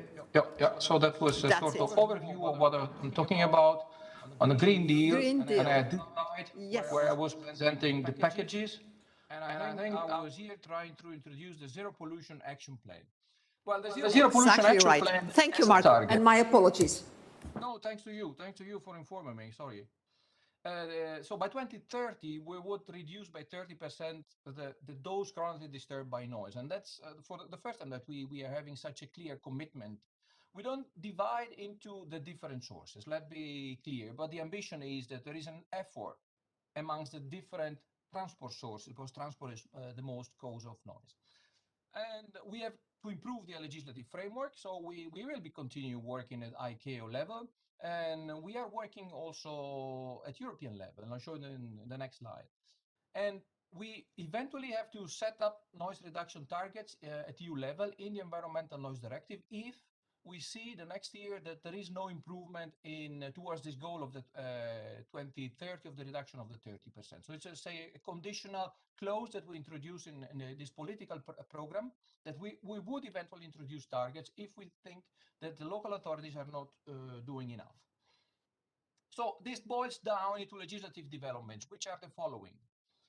The Directive 2002/49 EC, the Environmental Noise Directive, is a sort of framework directive for environmental noise.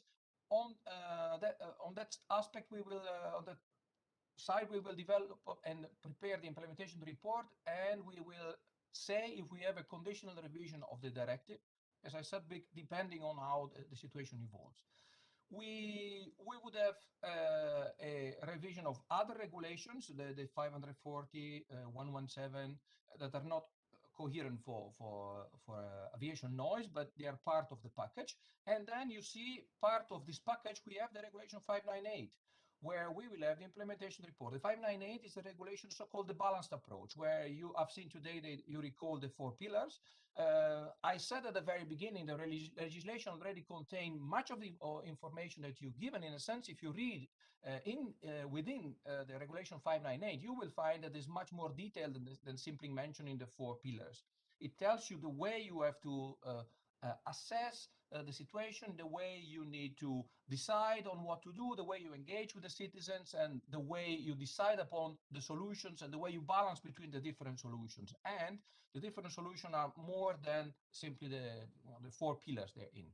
And so it's a sort of invitation for all of you to have a look at the regulation 598. We will have an implementation report on that. And then there are other legislation which are in other areas, road vehicles and the machinery. Now, in the EU Aviation Noise Project, as European Commission, we need to understand where we go and what we need to do next. So while being in this reflection phase, we profit of some external consultant and we run some projects. And I will introduce to you 2 main projects that one just finished and the other one is going to finish. The first one, the first one is so-called Phenomena Project. The Phenomena Project is a project that tries to understand what in reality today can be done to reduce the effects of noise. Now, what do we mean by effects? We mean calculating the annoyance that was said today, the sleep disturbance as a minimum, possibly also including the cognitive effects, possibly looking at cardiovascular disease if there are any. We are not that far, but certainly the annoyance and the sleep disturbance. And the consultant quantified based on what so far WHO produced, so the exposure response curve, and they quantified in a scenario which is extended all over Europe, over the situation as it stands today, and what solutions which would be introduced all over EU would mean in terms of benefits for the citizens by reducing their effects on health. And this is what you see on the screen in front of you. You see that there is a list of A, B, C, D, E, G, up to J of different options for solutions. Already threw them together with you. We have improved flight profile, navigation system, night curfew, phase out of old aircraft, accelerated fleet renewal, sound insulation, the creation of buffer zone around the airport, stakeholder engagement, reception limit, optimization of 3-dimensional tracks,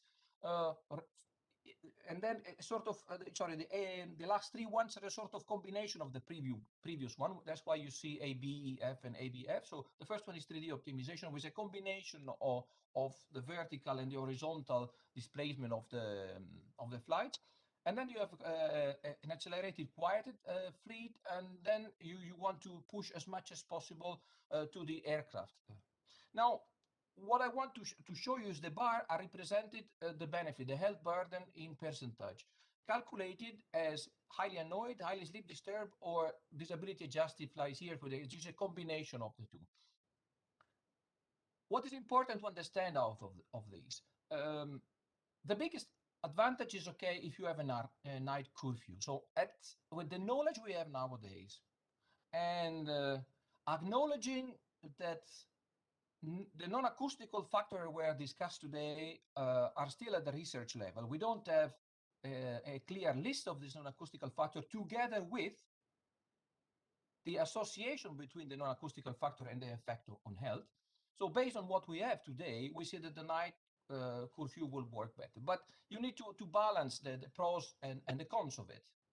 And what you see there on the graph on the right, you see a cost-benefit analysis. Whenever you have a bar going to the right of the line, then you have that measure is beneficial. And whenever you're on the left, it means that in economic terms, it will have too much negative effects. For instance, the night curfew would typically mean that aircraft operators cannot fly and the people cannot move with operation during the night, or goods during the night.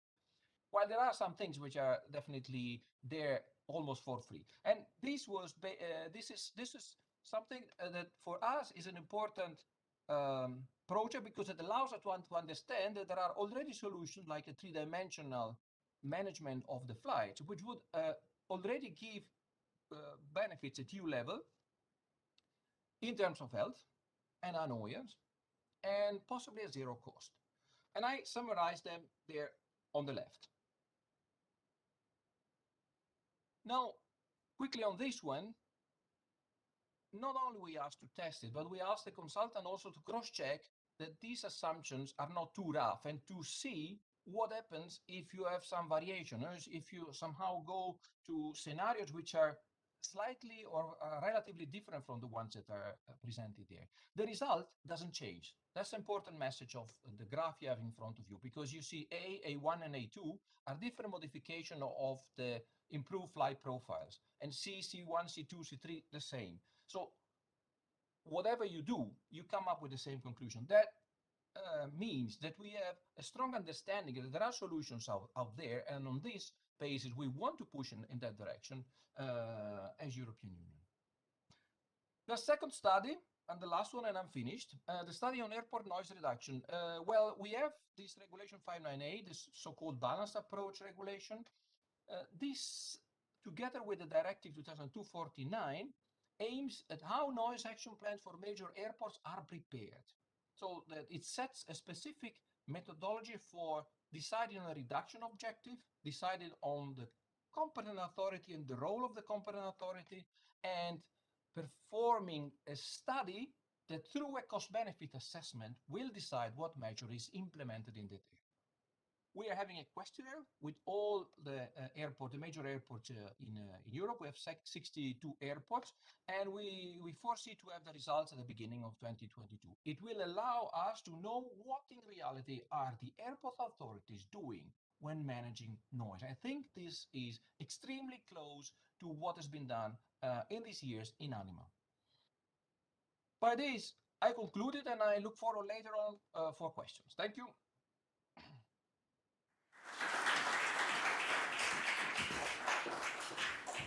Thank you very much, Marco. Are you still staying with us for the rest of the presentation? You can stay here for the rest of the session. Okay, wonderful. Thank you very much. Marylin, you are next.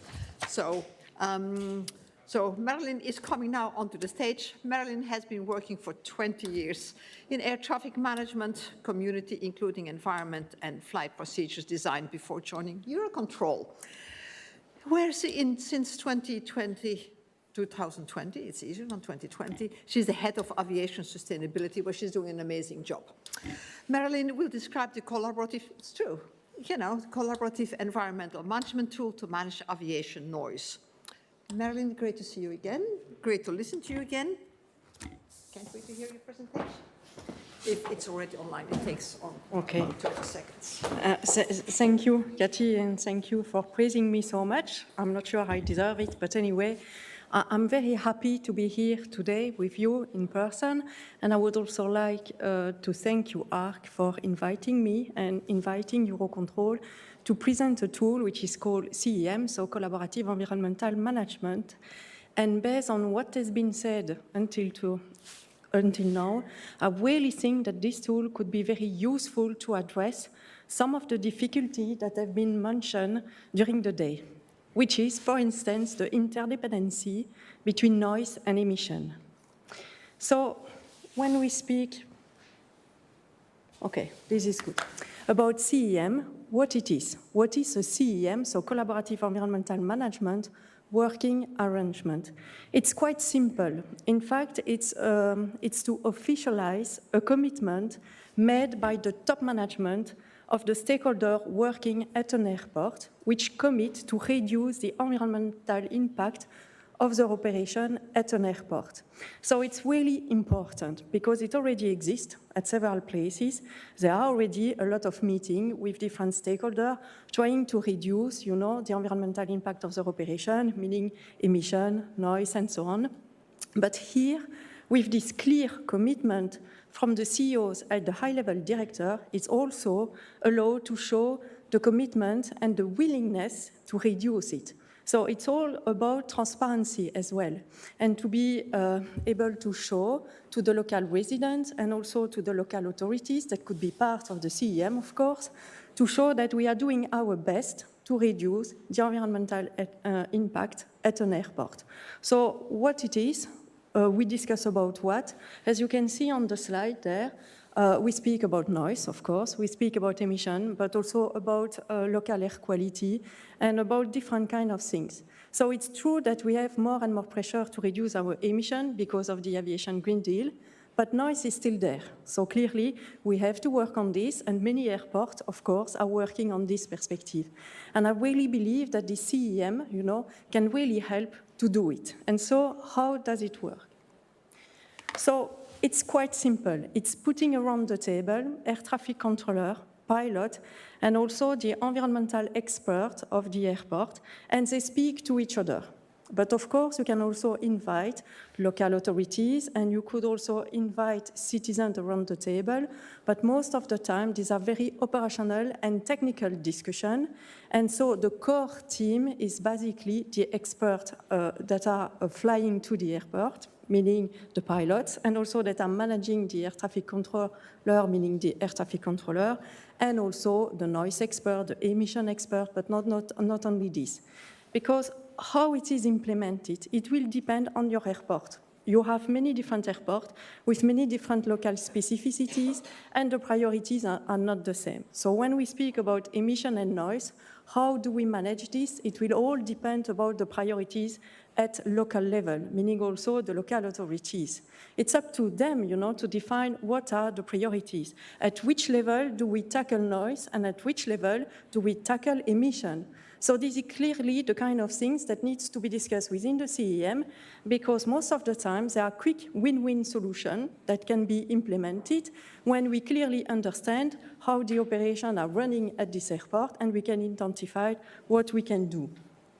So if I look to this slide, and I would like also to thank SOAWare for sharing this slide with me. It's clearly a slide that has been shown at the CEM at Liège Airport, and that explains how we could manage some topics within the CEM. So as you can see, these are some of the topics that can be discussed at a real CEM implemented at Liège Airport. So we are going to discuss about what? About procedure optimization, about NRDP procedure, about continuous descent operation, and performance-based navigation procedure. You know, when we implement performance-based navigation procedure, we believe that it will lead to improvement. And from a theoretical point of view, indeed, we should have improvement in terms of emission and noise. But in real life, sometimes it's surprising, but we have degradation. And we need to understand why. And this is clearly this kind of platform that allows to better understand why sometimes we have degradation when we think that we are implementing improvement. And also because some of the operations that we have, we saw that they were efficient, but when we compare from one airline to the other, we see some differences. So it's all about understanding how the others are working and to try the best practices to improve. So it's clearly very concrete. So we analyze all the different trajectories and we try to optimize them from an operational point of view, but also from an airspace design point of view. And now, if we look, to this slide, we will see that CDO, so continuous descent operation, it has been mentioned also in previous panel. It's one of the favorite topics in almost all CEM that are implemented in many airports. And why? Because it's clearly important for the subject today. It's because this CDO, if we can work on improving CDO at each airport, we could both work on emission and on noise. And this is important because we have this tendency to say that if we work for emission, we will go against noise and the other way around. But it's not all the time the case. We can also find some implementation that can improve both emission and noise. And this is clearly the case with the implementation of continuous descent operation. And there is also another reason. It's because with this kind of operation, we can also help people that are annoyed by noise outside the noise contour area. Because that's the point with CDO procedure, it goes normally until the top of descent or top of climb.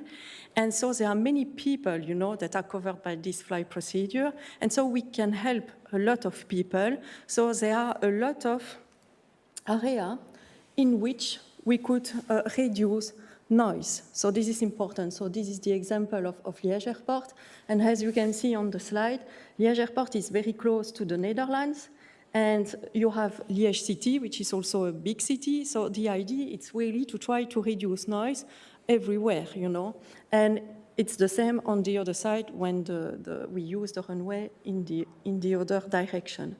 But now if I come back to the previous slide, it's important to say that so in Belgium, we have already 3 different CEM. So we have one CEM in Brussels Airport that has been implemented 2 years ago. And then there was a new CEM at Liège Airport that has been implemented in May 2021. And because it was quite successful, now Charleroi Airport has also a CEM since November 2021. And we have also other CEM in other countries, but it's just to tell you that it's increasing because it's a very powerful platform that is not expensive. It's very cheap because it's just putting around the table the good people, and you can find the best trade-off and compromises. And it's really important to have a CEM for each airport because each airport is different. So for instance, between Liège and Charleroi, Liège is an airport operating mainly by night with cargo flight. Charleroi, it's mainly a daily airport, working with more commercial aviation. So clearly, the constraints are not the same. And it's why it's important to have this dedicated platform at each airport. And when you have implemented this, you can show the transparency to the citizen around the airport because you can really show that you are doing all your best effort to try to reduce the environmental impact of your operation at this airport. And so it's also important to see which airlines are participating to this CEM. So because we can already see also that some airlines are more motivated than others to work in a CEM. But what we see is that when you have, for a start at a CEM, a few airlines participating, when they see that it's running well, you see more and more airlines coming to the CEM, which is, of course, the goal. It's to have all airlines that are participating to this kind of CEM meetings. And so now, just today, basically during this afternoon, we have published our last version of our CEM specification.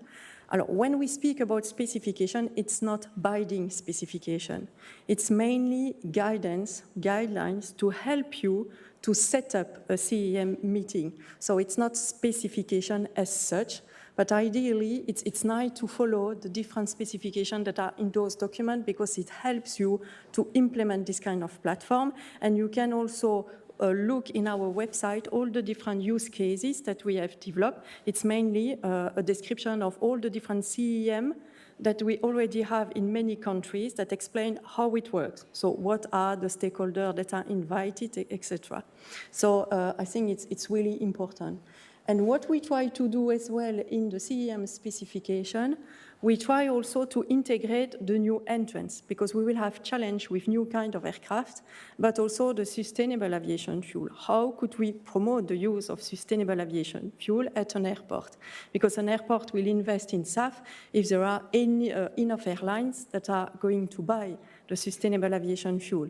And so it's really important that we develop a kind of coordinated approach with these new entrants and also with the use of SAF or hydrogen or electricity. And it's why it's good that we can discuss all together. Well, I see that my slide is strange on the screen, but that's okay. And then to help you also for the CEM, it's important to have data and tool. Because if you want to improve your operation, you need to identify where are your inefficiencies. And to identify where are your inefficiencies, you need data. So it's why we also provide a tool, which is called Impact, that can help you to do noise and emission assessment based on modeling data. But we are also working now on new dashboard. So it will be data that we will call CEM dashboard that will be available to all airports. So we are still working on it. It's still under development, but we hope that it will be available for all airports next year because it can feed the discussion. You need data if you want to open the discussion. If you want to make some change, you need to show what needs to be changed. So it's why it's important to have data. And then finally, if I can, okay. And these are all the countries in which we have already a CEM or that are planning to have a CEM. So as you can see, there are already many different states, but of course, ideally, we would like to have all ECAC states, working and implementing a CEM. So if you have any question for the CEM, if you want to know more, if you want to download our CEM document, you can go on our Eurocontrol website or you are invited to contact me. Thank you very much. Cathy, I give you back the floor.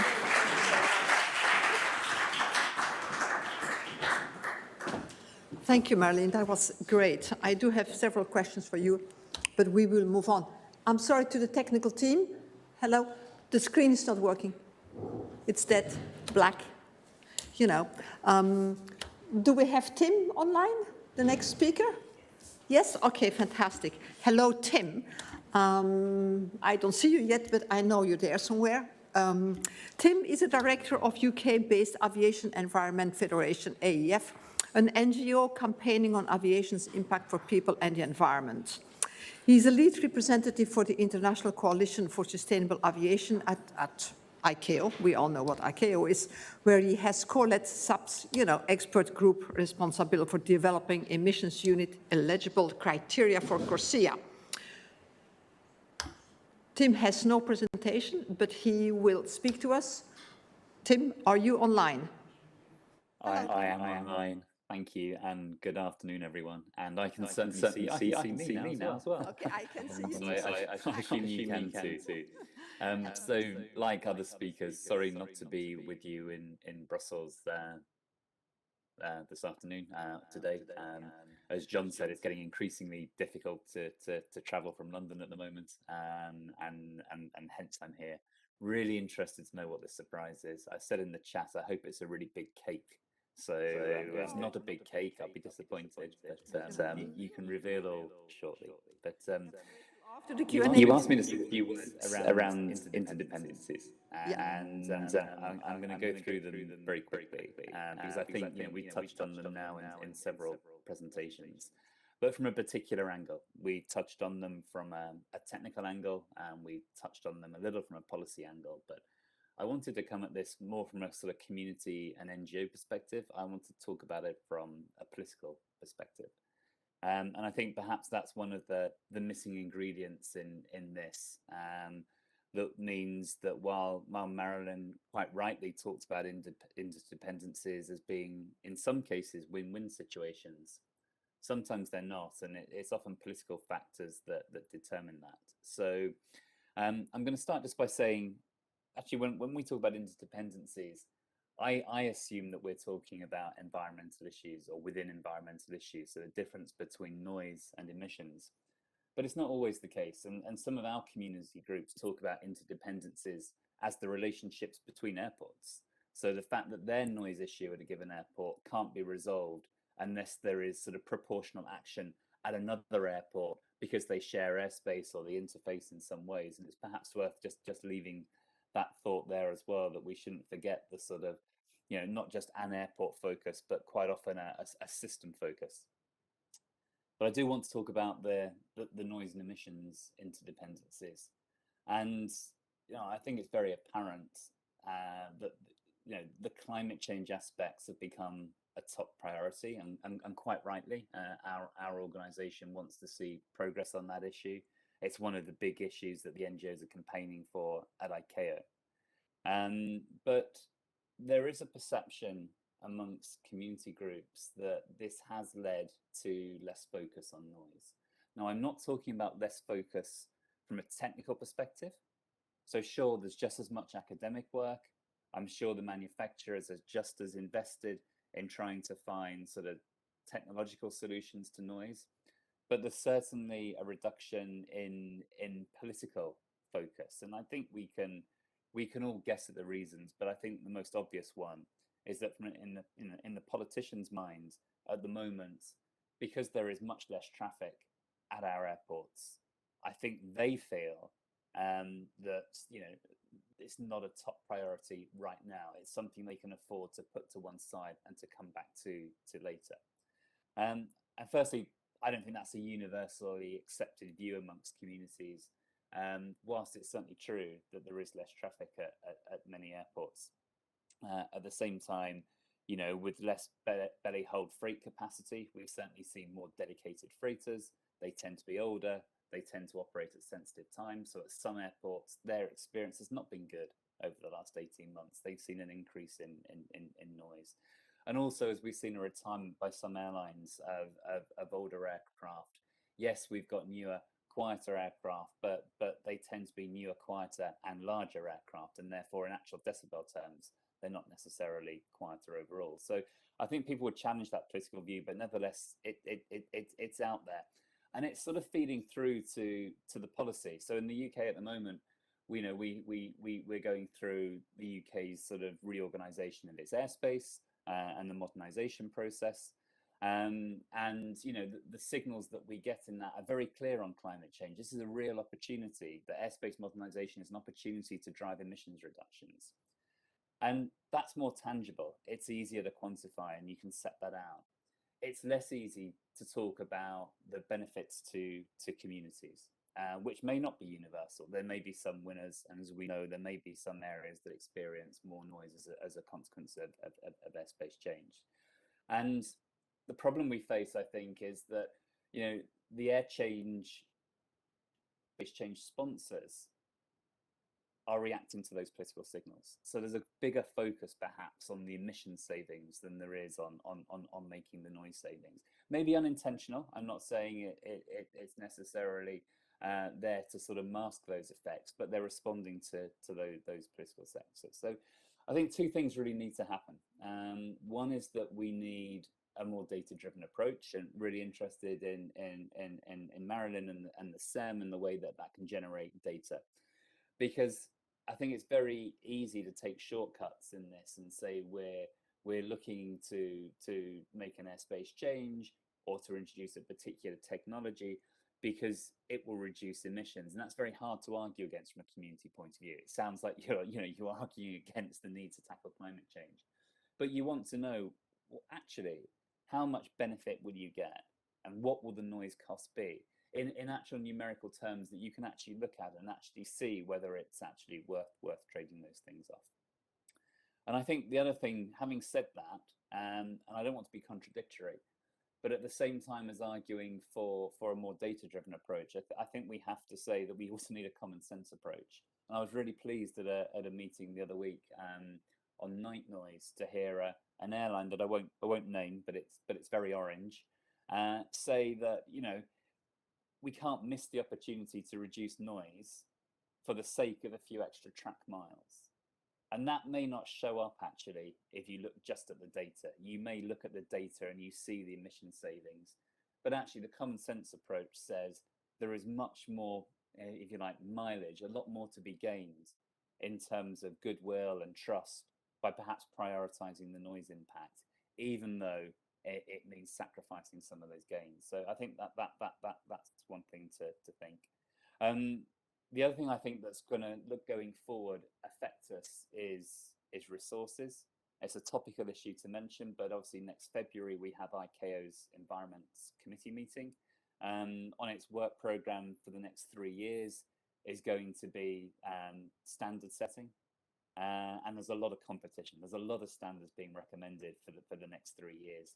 Some of them, very pleasingly, around looking again at sort of, you know, the noise standards and the CO2 standards for subsonic aircraft. But competing against that, you know, we've got the potential re-emergence of a new generation of supersonics. You know, they can only develop if they have the appropriate standards. So they're competing for that same time. And there is only so much time and capacity. And certainly from an NGO and community point of view, we're going to prioritize, we really want to prioritize that subsonic standard development, because I think that's going to be, you know, the main component of the fleet and the thing that's going to give communities the biggest reduction in noise potentially going forward. Pleased to see that the EU, I think, in terms of its emerging position, is very much in agreement with that, but it is going to be a battle. So we shouldn't always assume that just because we in this room have identified, you know, the sort of the aspirations and the willingness to move forward, that we will only always necessarily have the resource and the political will to make that happen. And that may affect, for example, the long-term funding that's given to addressing noise issues. And it'd be great. So many people have said it's a shame that ANIMA's coming to an end. Could it not continue? But having the right political signals is key to, I think, getting that sort of future R&D and investment into this area.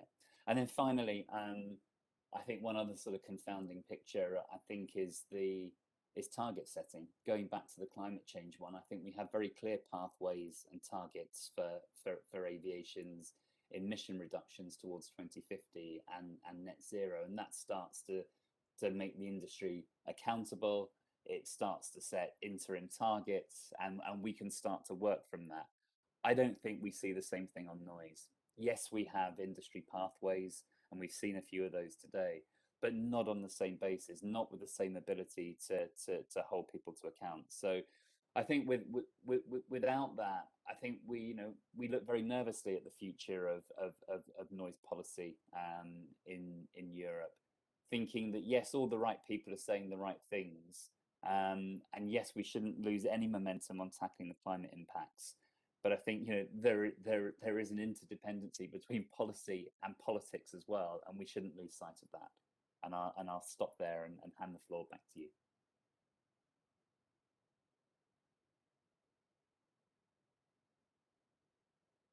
And I think a lot of most of the presentations in the last session are subject for, I think, for a lot of, you know, possibilities for a lot of questions. I have several, but I will not again monopolize the debate or the questions. So we have all our speakers here present. They're sitting a little bit everywhere, but okay, they're there. Anybody in the room? Questions for, yes, Marylin, or for Tim, or for Marco is also still online, I think. Thank you. If I may, this one is for Marylin. So Marylin, thank you very much for an excellent presentation. And I was intrigued, on your last slide, there was Serbia saying, so I'm from University of Belgrade. And I would like to ask you how this process is going in Serbia, whether maybe faculties also can be part of the consortium, or is it only for pilots, airports, air traffic control? So we also have expertise that could help in this regard. Thank you. You have to push the button? That's okay. It works now. So no, it's an interesting question. Actually, it means that it's the state itself who contacted us to ask how to. Okay, sorry, but it's strange because I tried to answer to him, but I have a camera there so too. You will see my back. We have a camera But anyway, so when we receive a request to support for a CEM implementation, actually they contact us and we help them to try to identify what could be the stakeholder that could be invited, but as I have explained in my presentation, it's really a local decision. So it's really up to the airport that want to implement it with the local authorities to decide what will be the stakeholder that will be around the table. So, of course, several airlines have to be invited, ideally all, and also the air traffic controller of the INSP who is in charge of the airspace or the tower itself. And then you can also invite many other experts. It really depends the topic you would like to answer to. So to answer to your question now, if you would like to be part of it, I would recommend that you contact the Serbia authority to see where they are in the process to establish a CEM. Many thanks for your reply. Okay, thank you. Somebody else, a question? No? Marylin, to continue to, I have a question for you, if you don't mind. What you were saying, so that not all airlines have the same willingness or eagerness to participate in the CMN and CDO. What holds them back? Why are certain airlines quick to say yes, and what is holding some other ones back? Okay, I think I must be fair for the airlines here. It's not that they don't want to participate. It's mainly because they are not based in the airport, and it's not so easy to find pilots that are available to do this discussion. So, of course, usually at a CEM, you will find the best airline. So those who have some facility at the airport, because they have more facilities to provide pilots to discuss, because that's the point of the CEM commitment. You really commit to provide the experts that are necessary for discussing all this topic at the CEM. So if you just sign and then you don't provide any pilot, it doesn't mean anything. So it's why it's really important. And when you are just flying one or two flights at an airport, you have maybe not the resources to provide a pilot for these regular meetings. Okay, good. So it's really a practical, okay. Yeah. It's not a philosophical thing or so. No, it's really just... No, not at all, because now I think more and more airlines are really willing to decarbonize and to support the airport. So here it's mainly a problem of resources most of the time. Yeah. Somebody else a question? No? Tim? If you don't mind, I have one for you. You said, that we talked about it this morning, that indeed, there seems to be more political attention for the moment, on decarbonization, not so much on noise. But I think for most people, living, or affected by aircraft noise, it's a concrete problem for them. It's a nuisance.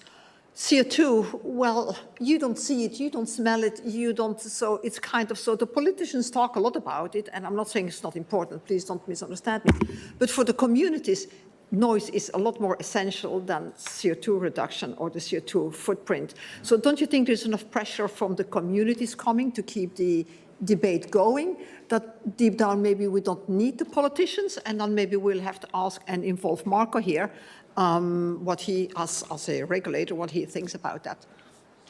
So, it's a really good question. Thank you.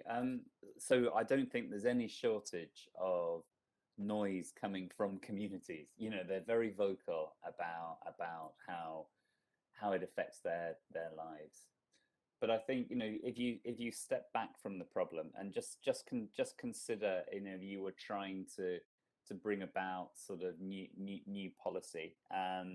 You may in a country have maybe sort of 50 to 100 MPs, members of parliament, who have, you know, airports in their constituencies, but you maybe have 500 or 600 MPs in total.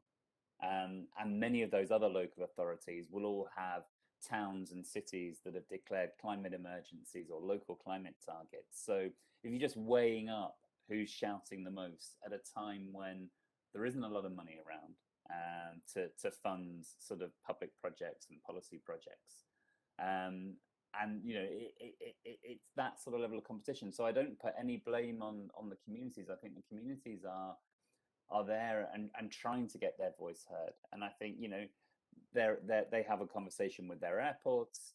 They have a conversation maybe with their elected political representatives, but trying to escalate that through to general either government policies in a particular state or to sort of, you know, wider sort of regional parliaments. That's really challenging, and I'm not sure that is happening, and I'm not sure there is much visibility at that level, and so I think, you know, it's just a sort of a missing ingredient really to sort of make sure that all the things that we've been discussing today happen.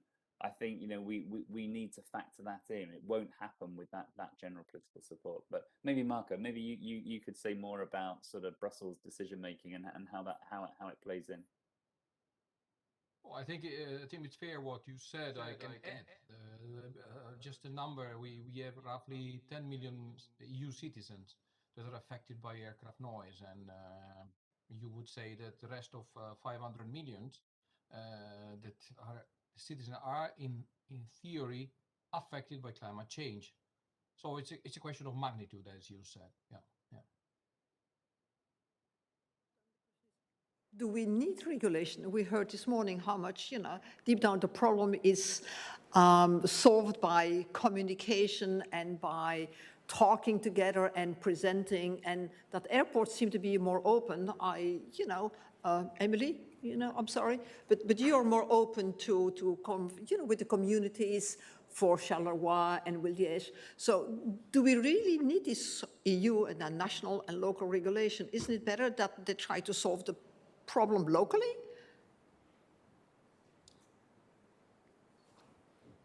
For both of you, you know. Yeah. Yeah, I'm happy to have an answer. I mean, so I think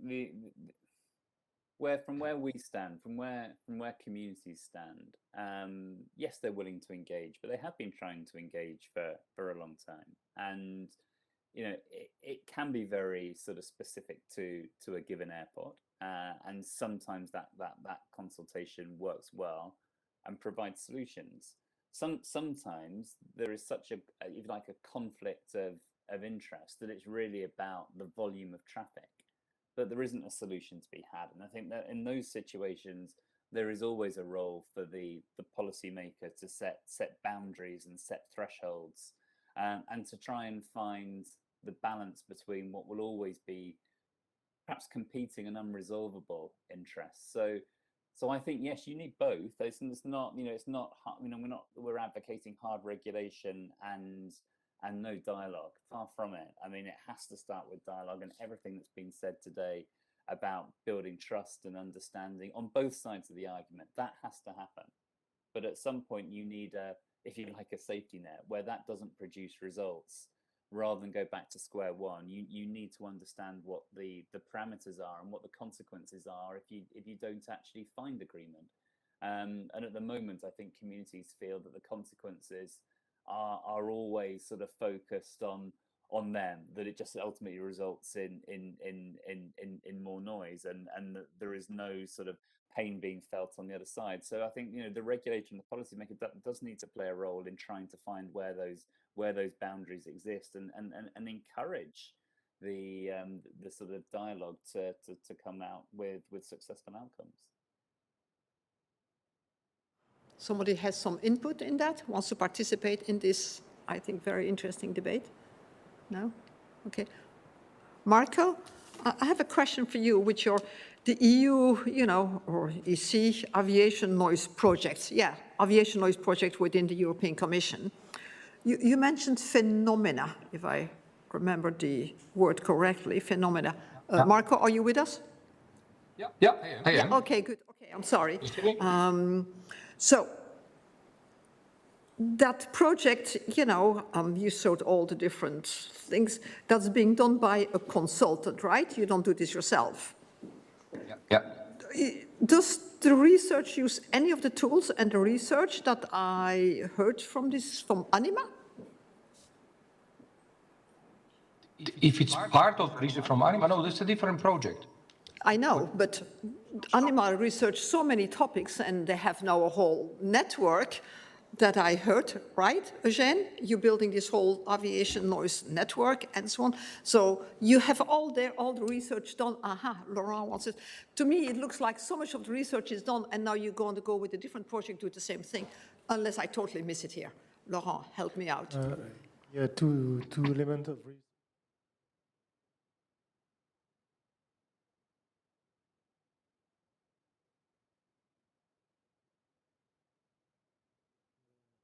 And in the work package dedicated to scenarios, to ground on the outcome of phenomena, to elaborate some scenario and to assess some scenario.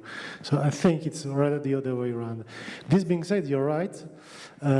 Something which is on a more, let's say, political level, which is not well perceived by taxpayers, is the incredible amount of money which is spent by the Commission and so indirectly by the citizens themselves to solve these issues. So the idea that policymakers, the Commission, the political authorities are doing nothing or are disregarding this issue is completely wrong. But this is the general feeling in many places. So we have certainly to fight against this this feeling, which does not fit the reality. Yeah. Well, okay. Yeah. We have some. Please, Marco. Yes. Yeah, I think we have a lot of knowledge, and we are definitely at a point where we have a big bunch of knowledge that we simply need to implement. And this is on how you manage the noise around the airport, and this is what are the best solutions and where do we go. You know, it's always the chicken and the egg a little bit. So the research comes before and try to find out a new solution, but in the meanwhile, you need the egg. So you need to establish what you want, where you want to go, an intermediate goal.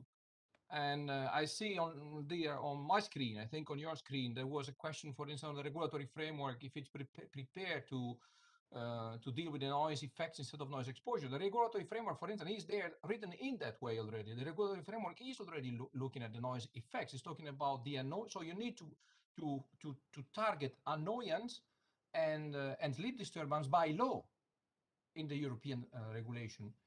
It is there, the tools are there, but it's a question of implementing and using them. So the big bunch, you need to turn it into reality. Because yes, the regulation is there. I hear the Americans always complaining about the EU regulation about noise at airports. Yes. The open skies, the 6-monthly EU-US open skies agreements, it's each time back on the topic. What are you going to do about it? You know, so, Laurent. Marco said that the tools are here, but very often airports, many airports, does not implement them. Either they don't know, or they could say, if we are not compelled to do so, that's an extra amount of work, that's an extra amount of cost, and therefore we will not engage in this way. Of course, there are some airports that are proactive because they are facing very huge load of complaints, but some which are still not enduring this level of complaints are not taking some measure, and when the problem comes, it's too late. That's why we are also advocating for a guidance. Marco, 2 days ago, explained me that even the guidance by the European Commission is something very political, which need to be approved by member states, and so that's a heavy process. And once again, I agree with him that the goodwill, the stepping forward on a goodwill basis would be far better than waiting for a guidance or even worse, a regulation. Okay, thank you. Marylin, there is a question for you. From what height should CDOs be monitored? This is the technical. no, but this is an excellent question. So ideally, it should be measured from the top of descent, meaning from a very high level altitude, because the benefits of CDO for both fuel and noise, it comes from the top of the descent, so the start of the descent. But of course, if we want to focus on noise, then it will depend on each airport. Why I'm saying this? Because I have also mentioned in my presentation that the noise versus emission really depends on the priorities that have been defined by the local authorities. So just to give you an example, in Brussels Airport, we will monitor CDO from 10,000 feet, but other airports will do it from 7,000 feet or 5,000 feet, another 15,000 feet. So it really depends. And there is no regulation as such saying that we should measure noise CDO from 10,000 feet. But in CSAR program, it is recommended to measure from 7,500 feet. But it's only a recommendation. It's not at all something which is a regulatory set, you know. Okay. Marylin, you see them on screen. More questions for you. Yeah. How CM will integrate all the good tools ANIMA has developed? Actually, it's a very good question. And I think that we will have to do an action, actually, after this meeting, because as I have mentioned, you know, we have published our new CM specification this afternoon, and we have also some link with different tools that can be used to feed the discussion within the CM. So I think after this day, it's more than worthwhile to add a link to the ANIMA tools, because at the end of the day, you know, each airport that will implement a CEM will use the tool that they want to use. I must be clear, some big airports or bigger NSP already have their own tools, and they don't need the Eurocontrol tools or some other tools. They will use with their own data and their own tools. But for smaller airports or smaller INSP, it's really interesting to have the possibility to get access to some tools that are free.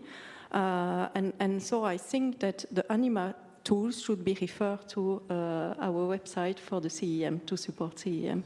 Yeah. Okay. So it's an action for us that I took on board. Great. Yeah. Thank you very much, Marylin. Somebody has a question in the room here for somebody? No? I think online we are about that too. In case, Marco, I have a question for you. It's probably politically not very correct, but I'm going to go and do it anyhow. I hear all this here work from ANIMA and all those fantastic tools, and you're definitely an expert in noise and impact of noise and noise reduction, and you work for the European Commission.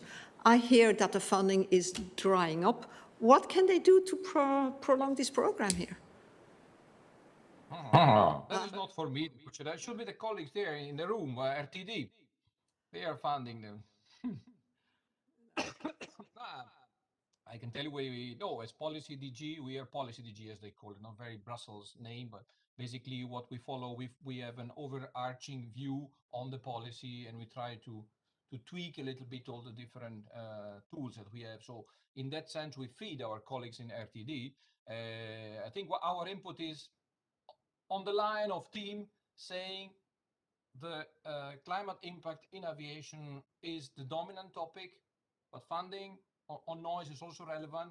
And what I say personally is, because what we see here, policymakers, and what happens is that there are many airports that are starting closing in the night just because of the noise.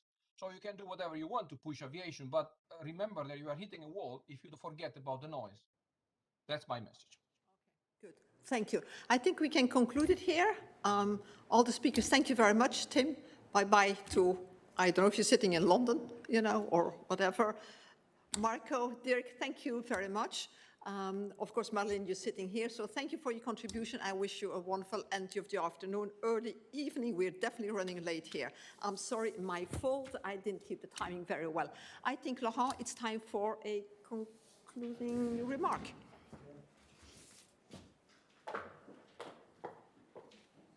Thank you, Freddy.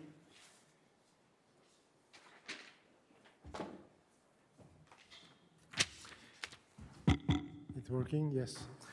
So that's not an easy task to conclude a conference, especially not so far from the Christmas break. We are all maybe tired after such a dense day, but I think that the the number of questions we had, both in the room but also online. Maybe you didn't follow this in the room, but there have been, at a given time, more than 70, even 80 people in the online testified that it raised some interest. Let me share with you some final conclusion, some final consideration. So all over the day, we talked about aviation noise and aviation noise impact, and you were introduced with the ANIMA tools, the ANIMA methodology, the ANIMA overall outcomes, and we had also the chance to listen to some other experts and other standpoints. I have personally no doubt that our project will add an added value. I must say that I must insist on that point, because it was not the case, as I told you at the beginning, and even recently. And only after the last workshop in Yerevan and some talk I had with some partners of ANIMA, I realized that the project was still how to say this, an implementation phase that I'll start, because it helps some partners, even within the consortium, to step forward on this issue. That was something that was completely unexpected for me, that even now ANIMA would help to support some colleagues. So now my aspiration, my dream, I would say, is that we would succeed in expanding the exploitation of ANIMA. So exploitation to other airports, of course, but expanding also to other topics, maybe. So for expanding to other airports, it would just mean, as it has been said, to find some local authorities or local airport that would like to implement our methodology. Certainly, there will be numerous candidates for this, and I'm sure too that some ANIMA partners will really be keen to dive in, to engage in such implementation phase with some other partners on some other airports. What is probably needed, and we insist on this, is a formal framework. Maybe this framework is, certainly this framework is already existing through the overwhelming number of European or even national calls for proposal, calls for tender, initiative. And maybe we should therefore, as we already said, explore more in depth the possibilities which are offered by the CESAR joint undertaking. And in any case, whatever CESAR or whatever other framework, a supportive guidance from the European Commission, from CESAR, from some national authorities, in order to find a way to exploit the ANIMA outcomes would be priceless and very appreciated. ANIMA project is ending, but not our commitment to the topic of aviation noise impact. Expanding to other topics is another story. You may know that economic recovery and decarbonization are among the top priorities of the European Union. So addressing decarbonization when it comes to aviation, or even to some other transport modalities, not to say about entire modalities, is certainly involving the same kind of issue than ANIMA dealt with. So these issues are: who is supposed to make efforts? Who is going to benefit from these efforts? What are the inter-twin regulations? Who is going to pay and for which achievement? So for the best and for the worst, our world today is deeply interconnected with strong interdependencies. And I would say that this is a kind of deterministic chaos similar to the one in physics, in fluid physics, you know. A political measure taken elsewhere could trigger some deep and unexpected consequence elsewhere. So in this condition, a purely scientific approach would fail short. Of course, science and engineering views on possible solutions are always and will be needed to highlight decision. But in the end, decision must remain and will remain political. And they must be, as we illustrate with ANIMA, politically inclusive. In this respect, ANIMA provides a methodology to follow. Sometimes we may consider, and even myself, that this methodology is just common sense. But when it comes to interest, policy, common sense is maybe not always the top priority. And I'm convinced that this ANIMA methodology This approach could be fruitfully applied to more comprehensive issue. To conclude the conclusion, I would like to come again to what has been ANIMA to me. I already told you that it has primarily been a marvelous human adventure, and I'm sure that I will endure a deep feeling of emptiness after the end of the project, and I'm already feeling this feeling of emptiness. I met some outstanding persons, and from these encounters, I'm probably personally far wealthier than before. Of course, I must admit that some episodes may have been rocky, bumpy. There have been some, not conflict, but some arguments, and but in the end, and to some extent, as I said to you, ANIMA was the first test bed of its own methodology, and through a fair dialogue that we have to settle first between ourselves, we build trust to eventually find compromise and trade-offs. And I think that in this regard, we succeeded in this endeavor. For this, once again, let me pay a tribute to this great consortium, and thanks again and warmly any and each of the individual of the consortium. Thank you very much.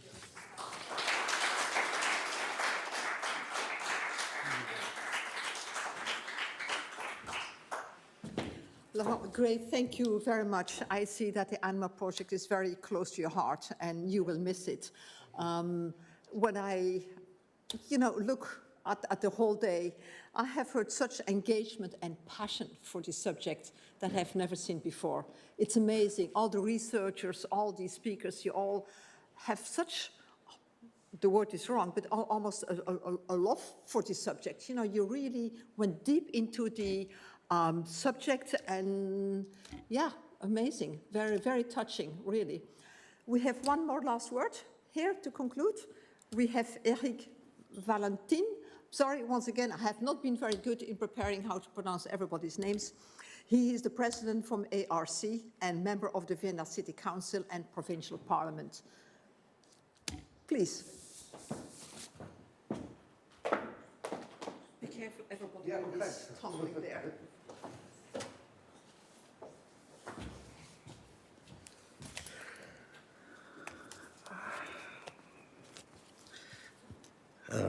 Ladies and gentlemen, dear colleagues, some of you told me that they have a very dangerous position. I'm the last point between you and the dinner, and this is not even a good position.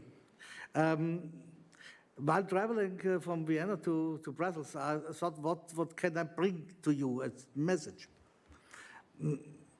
First, I want to tell you what I not want to do.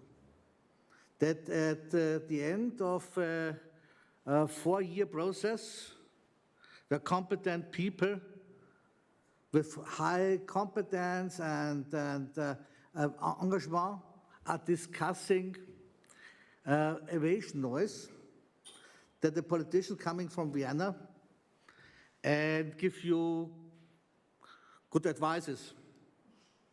In Vienna, we have for that sentence, as you know, perhaps, the big river, which is going through Vienna, is the Danube. And if somebody like me is going to competent people to give them good advices, then we say, don't bring this water to the Danube in seeing the competence. But perhaps I can do the following. From the view of as a politician.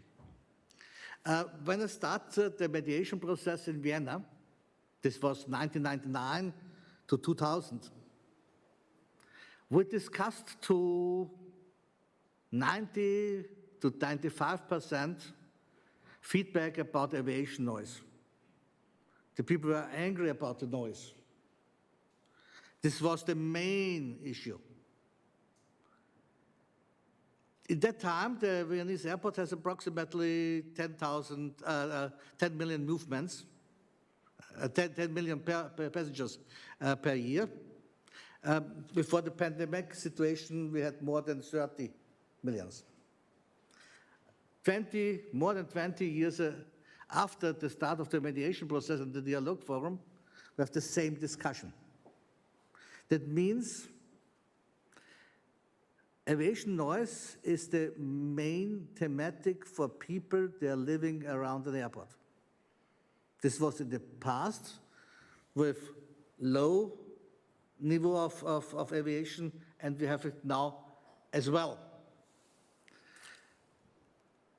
Between this, the last 22 years, 23 years, many projects, and the topic is ANIMA developed tools to reduce aviation noise. We're discussing better land use.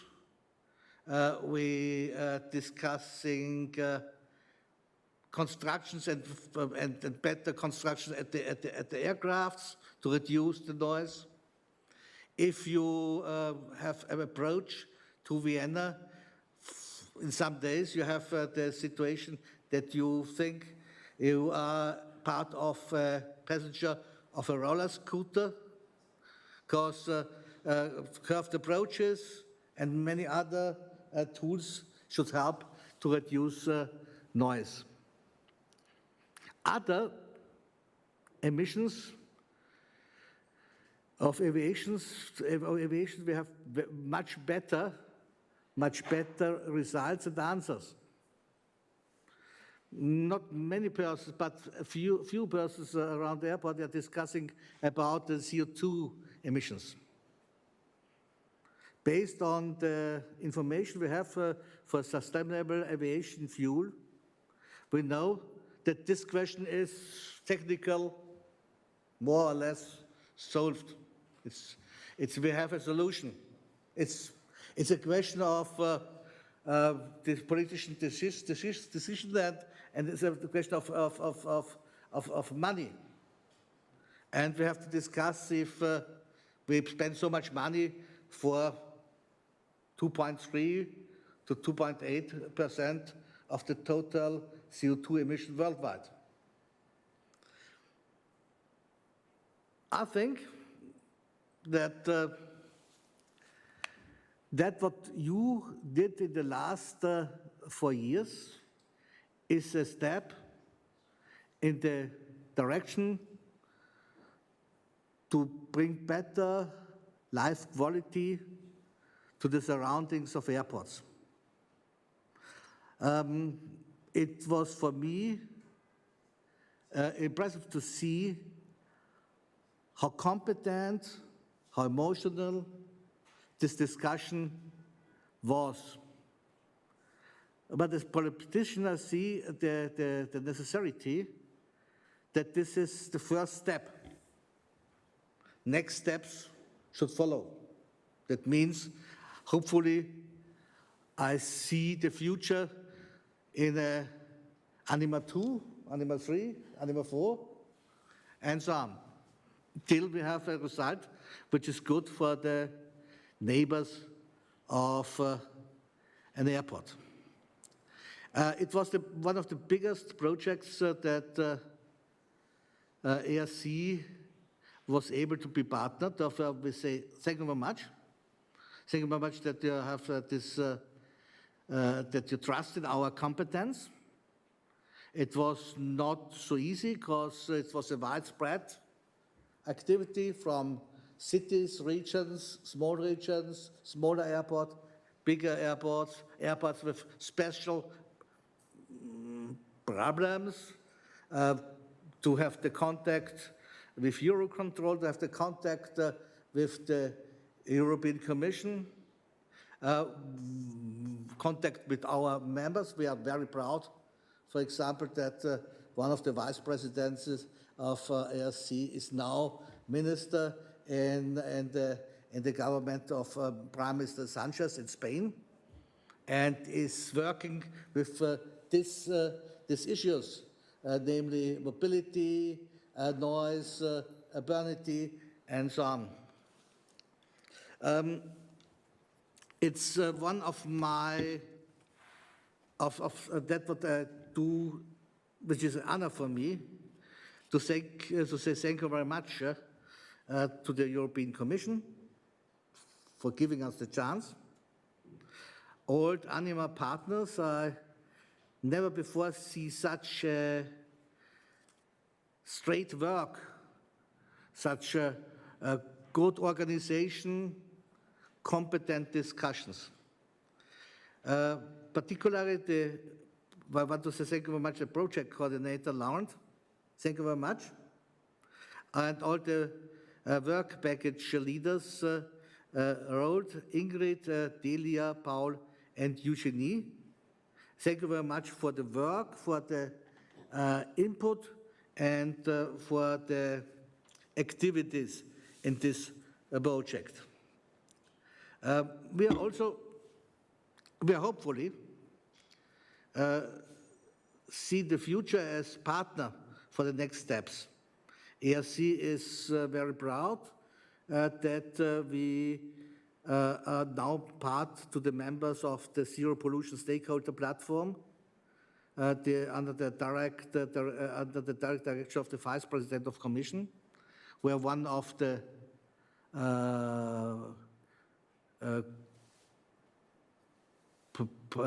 organizations. They are in this advisory board, and we are very proud to be in this position. And we want to offer you all that we want to go the next steps in reducing aviation noise, and hopefully that after the pandemic situation, the movements and the prosperity of this part of aviation is going up and up. I hope we will reach the standard of 19 in 2 or 3 years, hopefully. Latest at that moment, we have the same discussion about aviation noise as before. And therefore, we have good answers based on your work. But I'm looking forward that on this basic, we can take the next steps.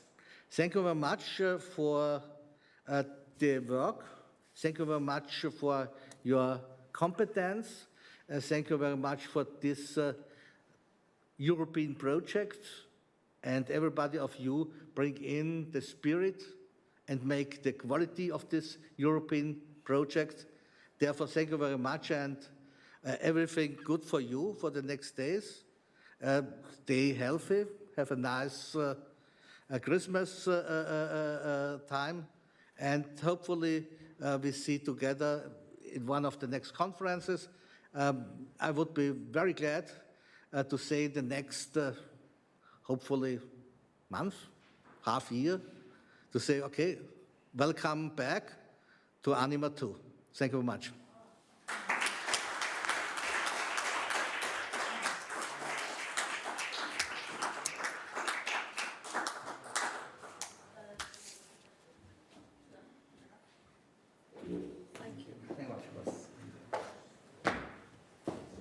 Erich, on those words, and that was a most wonderful conclusion to the ANIMA project, and I think to the day.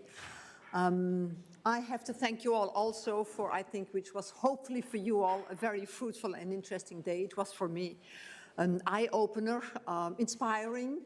Thank you very much for the organizers, for all the speakers, for all the participants, for the researchers, for your wonderful work. With this, we will conclude this fantastic day. I wish you a wonderful evening and happy holidays. Thank you to you also. Thank you very much. Thank you. It was my pleasure.